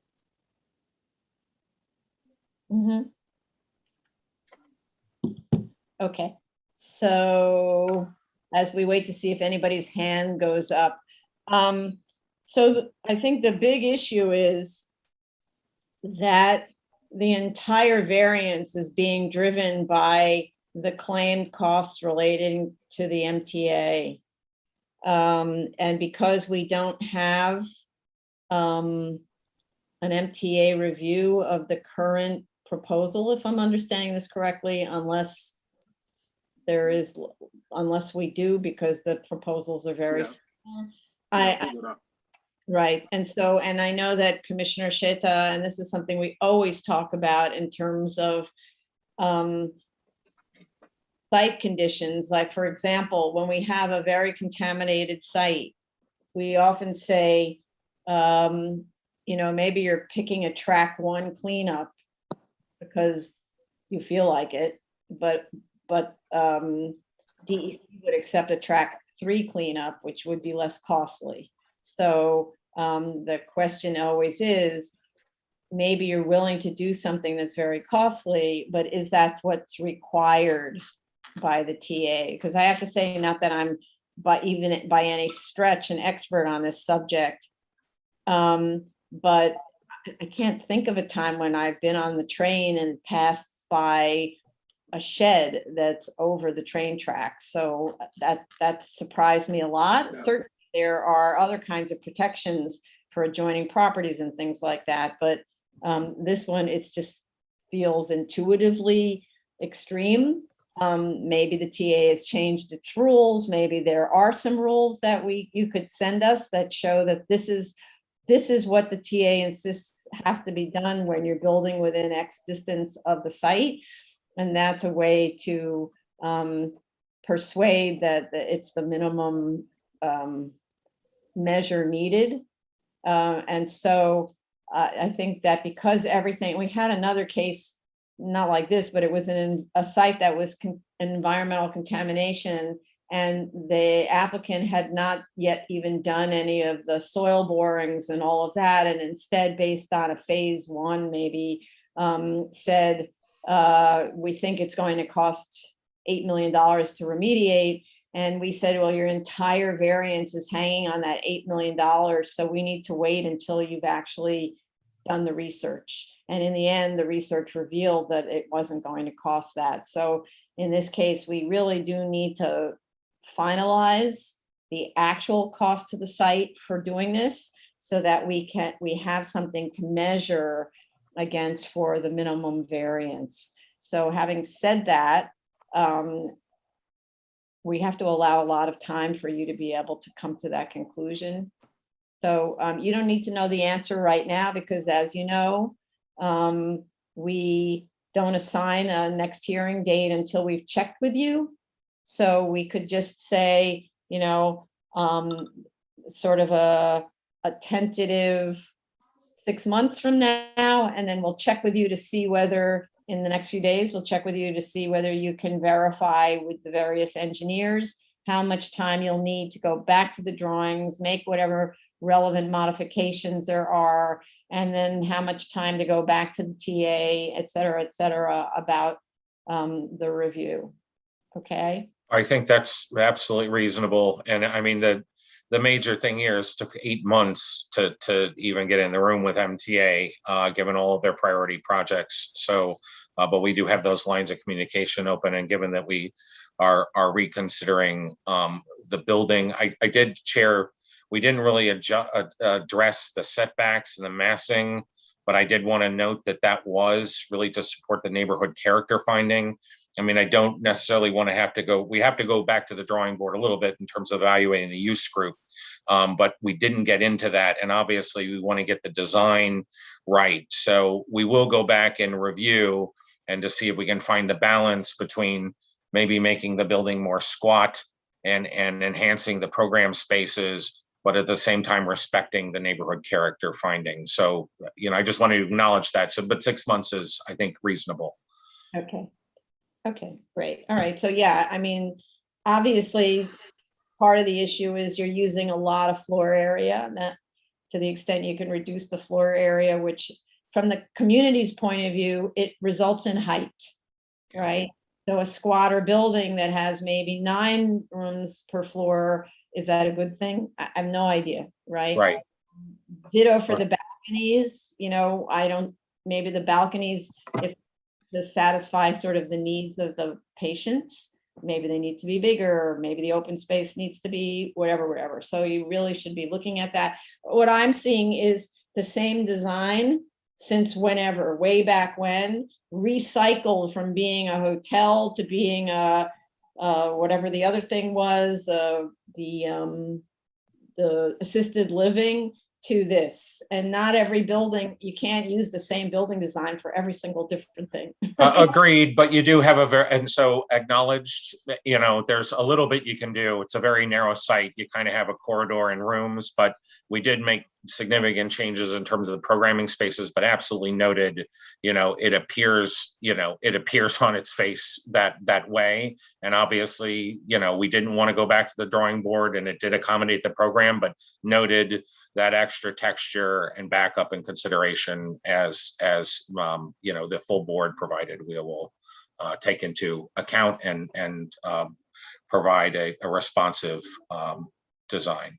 Okay, great. Thank you very much. Appreciate your whole team coming. I actually see nobody raising their hands in the public. So, all right. So again, thank you for the total team coming to this and all your testimony. Okay, Thank you, everyone. Thank you. I'm just a question. In 15 minutes, we'll have been at this for 2 hours, and I don't know how long this next case is going to be. I'm thinking maybe we should take a 10-minute break and then come back to this. What do people think? A good idea. Sure. Keep going. What? No, you're saying keep going. I'm asking also the others. I'm fine. You're fine? The others? Maybe Darren. we do the coffee and then take a break. Okay. Because maybe the following two, there might likely would be more testimonies. I just don't know. Yeah, okay. All right, let's go to 2020-71 then. Item number 23, 2020-71BZ, 166 Coffee Street, Brooklyn.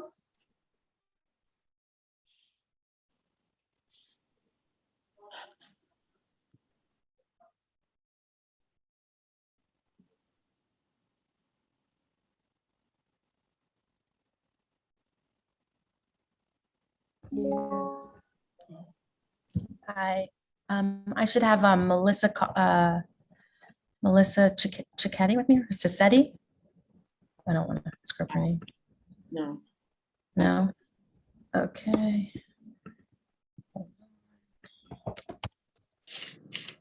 Ms. Chang, if you're not part of this team, could you drop out, please? Yeah, I removed her before and then she got brought back in. Can I go on mute for a second and just try to give her a call? Sorry. If I hit remove, does that move them back into the waiting room? I don't remember. Steve, is that correct? Yes, it does. Yeah, it does, right?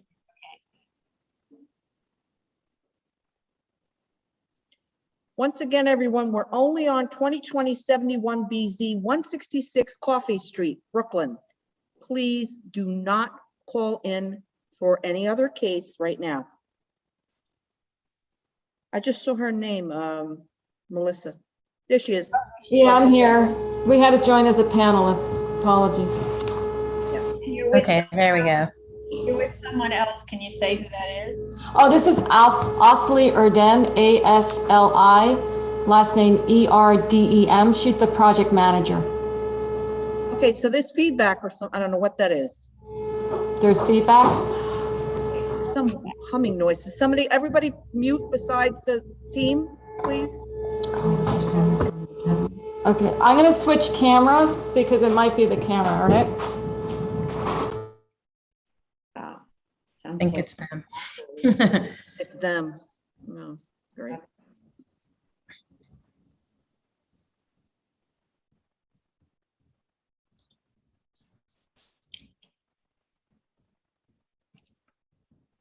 Do, do, do, do, do.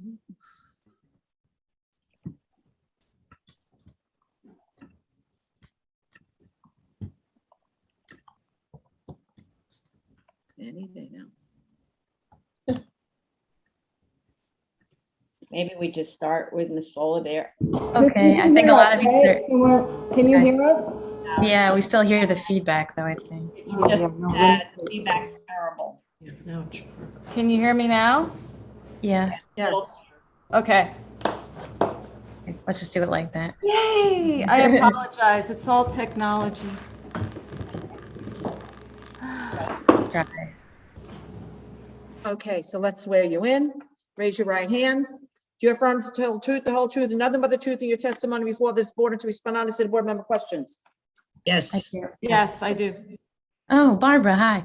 Nice to Elise meet you. Fuller from Eric Palatnik PC. We have with us Melissa and Osley from the architect's office. Melissa's the architect and Barbara is the consultant. You just saw her 5 minutes ago, so you know who she is. And we'll just go through the comments, comment by comment, and try to get as much of the answers as we can for you right now. So first, I think there was a mixed conversation, but I think a lot of the commissioners understood that. I just wanted to say that the Silman report was to establish that the existing building is essentially obsolete and it's too small to be a practical single family home and it's about to fall down. So I think we can get the Silman report to maybe to expand it or go more in the statement of facts or in a way to establish further that this building doesn't have a foundation and it can't be used. So we can have that report go a little bit deeper for you. So that's the thing is, it wasn't clear to me from the materials because in terms of relying on the sidewalls, That's essentially what a party wall is, right? So that wasn't an issue. It's not true that it doesn't have a foundation. There's parts that have a shallow foundation, and it seemed like the rear was the one they were focusing on. So what would help a lot for me is if the photographs could be tied to a plan, and that there's an existing set of existing drawings of the house. If they could circle on the drawings where these various things have been discovered and because there's never, as Commissioner Sheta said, there's never a conclusion that says the building is unsound. And having worked with Silman as an architect, they always figure out how to make almost every building usable. So that's why I couldn't conclude from that the building wasn't something that could be renovated. And so that's why I also want to see what would be the cost to renovate. Because my interest is in, if you renovated, how much would it cost? And like, would anyone do it, kind of? And then could you simply add 2 stories to the rear? Like, you take down that little rear yard addition and the little 15 by 15. And then you would add whatever the distance is at 2 stories, or maybe even 3, arguably, at the back. And you'd accomplish effectively the same thing in terms of some amount of floor area. So, because I, as a preservationist, actually, I look at those adorable photographs from the 1980s, the photographs from the 80s and the 40s that show that this building was actually quite cute in the neighborhood. And so the idea of replacing it when it's not necessary also is of an issue to me. So I would like you to look at that, because that's for me what makes the site super unique, that you've got this unusual little late 19th century, early 20th century building on the site. Understood. So I think we need to dig deeper to establish if anything can be reused in any way. So we will get that. So please ask the engineer from Silman to listen to what I just said. So Of course, yeah. That one line that you just said. Okay. Yeah. Thanks. No problem. The next, I think should talk about, because we have the architect here, we could talk about design.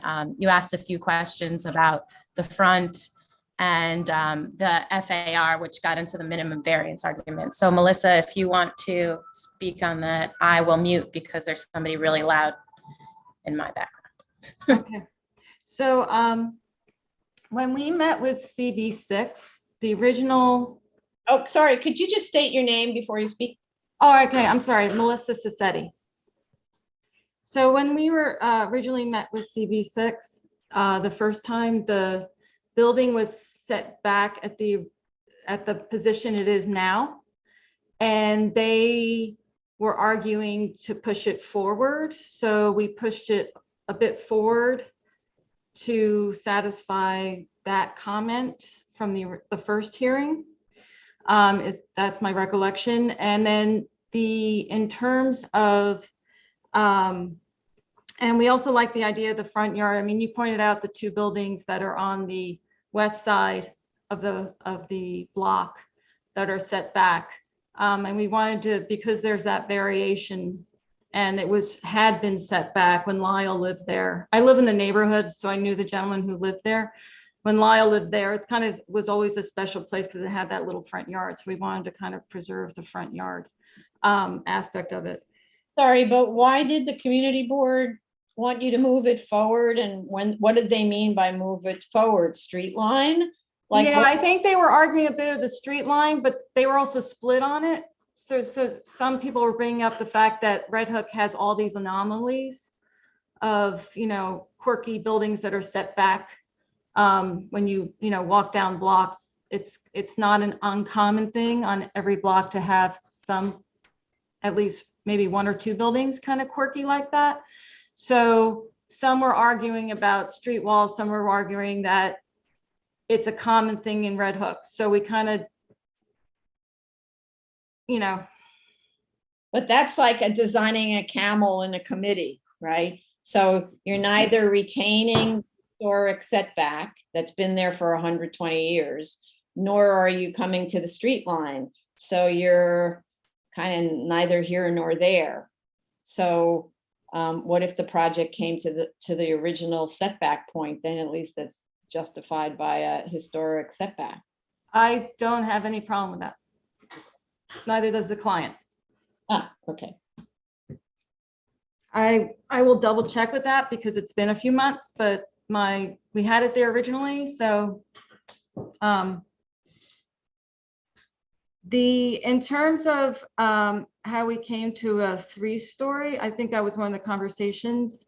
The block has a lot of 2-story with basement properties, and then there are at least, those have stoops, and then there are at least 3 residential on that side of the block that you enter. There might be 4 actually that enter from grade. The one directly to the east, you enter at grade.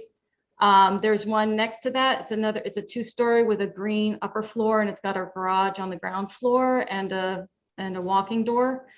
And then I believe the other 2 that are similar setback on the west end just have a small rise. We prefer, that block didn't flood during Sandy. That's called Mount Coffee, colloquially known as Mount Coffee. So, but I think even though we can't elevate because we don't have the, since we're not in a floodplain, we don't get that extra height that we do on other blocks, like the block I live on. But we wanted to avoid having living space subterranean, but still have 3 floors of living space. So that's how we came to having you enter at grade and 2 additional floors above. And then we also have the cellar. So But you have the cellar. That's not living space. That can't be, that's not occupiable space because it has no windows. It's mechanicals. Oh, it's completely, okay, sorry. Yeah. I'm just checking, okay. Okay, but so, all right, so with the concept of that first floor where everyone else has the front door visible from the street, right? And you got exposed to the street instead, windows. You know, you have a very unusual condition for the facade if you're looking at what's typical of the neighborhood character. That's the other thing, like you know what I mean? Yeah, I understand. We can take that in consideration. I can go back to the client with that.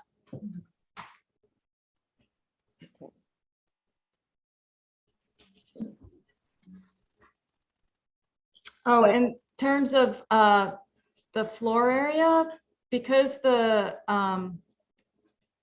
neighborhood is predominantly R5, and so we chose this floor area that kind of bridged the 2, because we are predominantly built up. So the idea of the 1.65 being for the predominantly built up lot, and we're below that. So that's how we came to the square footage, accommodating the client's desires for the number of bedrooms and then the 3 floors.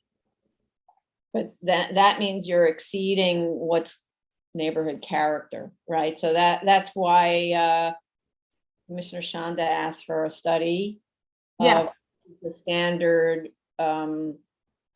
floor areas for each of the buildings on the block and the number, well, you only have 1 unit, but what's the standard floor area for the buildings on the block and standard heights so that you can make a comparison. I understand. So the firm map shows that you're just this isolated, that's what you're talking about, coffee. Yeah, Mount Coffee, yeah. Coffee. But you're treating it as if you are actually in a floodplain because you never know, Mount Coffee might not make it. Is that because you're not in the plain, right? Correct. Currently, we're not in the plain, but I also saw what happened in my neighborhood. So I don't, and the way we're going, yeah, Mother Nature is. All right. So out of an abundance of probably proper caution, you're saying let's not put residential in the basement like all the English basements are. Correct. that's where you get 3 stories instead of 2 plus a basement. Yeah, right? this is true story. My house is on Beard Street and we did not flood because we don't have a basement, and my neighbors on either side lost, and across the street, everyone got nailed on the block except us. Mhm. And I also think that's something we discussed at the community board because it's a concern for them, if I recollect correctly. Yeah. Okay, understood. All right, so that's the study we still need in floor area. Yeah, Vice Chair, go ahead. Sorry. No, I just wanted to add, I appreciate you telling me that that it would qualify as predominantly built up area, and you should mention that in your narrative and what that FAR would be. And when you do that analysis, the floor area and the FAR, that would also kind of should help you in your narrative in justifying why you're proposing this. Okay, thank you. Bulk. Thank you. I think what you just stated it's acceptable to me, but do put it in a narrative format and clarify that. Thank you. Thank you. Okay, but to clarify, because that's not enough for me, I need to see that study about what's going on in the rest of the block. Okay? Understood. Understood, understood. I guess Melissa and I spoke about finishes on the facades. That's not a problem, right, Melissa? That's No, the finishes were also, we have brick and there's wood in the inset areas, and that was something that CB6 asked for, and we gladly complied. Okay. um, Just it needs to be shown on the drawings or Yep. called. Yep. heard your comment about a chart to establish that it's not in common ownership with the lots around it. Not a problem. The seeker comment we will fix as applicable. And then I guess back to Melissa and kind of Barbara, but we heard your comments about doing a different as of right plan. Melissa, if you want to speak about that with the commissioners, you may, but we heard you and. Well, we heard you, and we can do a 1-story, excuse me, a 1-story version of as of right, and 1 as of right. But in terms of the elevator, though, there's still a staircase. This is a question for Commissioner Otley Brown. On small buildings below a certain area, you're not required to provide an elevator as long as there's an equivalent access on the ground floor. So for instance, the toilet has to be on the ground floor, et cetera, et cetera. And on a commercial building, just let's say it is a creative activity. So you might use the second level or a mezzanine level for storage of the equipment, right? So I'm wondering whether that missing 500 square feet could still be shown where where there's only a staircase that gets to it, whether that shifts too much. The reason why I asked for a more simpler program was just to address the question of whether or not the choice of a 2-story amplified the construction costs a little higher than they should be. That was the only reason why I asked it. You can, if you don't want to give me the full plan set, I could have Ms. Cohen just give me a narrative that would basically answer that question, as in, if we did this as a 2,500 square foot nondescript commercial building, the construction cost as per Marshall and Swift would be bloppity blop, taking into account that there would be a staircase to the cellar and probably an elevator with 1 stop or some kind of mechanical way of getting to stock in the cellar and getting it up to the 1st floor. And we can leave it at that. Mm-hmm. Okay. Was there a cellar? I have to look back. Yeah, I thought you didn't want a cellar. I thought you wanted a 1-story on grade. Because that's what you usually do. Yeah, ultimately, I want something as simple as possible. Yeah. So yes, 1-story at grade would be perfect. But as this really is a one-family home and we don't do financials for one-family homes, your purpose here is just to rule out that this type of property literally could not be used for anything feasible. So let's just do a nice, simple, as of right. Nobody's going to hold you to it. As I said before, I believe I said the delta was very wide anyway between costs. And I even think if you reduce the costs, it's not going to make it feasible. And so therefore you can play around with it just to kind of satisfy any naysayers or people who would question the type of as of right you chose as a way of amplifying construction costs. So your answer would be like, even if we chose the most simplest of structures, the cost could not be recouped by the overall value that you end up with. Yep, I get it. Should I be switching over to Marshall Swift for everything and redoing the report? But I think you were sort of satisfied with the independent cost estimators figures. Is that right? Because I can just have him adjust, once the design is changed or whatever, just make an adjustment and call it a day. For this one, we'll let you just call it a day, simply because, as I said, for a one-family home, we really are not preoccupied with the financials. It's just to show me the as of right is not going to work.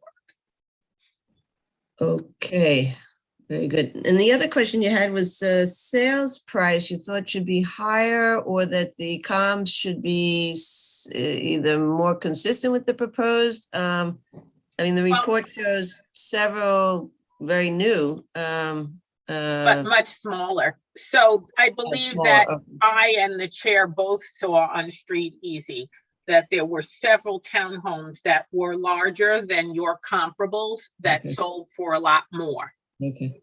All right, maybe they're more available when, compared to when I did the research and what was available in the sales. So I can look at that. Okay. Those aren't, there was only one that was a recent sale. I didn't find, I didn't research it maybe the same way as Commissioner Ali Brown did. No, I'm just looking at asking prices, which just indicate to me that perhaps your comparables were not suitably adjusted upwards for your larger size building that you have. Okay, I'll take a look, because I hate to keep, bringing things up to current, and yet the rest of the equations don't get brought up, to the same time period. So, but I'll look at the adjustments. Right, but in this that's where I make the fix. Yep. Right, in this case, we're not saying that what you discover is going to make us limit you on for purely a financial reason. The limitations to your size that you have to overcome have more to do with the character finding here. Yes. Because this is a single family home. So you're going to have to make the case for the existing floor or the proposed floor area based on what is in your surroundings. What's the average FAR? What's the average number of floors? That kind of a thing, taking into account some kind of a neighborhood study. So for me, the financials, it's just dotting your I's and crossing your T's, finishing the report off so it looks accurate and doesn't look like we didn't catch something that's an assumption that is way off, so to speak. Right. No, I know what you mean. Right. And just to add to that, the 5 townhouses that I saw listed, only one was the same size as this site, and it hadn't been really fancily renovated. It was a little bit more of kind of paint and fix, whereas the others are these elegant, brand new townhouses, significantly larger than this existing site, right? So that's kind of where you might use that. You might use also the marketplaces for buildings of that type, which fits in with the context of the neighborhood, this block, in the following way, however you do that, right? So it's a combination of the architects and Barbara working together on that argument, okay? Okay. Good. Vice Chair Shanda, go ahead.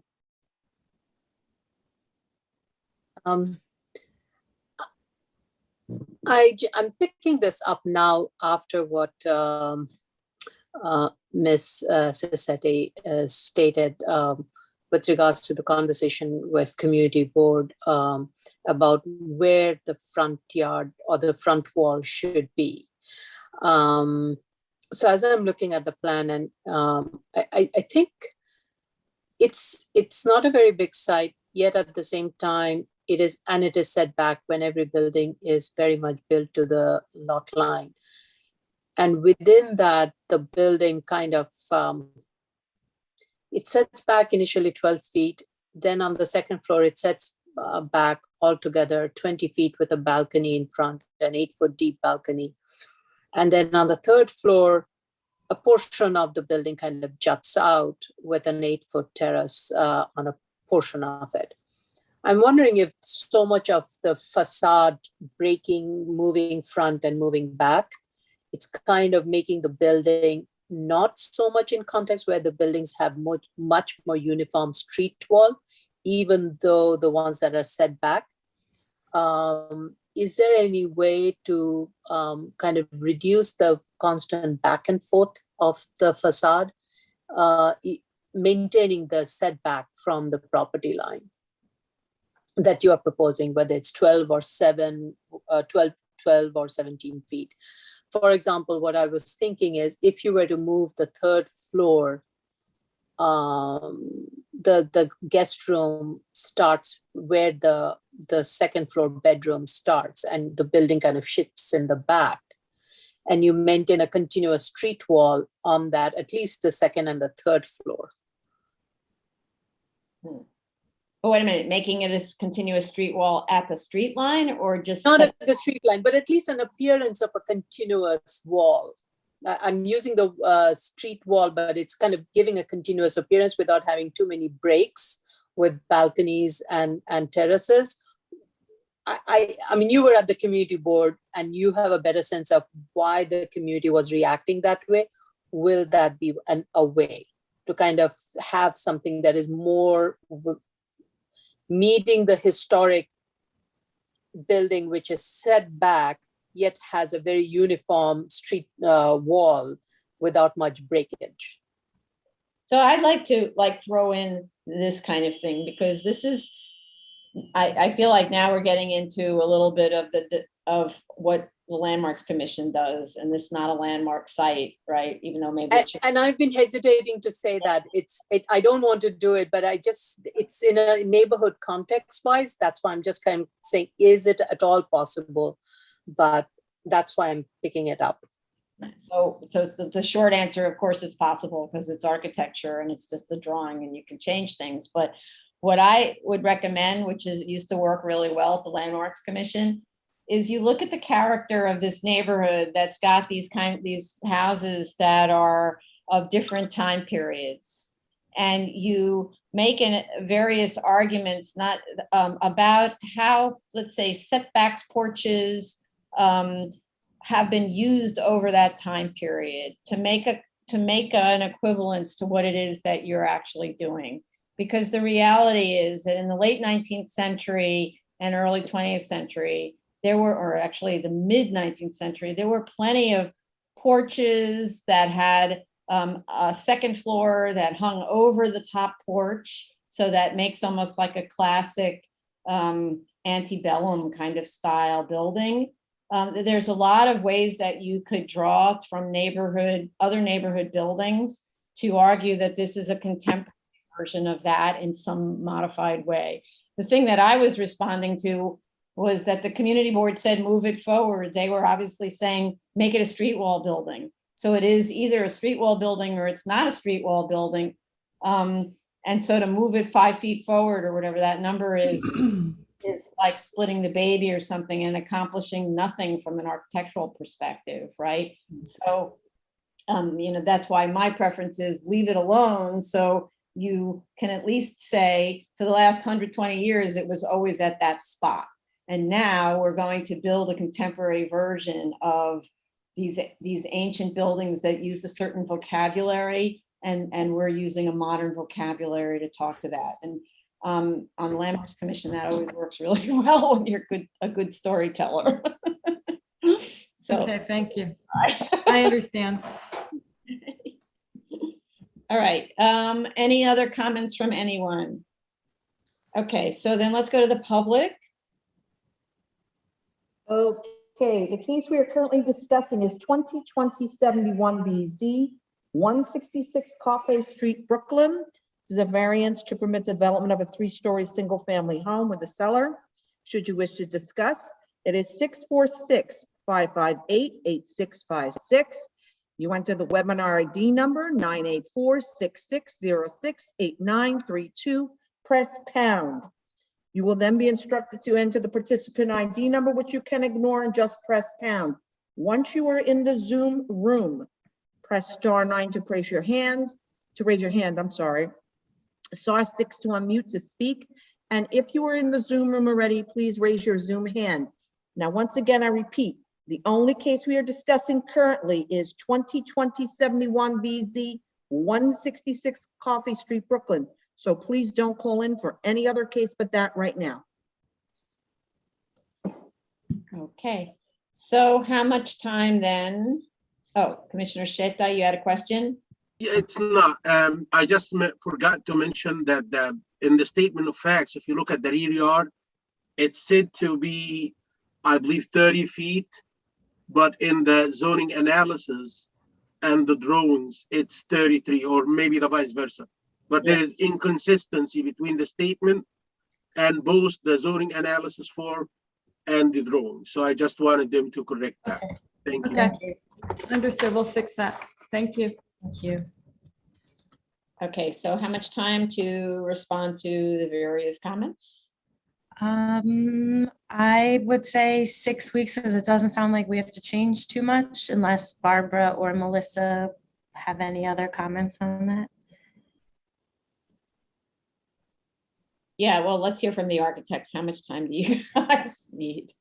If I understand correctly, it's providing a different as of right M11 Sorry. drawing.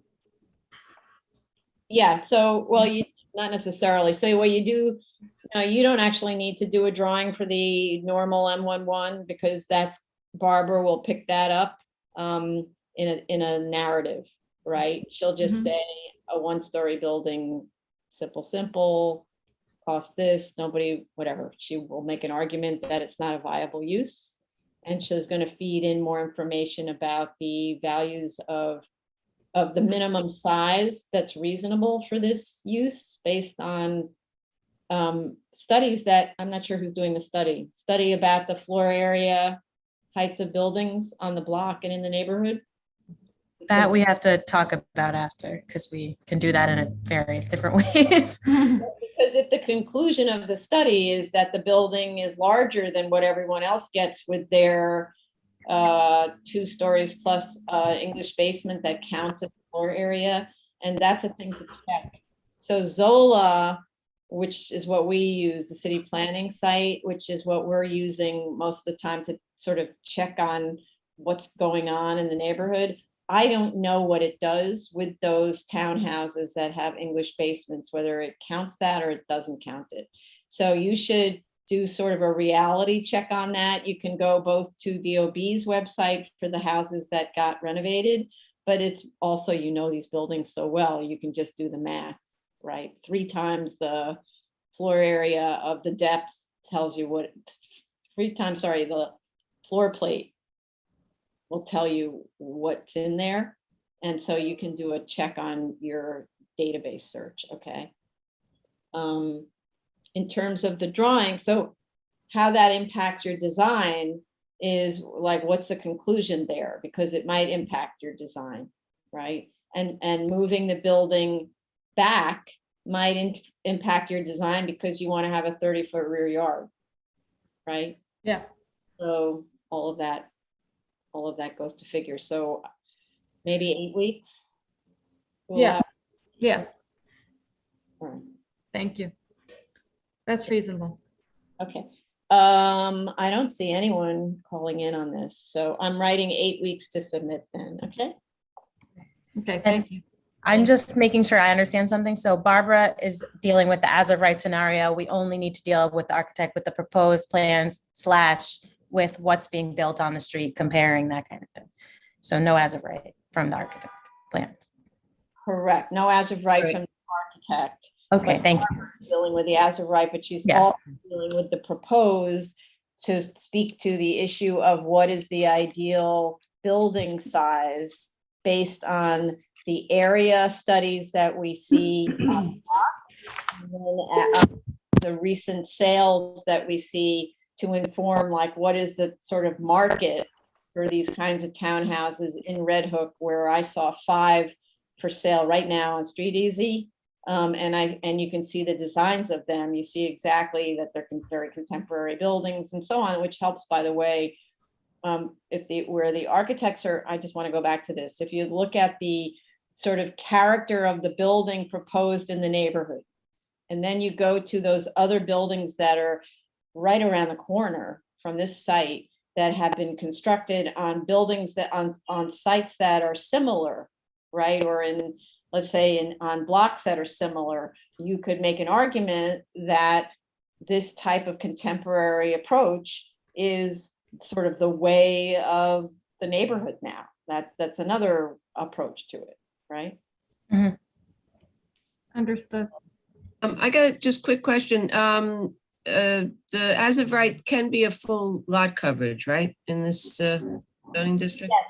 There's, Okay. for the as of right, it's an M district where you can build full without a first floor yard, right? Okay, great. Thank you, everyone. Thank you.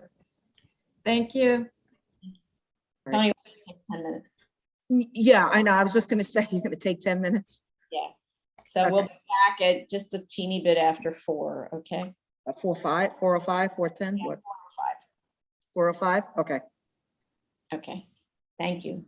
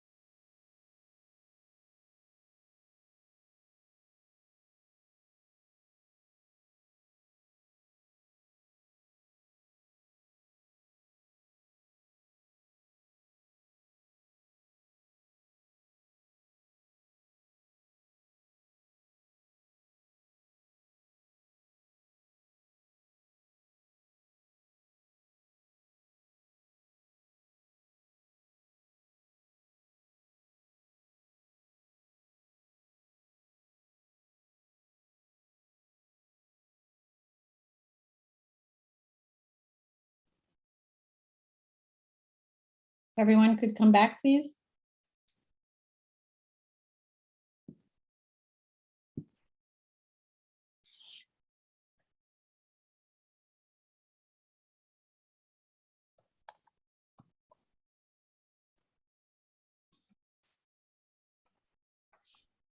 We're live? Okay.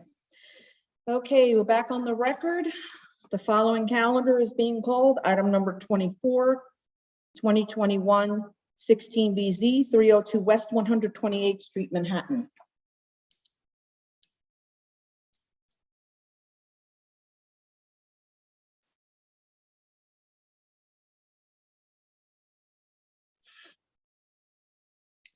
Please accept panelists. I was just going to say that.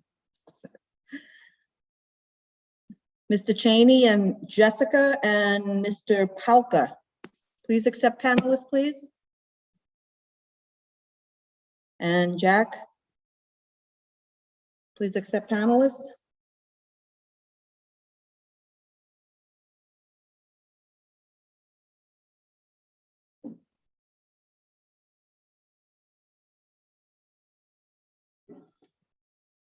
Mr. Cheney.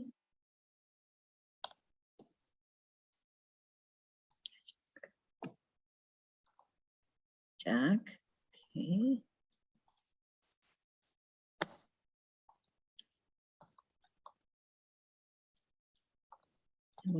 Mr. Bayali, are you in this meeting too? Is Mr. Bayali part of the team? That does not look like Frank Cheney. No, that does not. No, I'm not on this one. Mr. Biole, are you part of this? If not, I'm sending you back. This is for West 128th Street. No, I'm You're not. Okay, please, please remove yourself. To the. Okay. And You whoever. you can remove me until the next hearing. Ah, okay. Okay, Barbara, thank you.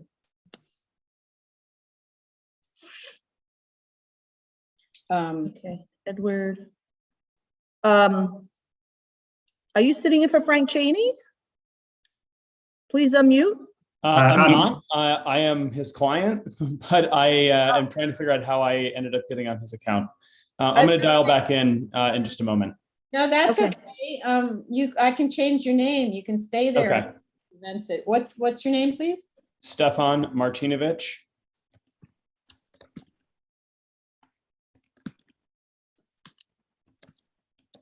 Okay, so we have Jack, Jessica, Edward Palka, Ian. Okay. I'm still waiting for Frank. I suspect that if Frank forwarded his login info to his client may be inadvertently blocking him from getting in. All right. Exactly why I want to dial back in. Just a moment. All right. Okay. Thank you, Ian. You're welcome.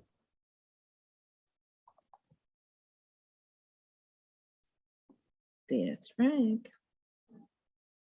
That looks more like Frank.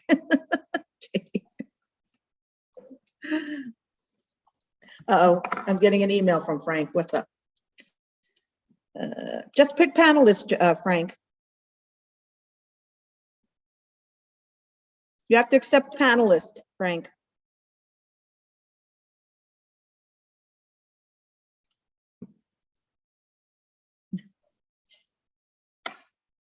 And unmute. There you go. All right. We're good. Everybody unmute and accept panelists so I can swear everyone in at one time. Mr. Martinovic, could you unmute? There you are. Hi, unmute though, sir. Thank you. Okay, everybody ready? Raise your right hand. Do you affirm to tell the truth, the whole truth, and nothing but the truth in your testimony before this board, to respond honestly to board member questions? Yes, I do. Okay, Mr. Cheney, proceed. Well, good afternoon. It's been a long day, and we'll try not to make it too much longer. We were all watching the review session, and I wrote down as quickly as I could, as many of the comments as I could. A number of them, we'll go back again and review and make sure we get all of them. A number of them had to do with cleanup kind of items, which I don't think we need to go into or talk about, having to do with various aspects of the plans and the other materials that were submitted. And all of those items, such as showing the distance from the corner, et cetera, we'll do all those cleanups and get them done. In terms of the substance of the application, the comments, I think, fell mostly into three areas. One being the uniqueness study, another having to do with the financial analysis, specifically with regard to costs, and then some questions with regard to the building design, specifically with regard to the bulkhead and some other aspects. For those areas, I'd like to have the relevant member of our team speak to those, and we can go through those areas in whatever order you would like. But before we do that, there were just a few comments that I think I could speak to. One is that there were a number of comments with regard to the uniqueness study, that it was complicated and should have been simpler. And I would just point out that our original uniqueness study was fairly simple, and really only looked at lots that were both narrow and shallow, but the notice of comments requested us to do a significant amount of additional analysis, looking at narrow lots separately from shallow lots, also looking at lots in similar zoning districts, also differentiating lots that were vacant and developed when and with what kind of development. So, not to make excuses, but that's how the current uniqueness study came to be what it is. But I'll say no more about that because Ian Rasmussen is here. Ian did the uniqueness study in response to the notice of comments, and he's best positioned to speak to those.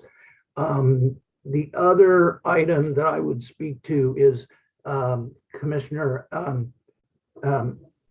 Chanda asked about the community board and what were the community benefits that we proposed. When we went to the community board almost a year ago, the land use committee, they requested that we look at providing certain community benefits, and they enunciated a number of them. And but one of them was that we provide 2 of the 7 units as affordable housing. We went back, discussed it. When we came back to the full board meeting about a month later, we indicated that we would be willing to, the owner would be willing to beautify tree pits up and down the block on both sides of the street, give preference to local entrepreneurs and business people for the retail space on the ground floor, and to work with groups in the community to hire local contractors and local construction workers, but decline to make 2 of the units affordable. And so that was largely the reason why we got the community board denial that we got. The last thing I would say before we go into the different areas is that the comment was made that we claim to be exempt from quality housing, and I apologize if that was the impression that was left, but I went back and looked at it, and what I meant to say and thought I said was that we were only exempt from those quality housing requirements that are applicable where there are 9 or more units, which is the trash disposal and the recreation space. So I'll correct that to make it clear that that was the only thing that we're referencing there. So with that, Madam Chair, in whatever order you would like us to respond to the comments from this morning in those 3 areas, uniqueness, costs, and the building design. We're happy to follow whatever order you want to take. Let's go in the order of findings. So for Mr. Rasmussen, you've done so many of these. Normally you tell a really good story, like it's like reading a novel. In this case, it was a little bit like reading the beginnings of lots of different chapters and never finding out that the butler did it. I understand. So it was little dribs of this and little dribs of that. And as you know, the whole point of it is to make a strong argument that you're unique. In the end, I found you weren't unique because it seemed like there were 40 other sites like yours. So what's so special about you? And I'm still not persuaded that there's anything special about you. So if you want to drill down further, for instance, this idea of discounting from my perspective, and I know Commissioner Ollie Brown has other perspectives on this, but for me, this idea of eliminating sites because they have a lower FAR than you do, why would you do that? They're in a harder position than you are. So why would you eliminate sites that are worse off? If anything, they should be included, right? So it's more like before you decide to pick a whole criteria or category that you're going to eliminate, make sure you're not eliminating the sites that are in a much worse position than you are. That's like all I can say to that. But Commissioner Ollie Brown, if you want to add anything, please feel free.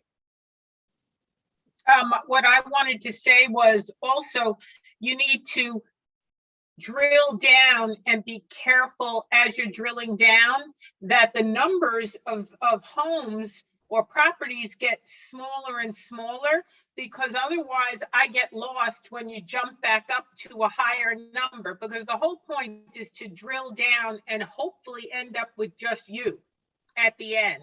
And where you lost me was once you got to the 40 properties that were narrow and shallow. In my mind, once I saw that, I was like, okay, you're one of 40, which is what I expected looking at the radius diagram. You're not so unique. But what you did afterwards, you got to 34 because zoning districts with less density and lower FAR, then to 28, but then back up to 36, then down to 11, then down to 5, then back to up to 11, and then down to 3. You lost me. And it just seemed like it was too complicated an analysis. In previous reports, the way that I've structured it from a narrative perspective is what you might call a process of elimination or a drilling down. I can see that in this report, I sort of deviated from that way of doing things, wherein I cited specific conditions that I thought would be advantageous to other properties, but I didn't necessarily then eliminate those properties from further consideration. So you didn't get that narrowing down expectation.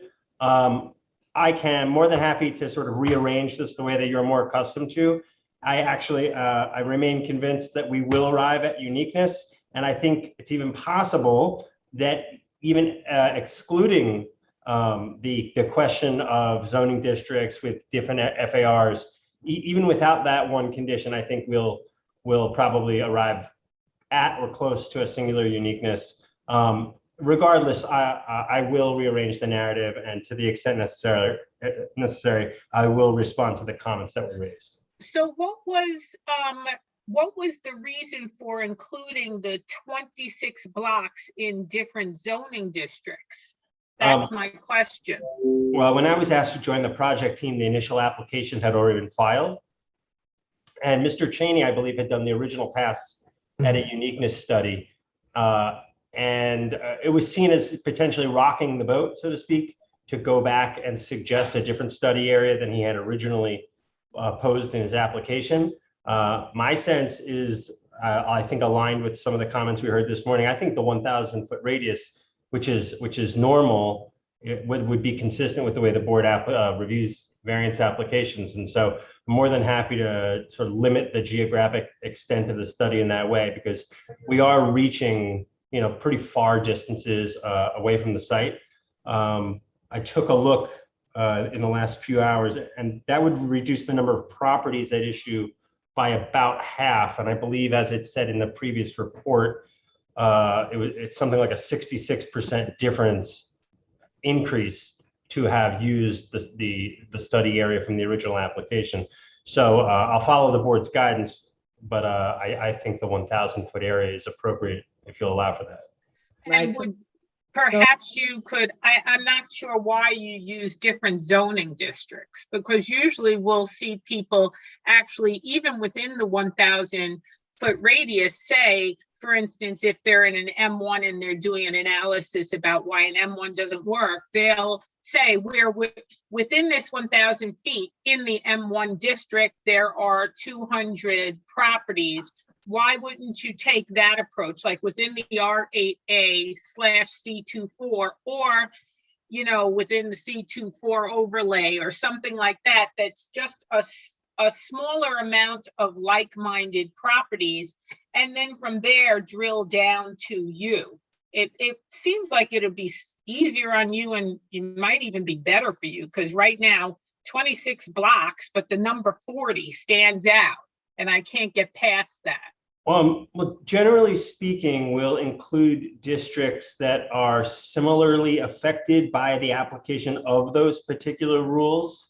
I will review the surrounding zoning districts. I think there's probably a medium between saying only those in our zoning district could possibly be affected in this way, and, you know, suggesting that the entire of all zoning districts are all affected in the same way. So we'll revisit that.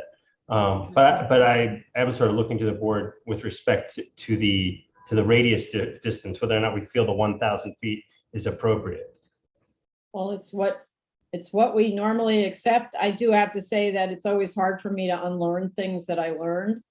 So that there will be this little gnawing 40 in my head unless you figure out a way to not make it so, not make it the case in your 2,000. You might. My sense is that the second half of our letter was, you know, by virtue of being not particularly well written or confusing, didn't hammer home the point we wanted to make anyway. And so I look forward to providing you with a completely revised report. Yes. Okay. And if I may just interject, yes, it's 40, including our property, but that's 40 out of 439, which is 9%. No, that doesn't work. Well, that's adorable, but that doesn't work, because you could say, all right, there are 20,000 properties and only 2,000 of them are similarly situated. So all 2,000 of them are entitled to a variance. That doesn't work. No, you're supposed to be one of very, very few that are badly affected. Otherwise, this agency is in the business of granting variances, which is actually city planning's job to fix those kinds of things. So no, if we don't get to the second half of the letter, which looks at the additional conditions which either compound the hardship claimed or resolve the hardship, we were never close. Nobody would ever suggest that a unique condition affects 10% of the lots in the area. Right. Okay. Thank you. Appreciate it. Okay. All right. And then, having discussed uniqueness, let's go to the B. Okay. Hi, Jessica Corris here. We attended your review session virtually from the comfort of my living room, and heard your comments today. Starting with the Marshall and Swift, this report was prepared in 2020 and then submitted beginning of 2021.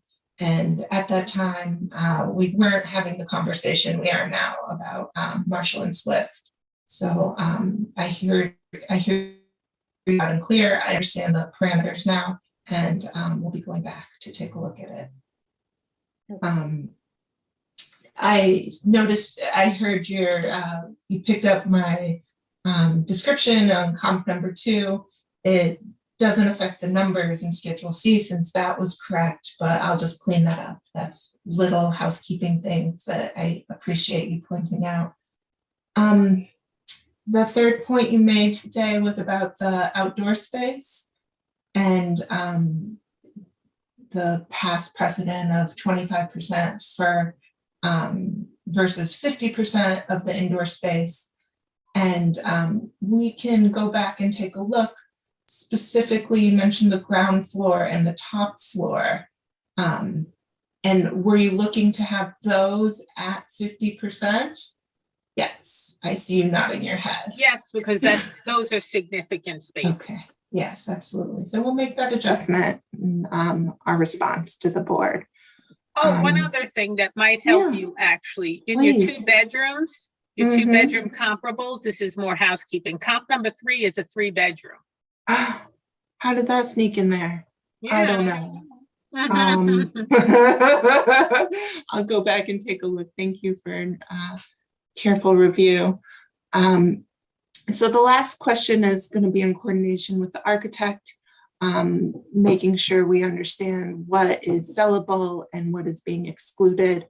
And we can either put together some sort of diagram or make sure the floor area schedule chart coordinates with this said diagram. So either way, we'll just make sure we communicate it clearly in the next submission. Okay, so then I need someone to answer the question. Why do you need to have 10-foot 6 floor to floor heights when you could build a 7-story building here? So if the argument is we must have 7 stories in order to be a viable project, you can have 7 stories as of right here, just like the neighbor. So that someone needs to respond to that. You don't need to respond to it now, but at the moment I'm skeptical because I need to add that we did have another set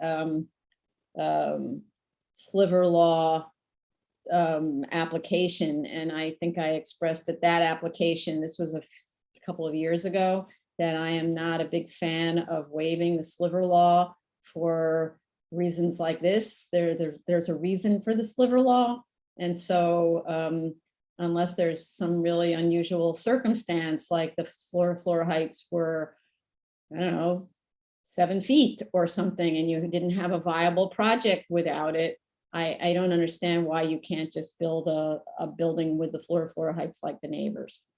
Hi, this is Eddie Palka from Shop Architects. I can respond to that question. So the floor to floor heights are being driven Wait. by. Yeah. Hello, stop. Sure. Oh, wait, I did sway you in. Sorry. Yeah. Sorry, forgive me. No problem. Tony, your video's off. Okay, so the 10-foot 6 floor to floor is primarily being driven by using a ducted mechanical system through the project, as opposed to the adjacent projects, which we believe are using non-ducted PTAC system. And we're also looking at using modular construction on this project, which introduces some redundancy of structural elements in the floor and ceiling, which is giving us a deeper structural section sort of floor as well. So isn't that more like a want as opposed to a need? So variants are supposed to be, you need this in order to make a viable project. Otherwise, you can't build the project, like project done, right? And so what Commissioner Ali Brown was referring to earlier today was it's going to be hard to prove that there's a big difference in return from a 6-story building to a 7-story building. So I'm asking a similar question. What could possibly be the difference in return from a 7-story building that has a 9-foot 6 floor to floor height and a 7-story building that has a 10-foot 6 floor to floor height with ducted mechanical versus unducted mechanical, and whatever the other thing you said was, which I didn't write down, so I forgot. Yeah, I think those are fair comments that, of course, go beyond the scope of purely the architectural description of the project. So we can certainly work to remedy those concerns. Okay, what was the second thing? It's the unducted and the name you're doing what's the system that you were talking about? Modular construction. Modular, right. Okay, so what modules aren't available using 9-foot 6 floor height? Essentially the volumetric modular construction, each floor comes as a fully encased unit so that each level has a floor and a ceiling. So you essentially get that redundancy. Instead of just one concrete slab per floor, you're getting essentially a ceiling plenum and a floor plenum sandwiched together. But what's the benefit to using that versus regular construction? Sure. Yeah, so there are quite a few benefits, including site mobilization and disruption to the neighborhood, and how long the street needs to be closed for instance. And then also by fabricating offsite, you're able to get a higher quality product by controlling that work environment. And additionally, thinking about the sustainability side of the project, able to control waste in a much more productive manner, again, stemming from essentially fabricating in an offsite factory and then bringing modules to site on basically a flatbed. It comes on all various fronts. But we're talking about modular construction here that's necessitating thicker structural elements than regular construction. Yeah, because you have the floor. That's against the norm for me. I have some structural background, and I believe going to a modular system or a Commissioner precast. Shet, can I just say this? I've seen this in one of my HPD projects where modular construction was done. And the modular construction way, it has the floor and the ceiling. I'm not saying it doesn't. And that's how it is built in the factory. It isn't built in any other way, unfortunately. All the factories in New York City, there are actually, I think, 2 I know of. One is Monadnock, and then there is another one. They do modular units, single family homes, and a couple of apartment buildings that they have done. They have floor and ceiling. That's how the shell is built at the shop level. I'm not objecting to the way it's built. I'm not saying that this is a bad system. What I'm saying is, at the end of the day, it's a concrete slab spanning some vertical elements, right, Mr. Paul? It's a steel framed system, but yes, it has concrete on metal. But this is the concept, more or less. It's a horizontal structural element spanning some vertical structural elements. This is it, that simple. And if you're doing something offsite that's precast or prefabricated or pre-whatever, you don't have the headache of worrying about the quality control and getting to a quality level on site as if you want to get to the same level like offsite. Offsite, much easier. Quality control is much more perfect than that. So in long story short, material strengths for the modular construction should be much more efficiently utilized than on-site construction. This is like a concept in the structural engineering arena, right? Yes. If this is the case, I would anticipate that a modular system would require less thick elements at the end of the day than a regular construction. I have no issue with that system coming as ceiling and floor, like a box.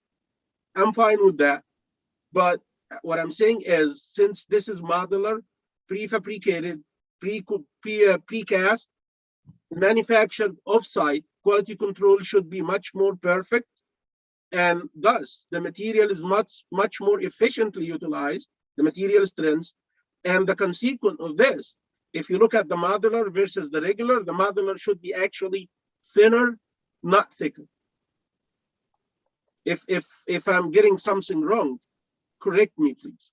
Yeah, sure. So I think your point's correct about the efficiency gain from the prefabrication. And again, it goes back to, as Commissioner Chanda was noting, the redundancy. So the floor and the ceiling themselves are each narrower or shallower than with a conventional system. But because at each floor point, we have both that floor and what's essentially a structural ceiling, not just a finished ceiling. Those added together give us a thicker buildup. And the need for that redundancy is, again, coming from the fact that they're shipped modularly as a full volume, essentially a trailer-sized element, so that you have both structural and horizontal elements creating essentially a rectangular extrusion. And this is something that's been worked through also with DOB in terms of acceptability from building code perspective, which has also had a great influence on how the systems have been developed thus far. Rather than just talking about this in the air, can you give us some cut sheets on material? Because right now, I'm not totally buying this. Sure. Because I am imagining that system were designed in such a way that every developer has to give up a floor because they're using up 6 more inches than they normally would floor to floor height. And there are height regulations in every municipality in America, except for maybe Houston. I'm just not believing developers would go for these modular systems if they were that wasteful as to height. So, so please provide us more information on that. If the use of such system is triggering the need for a variance, I don't think it could constitute ground for like granting a variance. Right. So that's the other part of it. So that's the part where I'm like, this sounds like a want as opposed to a need.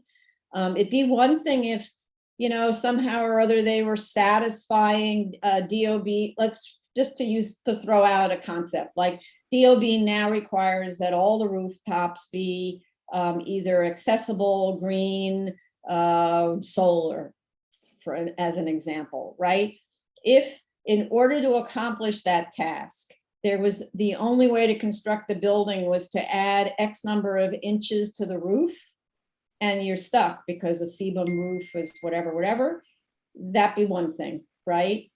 But if you have many ways of constructing, and this isn't significantly lowering your costs, in other words, if you built this as a standard, whatever, steel construction, plank construction building, then would that be much cheaper or the same price as, in which case now this preference for modular is actually more of a sort of design preference. And I have nothing against design preferences, but they cannot drive the variance. The whole issue is that a variance is given to a site because you have a non-viable building absence the variance. So you have to distinguish the want from the need, okay? Okay, yeah, Vice Chair, go ahead. I think this modular construction, there's a lot to be spoken for, and I think the merits of it is also construction cost, time, efficiency, all of that, and that also adds to the return. And I think those should be all tied together in your discussion to justify why you're going for it. I mean, I know for a fact that in many of the affordable housing, they would like to do modular housing because it's much efficient and quicker, and there is a quality control on it. In this case, how does that help you, and how does that reduces your ask? Is maybe the way you want to. I think if the way the questions, I don't have an issue with it, but if that's the question that is being raised that you're hearing, maybe that's the way to go about it. Okay. I'm not sure the utilization of such system, how it's going to be factored in Marshall and Swift. I'm not an expert with Marshall and Swift, but I don't believe that they include such criteria for a building construction to tweak the cost from higher to lower, higher for a conventional construction system versus that modular one. So if we're going to be like going with that, I believe it should be some sort of cost adjustment to the Marshall and Swift, and in the meantime, it should be another option for the conventional construction, because I'm looking at this building is 20 feet, 25 feet wide, meaning that if you just use 2 columns, one in the middle, it's 12.5 feet span. That could be easy, 6-inch thick, flat plate. It's a no-brainer flat plate. I'm not sure what would necessitate utilizing something that's 12-inch thick, unless there is a significant benefit, not to the developer, to the public from that. Just to jump in on the Marshall and Swift quickly, I do know they when you input on the website, they do ask for floor to ceiling height. So there is an opportunity to, reflect that in the. I'm not talking about the height. I'm talking about the type of construction. Is there like a button or a criteria to select to reflect that actually you're not using the more expensive conventional construction, but actually you are using the less expensive modular one? I haven't seen it. Yeah, I'll have to look into it. Okay. Okay, so then that's a real issue for me, this whole idea that you're like sort of artificially needing this waiver because potentially you're picking a construction methodology, which, by the way, I don't think shows on your sections. Your sections are very basic. I'm just looking at one. It doesn't actually tell us anything about the slab sizes, so we just have to put in their standard. Yeah, there's no information about the slab sizes, so this could be going anyway, and it could have been something that came in after the application was already filed. Let's do a modular system, yay. So I'm not seeing anything hinging on this, and so I go back to my question. In terms of a financial analysis, I want to see the 7-story, 9'6" floor to floor height against the 7'6", the 7-story proposed building, and to show me that you can make a reasonable return if you had a lower floor to ceiling height that's not using ducted air conditioning system. So, okay. So, thank you. Okay, thanks. Anything else? Yeah, I had raised some questions. You can put that in writing with regards to the difference in the mechanical bulkhead and the placement where the mechanical bulkhead is proposed for the as of right and the proposed. You could put that in writing in your next submission. Would it be helpful for me to speak on that right now? Yes. Okay. Yeah, we're going to need a diagram, so that's a little hard to speak about, but yeah. Yeah. Okay. I can just very quickly mention the conforming as of right plans. We're showing that mechanical equipment labeled ASHP, air source heat pump, that's shown to the north of that elevator overrun on the roof. And then in the proposed plan, that's relocated on top of the bulkhead to the southeast corner of the building. So that should be, we will of course clean up the drawings and clarify those, but that should be the only difference between those roof and bulkhead plans between the two versions. Yeah, so just to clarify what that discrepancy is that you're seeing between those two versions. So therefore, in the proposed one, having that mechanical space over the bulkhead, that's also adding to the waiver? That is adding to the area of the bulkhead, which is over the allowable area of the permitted obstruction. So is there a way to eliminate that? Like, is there a reason why it cannot be where the as of right is? Yeah. And then eliminate that. Sure. So the reason for moving it up onto the bulkhead is so that we can gain back some usable area actually on the rooftop instead of giving it all over or a large portion of it over to the mechanical equipment. And also that move would be introducing some additional concerns related to noise up at that level. But I would also note that the as of right scheme, the bulkhead is in compliance because a portion of it is below the height cap of the sliver law and therefore not included in the calculation. Once we're capped by the adjacent building, the entirety of that bulkhead is subject to that provision. And therefore, even if we keep that mechanical equipment at that lower elevation on the roof, we're still over the permitted, I believe it's 202 square feet using the elevation method. So we're pushed into non-compliance on the bulkhead regardless of that location. And then thinking, somewhat in practical terms about the impact of that mechanical equipment, it seems less impactful both to the building residents, but also the neighboring buildings to have it removed to the south of the plate and up on the bulkhead instead. But a lot of the reason, I mean, your bulkhead spans the full width of your lot, right? So Yes.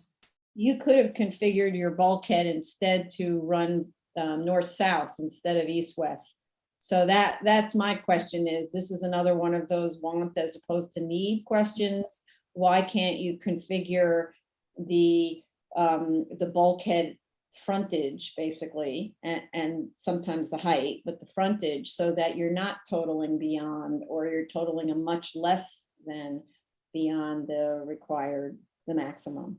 Yeah, I think I heard that comment earlier in the review session and was looking through it. And I think because of the narrowness of the site and the shallowness, it becomes challenging to get the circulation from the stair core working with an elevator location that's on the same side of the plan, particularly as you're needing to route stair egress out via the lobby.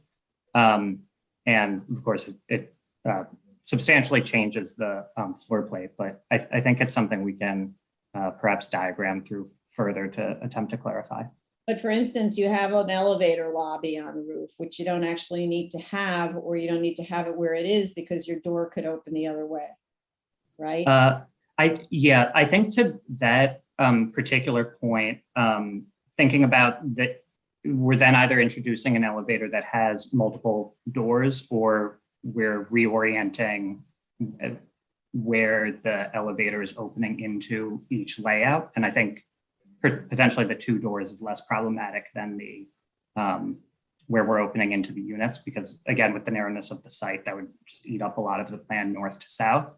And as to just having the vestibule entirely or not, I believe we included that as part of the working through the energy code to provide some weather separation instead of, because otherwise the door would be an external facing door and one level below it's opening directly into a unit. No, that's only if your vestibule is in the east-west direction. If your Yes. vestibule is in the north-south direction, then you have the same protection in terms of energy. Correct. So- I was saying if the vestibule were omitted entirely. Sorry, two different points. Right, okay. So, yeah. So again, I'm always going to the want as opposed to the need. And yeah, okay. Understood. Thank you.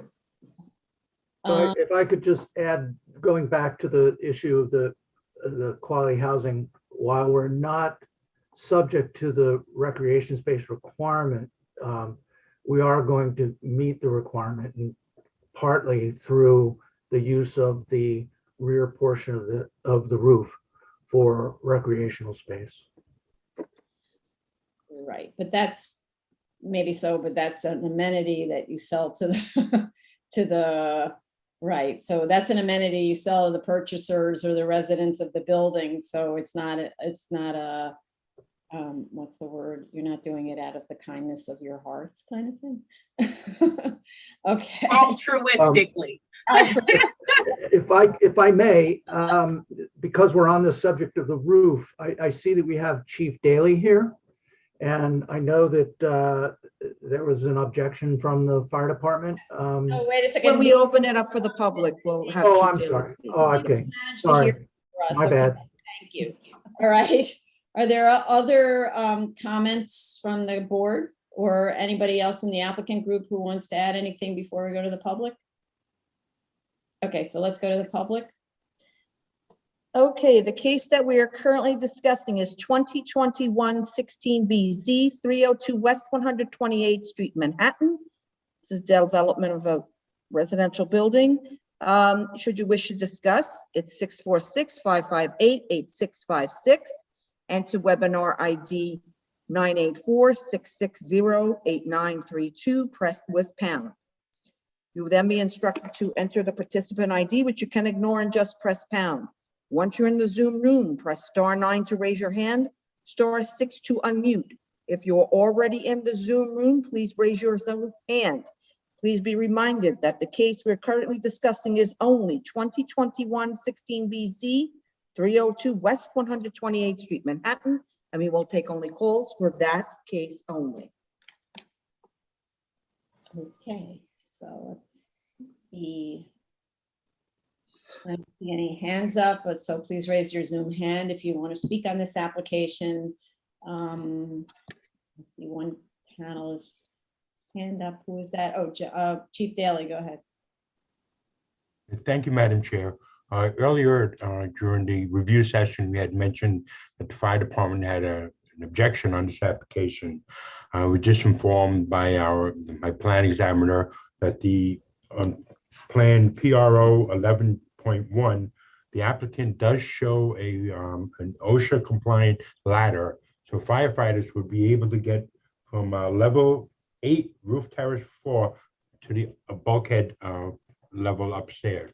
So we will be withdrawing our letter of objection. So we have no further comment on this application. Thank you. Thank you. Thank you, Chief.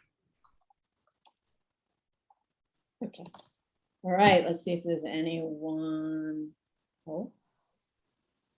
Please raise your Zoom hand if you'd like to speak on this application. It's 2021 16BZ 302 West 128th Street, Manhattan. Do not call in for anything else right now. But do call in for that. Yes. Okay. Okay. All right. So how much time to respond to these issues?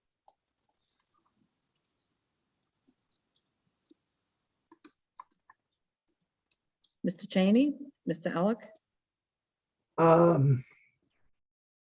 I think, absent the ability to discuss it, I'm going to guess, and members of the team, please jump in here.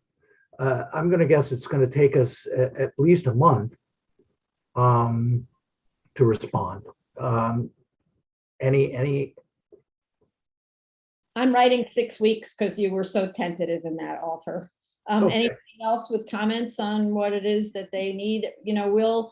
I'm assuming 6 weeks, and we'll give you the new hearing date. And based on that, you'll let us know whether that's a good hearing date, because 6 weeks is just like an estimate of the submit and based on the availabilities of the hearings. Okay, great. Thank you. All right, I don't see anyone calling in, no hands up. So thank you all very much. And let's go on to the next one. Next item is item 25, 2021 40BZ 157 West 24th Street, Manhattan. We will only be dealing with the team, the applicant team right now. When the board lets you know, the chair will let you know when she's going to open it up to the public. So please, if you're not part of the team, she's not going to open it up to you. So team members, I see Mr. Chin. It's Chin, Simon Lee, and Barbara. Barbara, Cohen. I'm here. Are you there?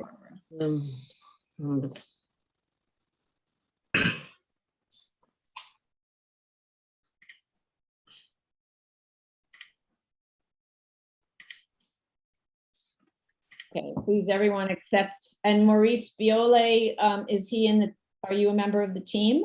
Yes. Yes, okay. Okay, we have everybody. It's Mr. Lee, can you Yes. accept as panelist, please? Oh, You're the architect, I need you.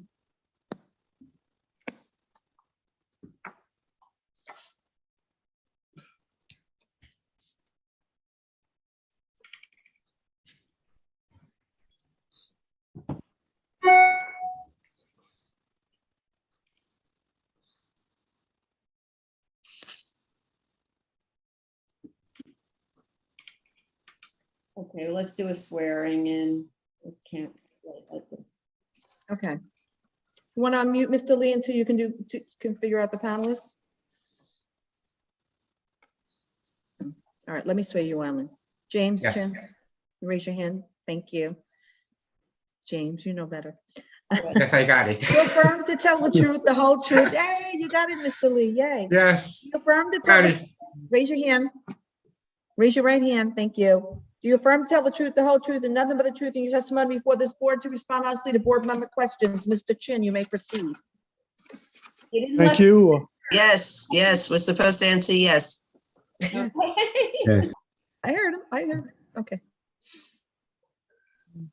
Mr. Chin? Thank you. Thank you. I'm here on behalf of Ron Rizzoldo. His wife is just due this week, so this was a last minute call. Now, I zoomed in this morning and I wrote down some of your comments.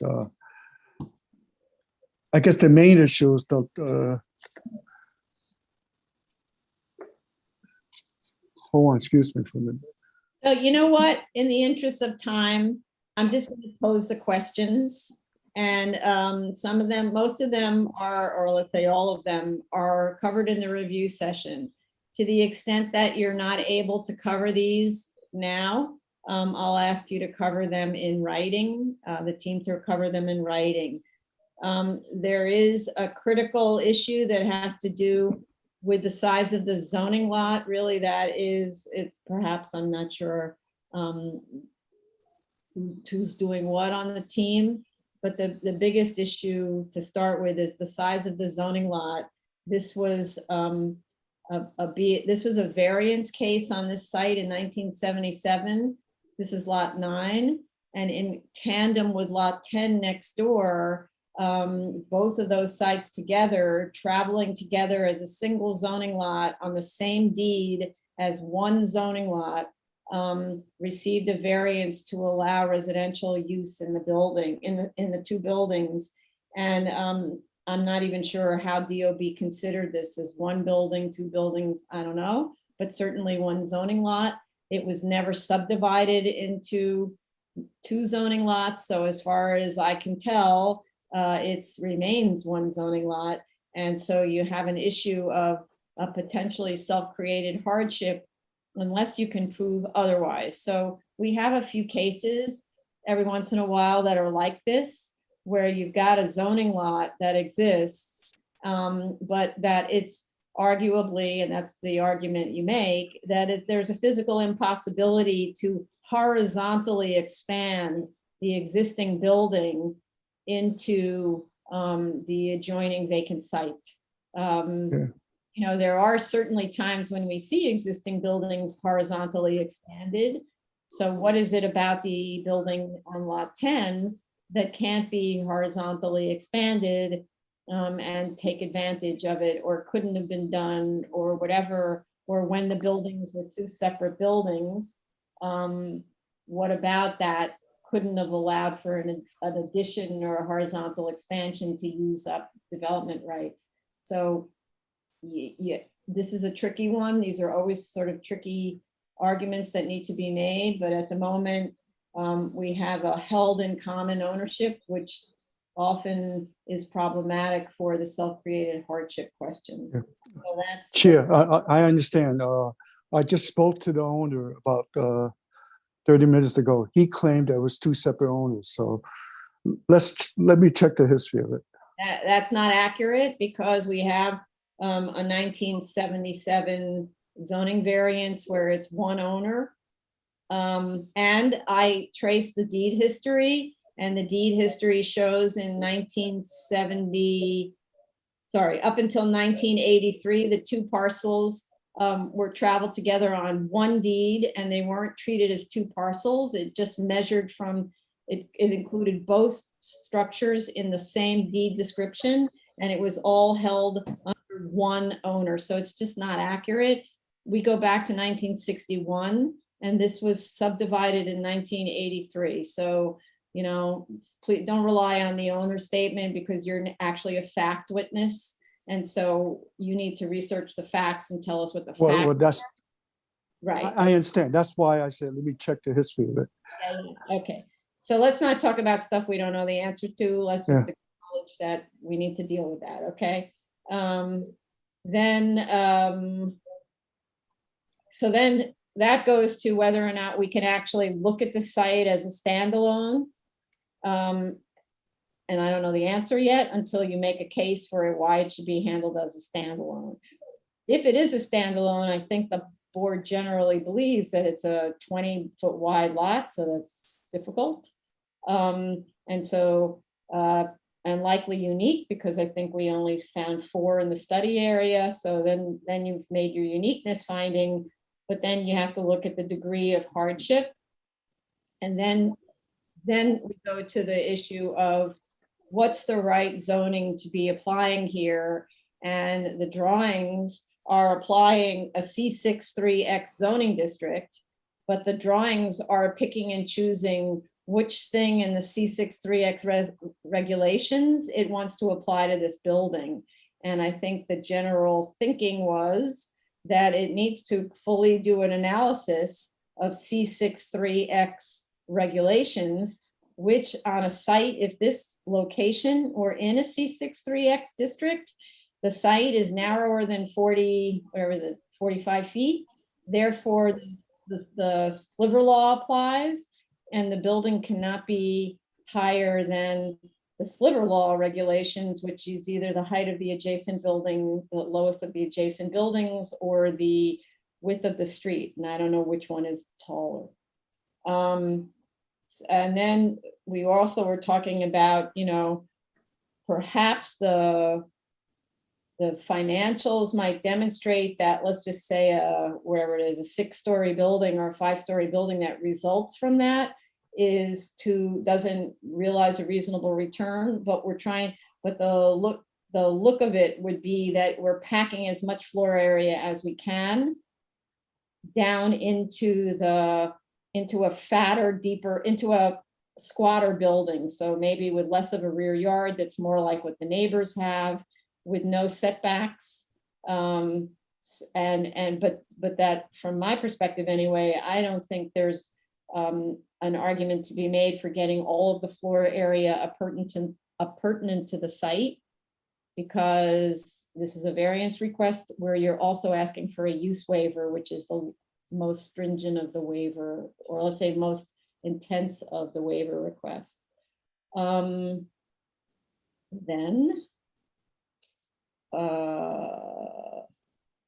Those were my comments. I'm also looking, Commissioner Otley Brown, did you want to, that part we probably have Barbara did here, right? So she can respond to that part. Okay, so that's the gist of the comments, other than the financials, which Ms. Cohen can respond to if you want to speak to any of those. Otherwise, they should be responded in writing. And Ms. Cohen, you want to speak to? Well, there was just, I mean, I'll look into the site value and follow the suggested comparisons and research on that in terms of the hotel and not hotel and so on. The other thing was, there was a reference to return, and I think Commissioner Brown was suggesting it was a 1 year, and the return at the bottom of the pro forma, the annual return, takes into account the construction time and the sellout time, and that's usually said on page. Right, I thought I saw it as 15 months. On the soft cost. That's sellout. Yeah, there's the sellout. Then there's construction. They're on 2 different pages, and I'll tell you. Where are they? Let's see. On Exhibit 7 is where you'll find the lease-up sellout time in months. That was 11 on the as of right, 15 on the proposed. And then on the soft cost, the Exhibit 9 is where you get construction period, 26 months and 29. So it's the 2 together makes the total amount of time. And that's what's part of the division that's done. Missed it. You're right. I missed Um, that. I'm I right. Oh only my- caught the lease up sellout time, but didn't catch the construction period, but now I see it. So you're good. Okay. Oh, okay. Yeah, and I think even on the well, I'll look at the site stuff. But so I guess the next question is, in this next go round, depending on how things play out, are we jumping back to Marshall and Swift, or we keep Maurice on the job? No, Marshall and Swift. Sorry, Maurice, you're fired. Okay. No. I'm sorry. I didn't No, mean to actually, Maurice leave is someone very- unemployed. No, actually, he's very important because it issues of the site size and the ability to have people, all the trades on the site and any other sort of particular interest, an impact rather, he brings them to my attention because I only know what I know. Okay, that's about it. We'll see how it all plays out from here. Okay, great. All right, does anyone want to add anything? Because we have a bunch of people in the waiting room who would probably like to speak. Anything else from anybody? Okay. So please raise, okay, Tony, do your thing. Am I muted? Okay. Okay, so the case that we're currently discussing is 2021 40BZ 157 West 24th Street, Manhattan. It's the variance for a development of a 15-story mixed-use building. Should you wish to discuss, please dial in 646-558-8656. Enter webinar ID number 984-6606-8932 and press pound. You will then be instructed to enter the participant ID number. Please ignore that and just press pound. Once you're in the Zoom room, press *9 to raise your hand, *6 to unmute. If you are already in the Zoom room and wish to discuss this application, please raise your Zoom hand. You'll be given 3 minutes to speak. Okay, thank you. I see a couple of hands up. So I'm going to let Anne Marie Shanahan in first. State your name once you're in. Can you hear me? Yes. Hi, I'm Anne Marie Shanahan. Okay. And do I just go or? You can just go. I don't know if you can accept panelists so we can see you. You don't need to if you don't feel comfortable about it, but can we, your neighbor? Just 1 second, can we take off the public hearing screen so we can see? you. the person? Yeah, great, thanks. Yeah, I can't, can you, yeah, all right, can you see me? Because I don't have it selected to not be seen. Oh, here we go, join as a panel. Yeah, there you go. Yes. Okay. Oh, you have to unmute. You got it? Oh, great. Oh, there we go. Great. Sorry, okay. Okay, I'm going to start the 3 minutes after you say your name and go ahead. Okay, great. Hi, I'm Anne Marie Shanahan, and I'm here with a number of neighbors from the neighborhood. I'm going to focus just on a few points around the community and the neighborhood character. So, Madam Chair, my name is Anne Marie Shanahan. After living on the Upper East Side for 18 years, I bought my apartment in the carriage house at 159 West 24th Street in April 2012.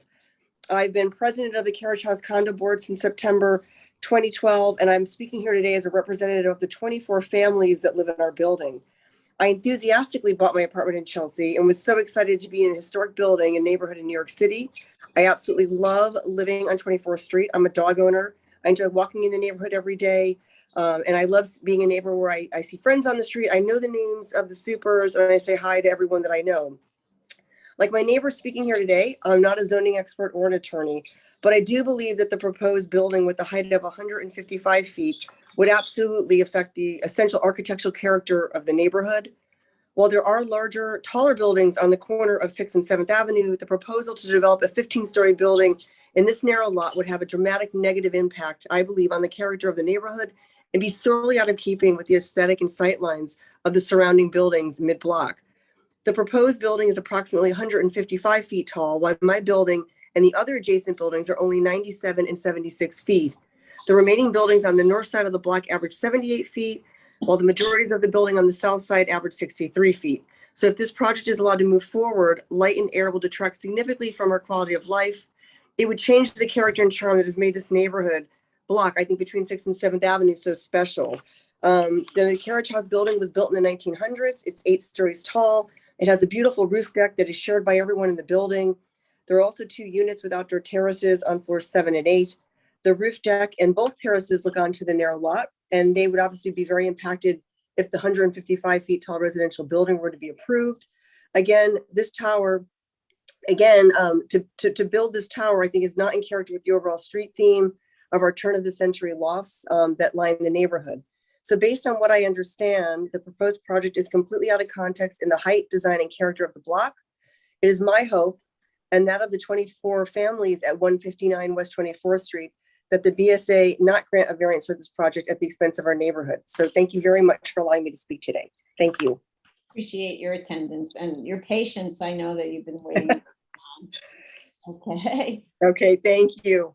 Thank you. So let's hear from, the next speaker. Please raise your hand if Jennifer Chang. Go ahead. You have to unmute yourself. Hi, sorry, I think I've been in the room for quite some time now.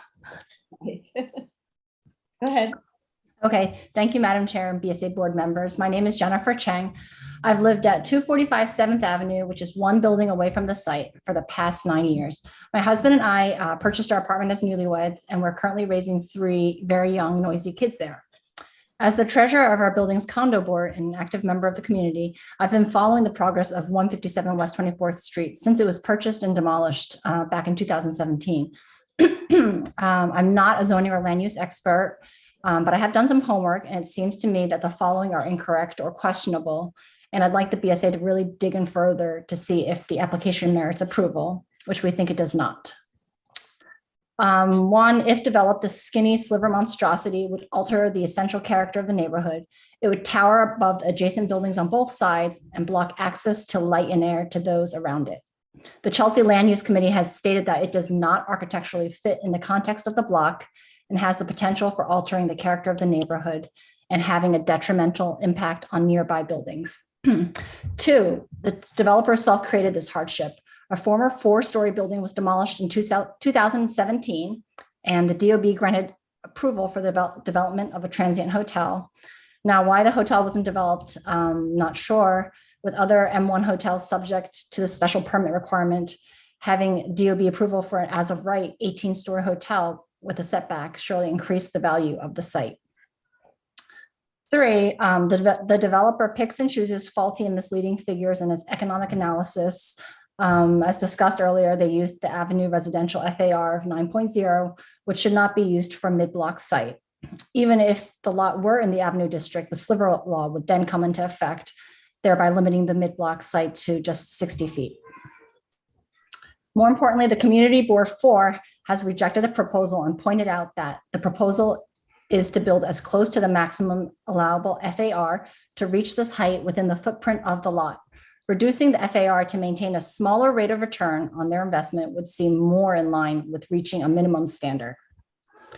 Finally, I just wanted to highlight 2 procedural errors in the filing of the application with the BSA. The first being that the application was not filed within the 30 days of the issuance of the DOB objection. In addition, the DOB objection incorrectly refers to the need for a BSA special permit as opposed to a variance. In conclusion, we are asking the BSA not to grant this variance at the expense of our neighborhood for these many reasons. Thank you for your time. Thank you so much for your testimony and your patience in being here. Thank you. All right. I don't see any other hands up. I thought I saw. Is Sarah Mueller? I don't know. Is she speaking? Miss Mueller?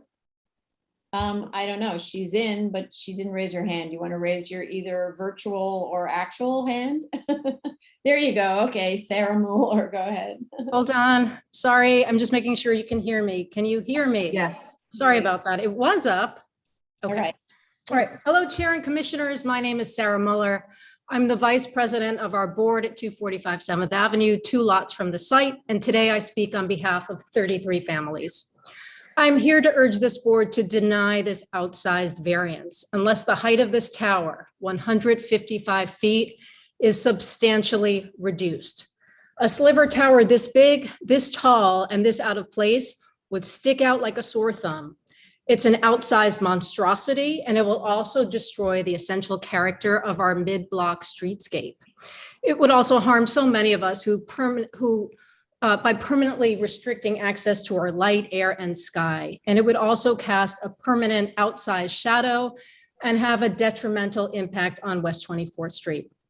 What's so nice about the mid-block section here is the consistency of style of old lofts, and the consistency of the roof line. You can see it here in these photos. This is the roof line from my window, and this is looking west. I don't know if you can see it.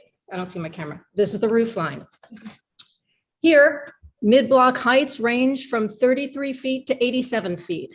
Nothing near 155 feet. That's 62 feet higher than anything around it, and 2.5 times the 60-foot height cap that would be applied under the city's sliver law. It's my understanding that the sliver law was designed to preserve, protect, and maintain neighborhood character for residential buildings on narrow lots. Under the city's own zoning code, the height cap on this site is 60 feet. Yet this developer is asking for nearly 160 feet, 100 extra feet. I don't see how the BSA could approve a variance for a residential sliver tower that's in direct conflict with its own regulations.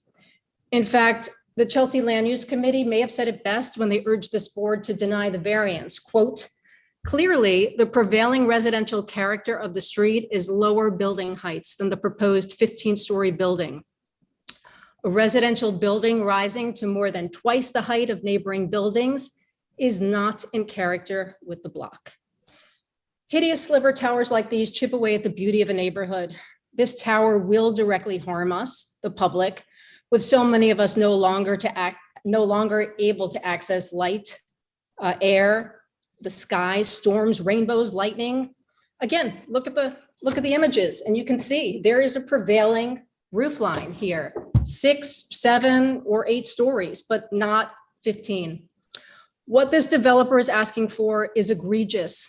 This developer can build a 6-story building aligned with a roof line next door, but not 155 feet. This building would be taller than our corner building, and it would literally be more than 3 times the height of what stood there since 1920. We don't want to be forced to live under its enormous shadows and the footprint while the developer then moves on to a new site.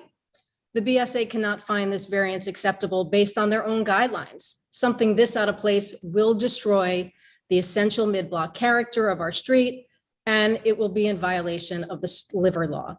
Thank you so much. Thank you so much for listening today and your consideration. Okay, thank you so much. I did see some more hands up. Hold on 1 second. Okay, I don't know if Mr. Liu and Mr. Rogue are able to accept panel so we can see them. But I'm going to invite Mr. Jeff Liu to speak. So please unmute yourself. And if you can accept panel, please do so. I don't know how to do that. Oh, there you go. There you go. Okay, You'll have 3 minutes, Mr. Liu. thank you. My name is Jeffrey Liu. Thank you to the chair and the panel. We really appreciate you putting so much time and effort into this. I represent 33 families as well. I'm in the building next door. We're 2 buildings away, 245 7th Avenue, and I'm the president of the condo. I wrote a letter that outlined 6 points, which frankly, you guys have done a very good job of articulating to us today. Like everyone else, I'm not an expert, but this is a very, very impactful proposal on the table here for 24th Street. And it's forced all of us to really school ourselves in New York City zoning resolution and what hurdles a developer may need to be able to be granted a variance by the BSA. And what we've really been struck by is how inconsistent and how misconstrued the developer's application is. They don't really understand the street. They don't understand the character of the neighborhood. They have faulty information. Clearly, as was pointed out here by the chair, The economic hardship is questionable. It just doesn't make sense to us. And the more we looked into it, in fact, just listening to this all day has been an education for all of us in what it really takes, because we've learned so much just listening to you. But it's clear after reading the report, the economic report, there really is no economic hardship. It's self-inflicted, irrespective of what happened in 1977 or 82 when these lots were together. The developer bought this in 2017. They sat on it, they waited, they got approval for a hotel, they didn't act quickly enough. Then the M1 hotel text amendment came into place, and they too didn't build or put a foundation down quick enough. And as a result, they're coming here to you guys today, trying to get a variance, and yet they've asked for even more in their variance application than that they would have had if they had built a hotel. At least that would have been set back 15 feet. In this case, they want to build a full tower, 160 feet or 170, maybe 155, depending on how it was presented today. But in any case, a street wall going up that high would be just horrific for all of us. It would be a brick wall that one of our neighbors actually did a study on 7th Avenue across the street, and it would block the Chelsea Mercantile, their sun and light, because it would go all the way to the back. And that's how big of a shadow it would leave, that 7th Avenue would be affected. In our view, the developer voluntarily gave up the right to build, yet he's asking you for this variance, and we really hope that you'll protect us. In terms of the economic report, it was spoken about today. Clearly, the values that they had presented in their report are overstated. All of the values were 2018 or 2017 or prior to that date, when it was as of right. I'm sorry, Mr. Liu, your 3 minutes are up. Madam Chair, do you wish to allow me to speak? Yeah, just wrap up quickly, please. Okay. Thank you. I've waited a long time. Thank you. I appreciate it. I guess the point is that, the buildings, as my neighbors have said, are all historic buildings in the neighborhood. I don't still fully understand the site being irregular. To me, a 20 by 100 foot site seems pretty regular. If you look at Chelsea, Chelsea's littered with this, and the sites just east of it are 25 by 100, and all of the residential buildings are roughly that size on 24th Street, both south and the south side and the north side. So I just don't grasp how there's even, but again, I'm not an expert. The point that I'd like to say is the developer just seems, it just seems misconstrued and out of place. And we hope that this combination of factors that you guys have presented and that we in the neighborhood have been presented will push the BSA to make a decision that really protects the neighborhood. But we've had a tremendous amount of tall buildings built under the M1 zone for hotels, and 2 on our block, in fact. And the whole purpose of that was to give us, the community, the people that live here, the people that raise families here, relief from these gargantuan towers. And that's what this is going to be. Again, it's a sliver building, and that's already been addressed. Thank you for giving me extra time, and we really appreciate the BSA looking at this as closely as you've indicated in today's meetings. Thank you so much for your testimony and for your patience. I know you've been here for hours. Okay, Mr. Rowe, Nicholas Rowe, or Rao, I'm not sure. If you could unmute, and there you go, even be a panelist. Thank you, Madam Chair, members of the panel. I appreciate the time to speak. My name is Nicholas Rowe. I've owned my apartment in the Carriage House since 2012, and I recently joined the Building Management Committee. I bought the apartment in part as I viewed it as a quality conversion of an established building in a historic Chelsea neighborhood in New York City. To allow the applicant to construct his building of such scale in an historic neighborhood undermines existing streetscape, adversely impacts the view of the street, and to our view may be in breach of the zoning code, which we've heard earlier. Specifically, I wanted just to address my concerns around the sliver law, which we covered in some detail and acknowledged the chair addressing them in her earlier opening remarks. I'm not an expert either in either zoning or legal structure around planning, but I'm perplexed as to why the sliver law would not apply in this instance. I understand it doesn't apply for commercial buildings, but this is a residential building. So to my reading, it probably becomes relevant as we see in the discussion. West 24th is only a 60-foot street. And I think under sliver law, that would be the height restriction. We are kind of close to 3 times that, certainly 2.5 plus. And I think that's clearly a very high bit more than a variance. And I'll wrap up quickly, Chair, but in terms of the basis of my reading, applicants' request for permission should be denied on the basis of height, first of all, but also specifically to protect the streetscapes that currently are there. As we've heard from some of my colleagues on the committee, the average height there is in the sort of 70 feet, not sort of 2.5 times that. We're going to see if this building does go ahead. So thank you, Chair, and for the other commissioners. Thank you very much for your testimony. I don't see. No, Ms. Weisblatt.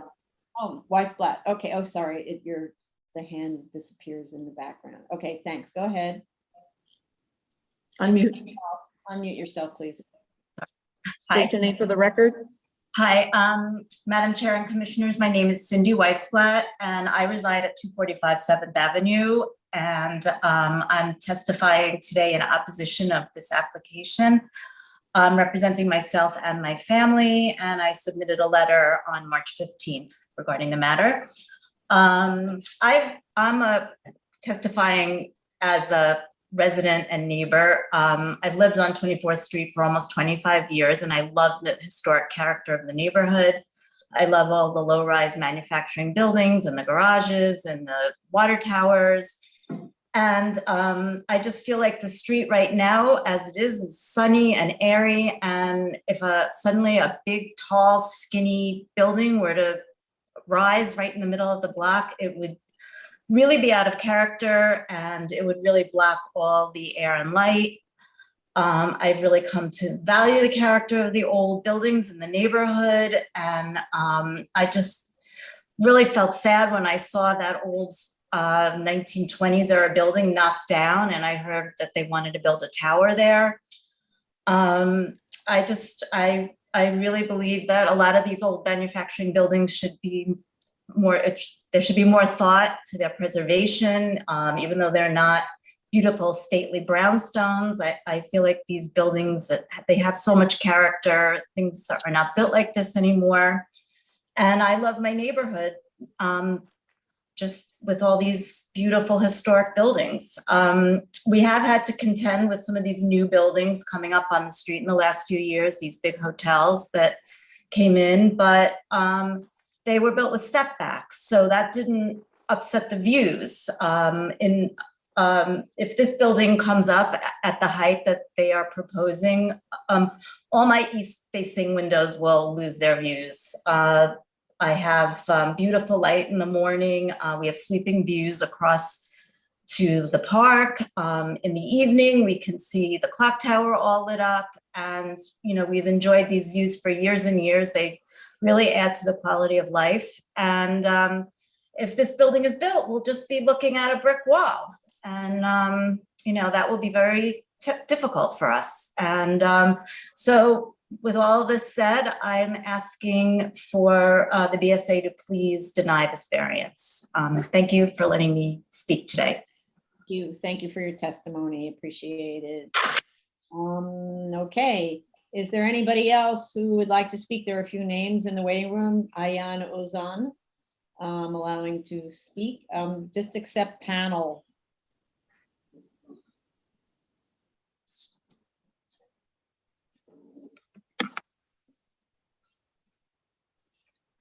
You need to there you go. There you go. Oops. Take your name, please. Yeah, hi, Madam Chair. I'm Ayhan Ozan. I own a condominium unit at 245 7th Avenue, corner building.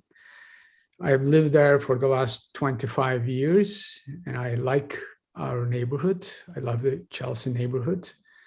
And I'm also an architect and practicing for the last 36 years. So as an architect, of course, I often deal with New York zoning, and I've done many projects dealt with my clients and successfully designed projects that stayed within the zoning code and made my clients happy. So I understand that this property being proposed today, where it sits squarely in M16 zone, it's being presented as a residential building, which actually is not permitted under the M16 zone. But even within the residential proposal, it actually fails to meet the silver law. And that's really unfortunate, and it cannot be permitted. So it's out of scale. It's 166 feet. It overshadows all the neighboring buildings, and it should not be permitted. And it actually is against the character of the whole street and of the neighborhood. So I respectfully ask you to deny the variance. Thank you. Thank you for your testimony. Appreciated. There are a couple of people still in the waiting room who haven't spoken yet. If you would like to speak, please raise your hand. You're not obligated to speak. Okay. All right. So then, since we don't have those people raising their hand, let's go back to the group, to the applicant group, and find out how much time they're going to need to respond to board questions. But I would caution them not to come back with a building that's 15 stories tall. Instead, one that it complies with the sliver law or very close to, and packs and considers rear yard that's more similar to the adjoining properties as a way of packing more floor area lower. Simon, Robert, is 5 weeks good enough? Yes, 5 or 6 weeks. And then right now we have all the residential, rear yard setback, and the problem is the silver wall right now. Okay, So we could discuss that, but let's, right. Barbara, is 5 weeks good enough for you? Look, I'm the last one in the loop, so you have work to do, and whenever everyone else finishes their work, I can do mine. Right. Okay, Chair, 5 weeks? Okay, I'm writing 6 because the first offer was 6. So I Do you? Thank you. Okay. All right, everyone. So for the benefit of the public, the way that this works is the applicant says they need 6 weeks to respond to our comments. And what that does is we look for space on the next series of hearing calendars to see when a submission made in 6 weeks would qualify them for another hearing 3 weeks from that point. And we send to them the proposed date, and they discuss it among their team, and then they decide whether they're okay with that proposed date. The information about when the next hearing is for this will be posted on our website, and something that's known as the combined calendar, or what is that else known as the combined lineup. So if you go on our website and click right below the regular calendar, you'll see this Excel spreadsheet, and you can look to see when your case has been scheduled for, okay? Another option, of course, is to call Ms. Matias, or not call, send her an email. T. Matias at bsa.nyc.gov. It's T as in Tony, Matias, Matias at bsa.nyc.gov. You can contact me, or I can forward you to the project manager, Mr. Ruffin, as to when the submission is made. And if you want a copy of it, we can email it to someone in the group who wants to be responsible for it if necessary. But you can also reach it from the community board too. Right. It's a lot easier on all of you if you designate one person. Someone, yeah. Yeah, to receive it, and then that person can forward it to everybody else who's interested. Okay. Maybe All Mr. Ozan, who's an architect, would maybe be the best person. Just a suggestion. If he's volunteering. If he's Okay. willing to, if he's volunteering. Of course. All right. All right then, so thank you very much, everyone. Any last comments from the team or the commissioners?